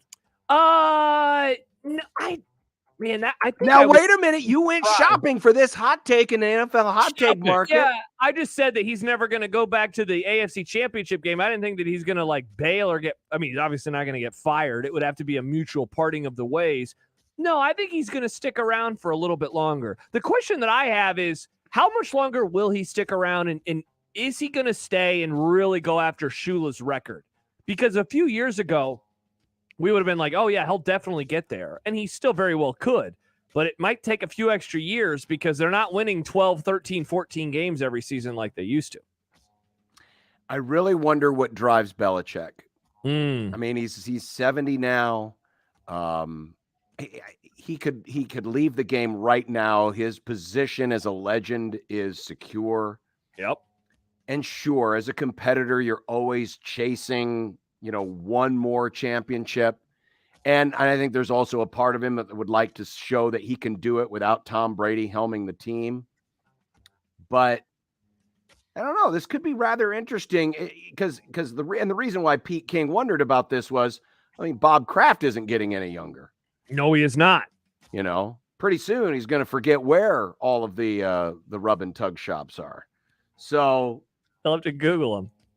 You Google that? Exactly. Oh, you can find anything on the internet now. Oh yeah, you can find a lot of stuff on the internet. Yeah, go check it out. And whether or not Bob Kraft wants to make one more run, and if he realizes, hey, Belichick's not getting it done anymore, might he make a move on from the best coach in football, Mike McCarthy? McDaniel? That'd be funny.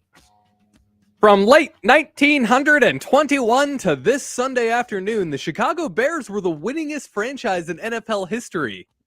But with the Packers beating the Bears on Sunday, the winningest franchise in NFL history is now Green Bay with 787 wins. Chicago with 786. The New York Football Giants are third at 713. Will all of us die with the Packers atop of this list? Well, no. I think the Bears will get it back. The Bears will get it back at some point. By the end, so when you die, you think the Bears will be number one? I think they could be. I'm not counting out. Listen, the Bears might be better set up for success in the future than Green Bay is going to be going through a transition here very soon. And they're already struggling this Hall year. of Famer, right? Like, they're not going to get another Hall of Famer at quarterback. That'd be very unfair. They've had a Hall of Famer, Nick, basically, the Packers have. You wouldn't love it. Would be sad. Has it been unfair when you consider they've only won 2 Super Bowls with those 2 Hall of Famers? Great point, but they still had Hall of Famers, so their floor was always very high, which allowed them to eventually pass the Bears because the Bears quarterbacks have usually been garbage, poo-poo, trash. That's what it's been like to be a Chicago Bears fan, really, John, since their existence. No, I'll say the Packers are atop the list. They'll be atop it. I hope I'm wrong. Speaking of the NFL, we've reached the 3/4 mark of the season. Who's your current top 5? All right, John, are you ready for my top 5? Eagles number 1. Oh. I'm going to go Cowboys number 2. Deranged cowboy syndrome. Oh, that's you. That's what you have. No, deranged cowboy syndrome. And then I'm going to go with 3 AFC teams, and this is my current power rankings. Bills, Bengals, Chiefs. Eagles, Cowboys, Bills, Bengals, Chiefs. To me, this is about who do you trust? Who do you trust at the end of the day? Who's beating who? Who have they beaten? Philadelphia 1. Kansas City 2. Buffalo 3. I thought they were Buffalo overrated. Yeah. That was several months ago. Oh, okay. Now, say the Cowboys. Say the Cowboys. They're making the NFC Championship game at minimum. At minimum this year. The rest can be AFC teams too. That's fine. No, the Dolphins are not in the top 5. They just lost to Brock Purdy. Well, you see, where I'm struggling with is who am I putting at Every quarterback 5? has a bad You're game. trying to figure out if you're going to go Cincinnati or Cowboys here, right? Cincinnati or Dallas at 4 and 5. Who else would you consider? Yeah, I would go. I'll go MAGA 4 and Too low. Cincinnati 5. Too low. Would you consider anybody else? Did you consider the Vikings? I did not consider the Vikings. 49ers? Do you know who the Vikings are a 2-point underdog to this week? They're the playing Detroit Football right? Lions. Wow. The Lions are favored over the Minnesota Vikings. I think I heard a stat this morning. You know, at this point in the season, I think there have been 53 teams with the record that the Vikings have or better. They have the worst point differential for a team of this record or better ever of all time. Oh, that said, watch them somehow go to the Super Bowl. Well, speaking of that, who are the 5 worst teams? Oh, I think I'd go Texans as the worst, then John's Rams.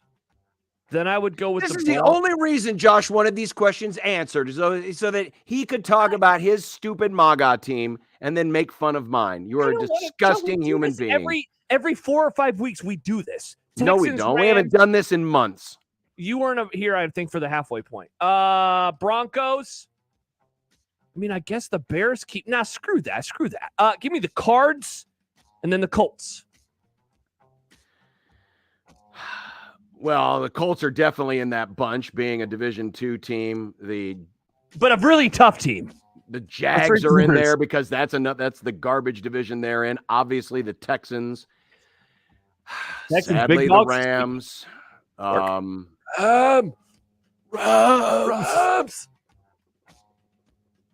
And I'm going to throw Carolina in that bunch somewhere. That's a good take, too. Does the NFL need to do something about the pushing the pile quarterback sneak where a tight end or a back shoves the QB from behind to push him across the line to gain? Yeah, I think so. Oh, how come? Well, it used to be illegal. You used to not be able to help. And then all of a sudden they just decided, it's open season. And now, I mean, Philadelphia literally runs the play where they put the tight end in motion. And then as soon as the snap happens, he just shoves old Jalen from behind and gets the extra 2 or 3 yards. It's cheating. Well, it's not anymore. It used to be cheating. Yeah, it's why not did they anymore. change this rule? I don't understand the thought process behind changing it. I don't either. Because by the way, it is still against if like you pull a teammate forward. Hello. You can't pull a teammate forward unless you're Robert you Kraft. can push them forward. Yeah. Hello. What sense does that make? You're still helping the runner. So it should be consistent. If you're not going to allow one, you shouldn't allow the other. Or if you're going to allow one, you should allow the other. So make up your mind, NFL. If you can't pull a runner forward, then you also shouldn't be able to push a runner forward. How much do you care about the safety component in this discussion? Not much. Yeah. The NFL doesn't care about safety. Why should we? Yeah, I find it odd because, I mean, they used to have the rules set up this way.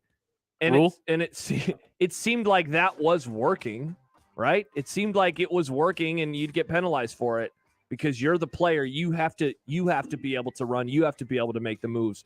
I think that they should get rid of it and they should probably remove some wins from maybe teams that have done this a lot this year. Oh, wow, the Eagles have done this a ton. Sorry, Eagles, you have 2 fewer wins. You have 3 losses. Oh, you're not the number 1 seed anymore. Sorry. And I think it happened to the Vikings too. Oh, wow, look at that. A lot of 3-loss teams in the NFC. Who knew? Yeah. Again, deranged cowboy syndrome. Well, that's It's you, getting John. pretty bad. Deranged cowboy syndrome. A Super Bowl is the cure, Nick. Nope. The SEC and Big Ten championships, despite having no bearing whatsoever on the playoff, were still the 2 most watched conference championship games on Saturday, beating the Big 12 championship by nearly 1.5 million viewers. The Pac-12 game on Friday primetime had about 60% of the audience of the Big Ten and SEC. What do these numbers tell you? It tells me, I'm not a TV ratings guy, obviously. But in college football, John, you know what we care about? We care about the brands. We really care about brands. And the Big Ten has brands. They have Michigan. Yes, they have Purdue.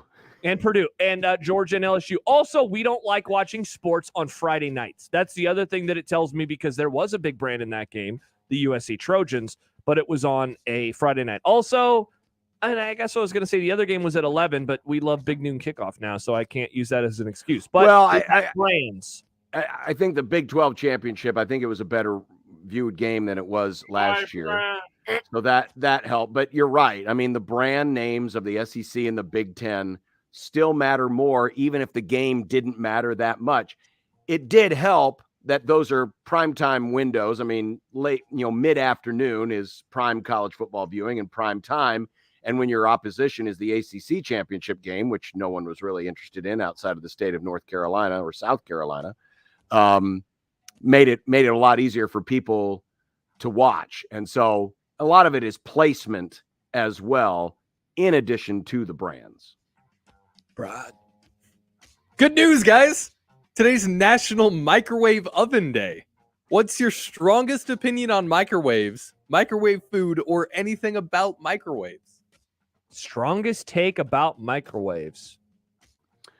One of my strongest takes about microwaves isn't so much about microwaves.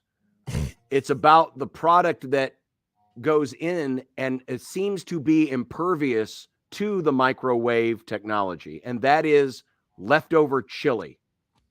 I swear it takes like 10 minutes to reheat a bowl of leftover chili, because it's the density of for some reason, you can't get it warm. You got to constantly go in, warm it for 2 minutes and stir it, and warm it for 2 minutes and stir it, because the waves can't penetrate the chili and make it warm all the way around uniformly. Hello. So my microwave take is based off a video I saw a couple years ago, where if you could put a person into a microwave. What? So it basically within seconds you would like explode. Uh-huh. So microwaves are some wild technology. It's crazy that we have these murderous things in all of our kitchens. They did that in Kick-Ass, the movie Kick-Ass. They put someone in a microwave? Yeah, in a giant tree microwave. Ouch. Is that the first one or the second one? First one. Okay, I don't remember that scene. John, thoughts on putting someone in a microwave? Well, I don't know which chapter this is in your Murder Cult Manifesto, but it's got to be toward the end. That's advanced. I'm glad a serial killer hasn't done this yet. Glad I wasn't there for that meeting. Here's the other thing. The technology surrounding microwave popcorn has gotten better. Oh, microwave popcorn is trash. That's a microwave take that I have. Just don't use the popcorn button. Make it the old-fashioned way, like your grandparents did, you sickos. Well, you can, but if you maybe you don't have any cooking oil, or you don't want to do as much of the cleanup. I'm just saying. Actually, it's gotten better. Oh, can I say that quick? Sure. Yes. The popcorn button is useless now, because every microwave popcorn box that you get, different brands have different things, but all of them say don't use the popcorn button on the microwave. Just put it in for this amount of time. Popcorn button should work, and it doesn't. They need to update that. Why would big microwave popcorn want to disrupt the ease of the one touch of the popcorn button? Why wouldn't big microwave popcorn want to work with the microwave industry to make it so that by pushing that button, it's just one touch and you're done? This seems like a disconnect that shouldn't be happening between two industries who have a mutually beneficial relationship. You have the microwave to make things faster. You have the microwave popcorn to make things faster. That these two powerful forces should come together to make the one-touch popcorn button the most functional button on your microwave. I agree completely. I don't know what you guys are arguing about. If you press, okay, so right now, if you put microwave popcorn in the microwave and you hit the popcorn button, it'll overcook your popcorn. Is that true? It's happened to me so many times. Years because again, Nick, I'm like a grandma. I make it on the stove or with a popcorn maker like an adult. I think this has to be a recent thing because growing up at my parents' house, weren't they just 2 minutes? Wasn't that the popcorn button was 2 minutes?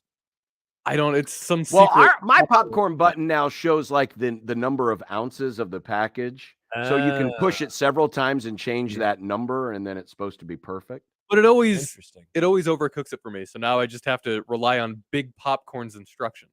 Wow. Sorry about that, Nick. Again, this is a mutually beneficial relationship. This is a symbiotic relationship between Nick Big is Popcorn into the and microwaves. beneficial relationships these days, I thought. I guess not. You know what the moral of this story is? My big microwave popcorn should swipe right on microwave ovens. Ha! You know what we're gonna swipe right on next, John? You guys are so old. The FanDuel Sportsbook. Promo code 1620. Yeah. Because that's what we use for the bet of the day. Promo code 1620. On 1620 The Zone.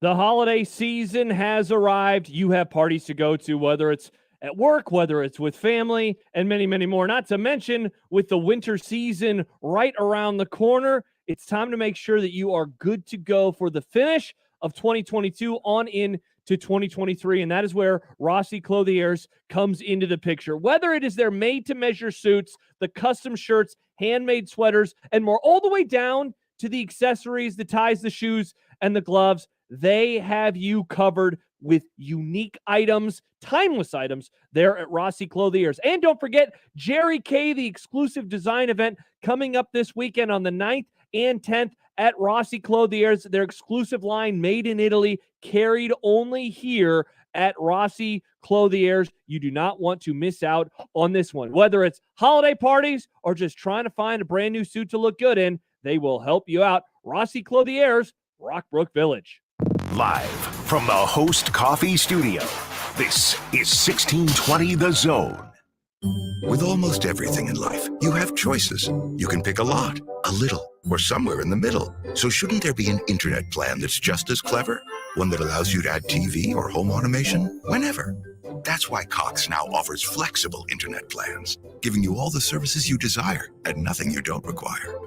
Additional services can be added at then current regular rates. All services subject to residential customer service agreement and acceptable use policy found at cox.com/policies. Restrictions apply. There's no other way to say it. Divorce is a punch to the stomach. Brent Rasmussen of Mortgage Specialists. When you're going through a divorce, there are so many things to deal with. Aside from the emotional aspects, the financial issues that go along with a divorce can be just as difficult. You'd think buying a house while you're going through a divorce would be out of the question, but not in all cases. Many lenders will tell you that isn't possible, but Mortgage Specialists helps people who are going through a divorce on a regular basis. Just ask Philip Katz. As soon as they can nail down that they'll be approved for a mortgage or so forth, it just relaxes them a lot because they know that the foundational pieces of their security and their continuity are in place. Whatever the goal, Mortgage Specialists can help you reach it. Mortgage Specialists, driven, trusted, reliable. Click mtg-specialists.com. NMLS number 5918, Equal Housing Lender.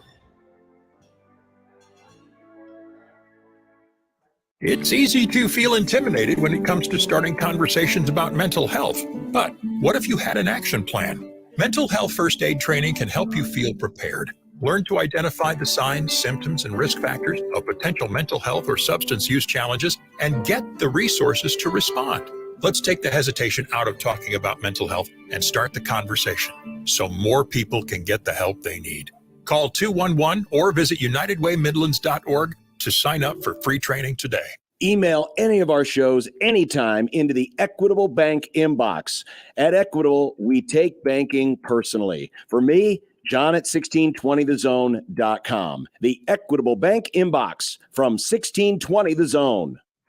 Ew, gotta get rid of this old Backstreet Boys t-shirt. Tell me why. Because it stinks, boys. Tell me why. I've washed it so many times, but the odor won't come out. Tell me why. No, you tell me why I can't get rid of this odor. Have you tried new Downy Rinse and Refresh? It doesn't just cover up odors, it helps remove them. Wow, it worked, guys. Yeah. Downy Rinse and Refresh removes more odor in one wash than the leading value detergent in 3 washes. Find it wherever you buy laundry products. At Dingman's Collision Center, you voted them first place in Best in Omaha for the past 17 years. So they want to say thank you for choosing the Dingman family and their incredible technicians to repair your vehicles. At Dingman's, they'd rather be the best than apologize for anything less. This is Unsportsmanlike Conduct with John Bishop and Josh Peterson. It kind of jacks me up. The 1620 The Zone. And you know why I'm laughing, don't you? Now, it's time for the Unsportsmanlike Conduct Bet of the Day. Just a little bit under where some folks would like to see this one wind up. Brought to you by nobody. You gotta be kidding. Really, we don't have a sponsor. Sorry. All right, so yesterday, John had Andy Dalton over on the passing yards versus the Bucs, but he had the Bucs to win. Wow, what a comeback by Tampa. He wins 180 fake dollars. I had the under in that game. I was a winner, chicken dinner. Poor young Nick. Tom Brady sucks. He had the Saints on the money line. Also, John, he didn't realize how they won until it was on in our studio earlier. He was shaking his head. I saw the score and I'm like, oh, that's unfortunate. And then I saw it happen. Yeah. And I hate Tom Brady. Not great, Bob. Our good friend Seattle Rick says that considering John's Habs lost to the Canucks over the weekend and the Kraken have won 7 out of the last 10, put the money on the Kraken. Give me Seattle minus a goal and a half tonight, minus 110. Did you know, by the way, just like, Huskers is short for Cornhuskers, you know that Kraken is short for butt Kraken. Actually, the Seattle butt Kraken. Hell no. Give me my Canadiens. Viva la Habs. Plus a goal and a half. And quack. Quack. Whoa, is Stips back? Quack. Quack. Quack. Quack. The Ducks plus 1.5. Wow. Plus 271. Nick. I'm going to be a basketball boy. All right. Give me the Cavs, the Nuggies, and the Pistons. Plus 6, 9, nice, 7. It's bet of the day. Iowa. All right. A couple of texts, John, coming in about microwaves. First I thought it was about the Seattle butt Kraken. Totally not true. Mine works perfectly. Get a better microwave. And then Travis says, my microwave popcorn button works like a chant. I think he meant champ. Every single time. No material, the brand. Also, this idiot sent a picture of the Dallas Cowboys cycle. And right now he says that we are at We Dem Boys. This is our year before choking the playoffs. And to that, Travis, I say, screw you. This is our year. Go Cowboys. That's also part of the cycle. Probably. Deranged Cowboy syndrome. Yeah, Nick, this is our year. Are you saying you dem boys? Hold up. We dem boys. Yep. We making noise. Deranged Cowboy syndrome. Tomorrow it'll be Mitch Holtis. Speaking of people that can be unhinged occasionally. People forget they lost to Cincinnati. And Mike Schaefer. And Dumb Debates. Bye. See ya.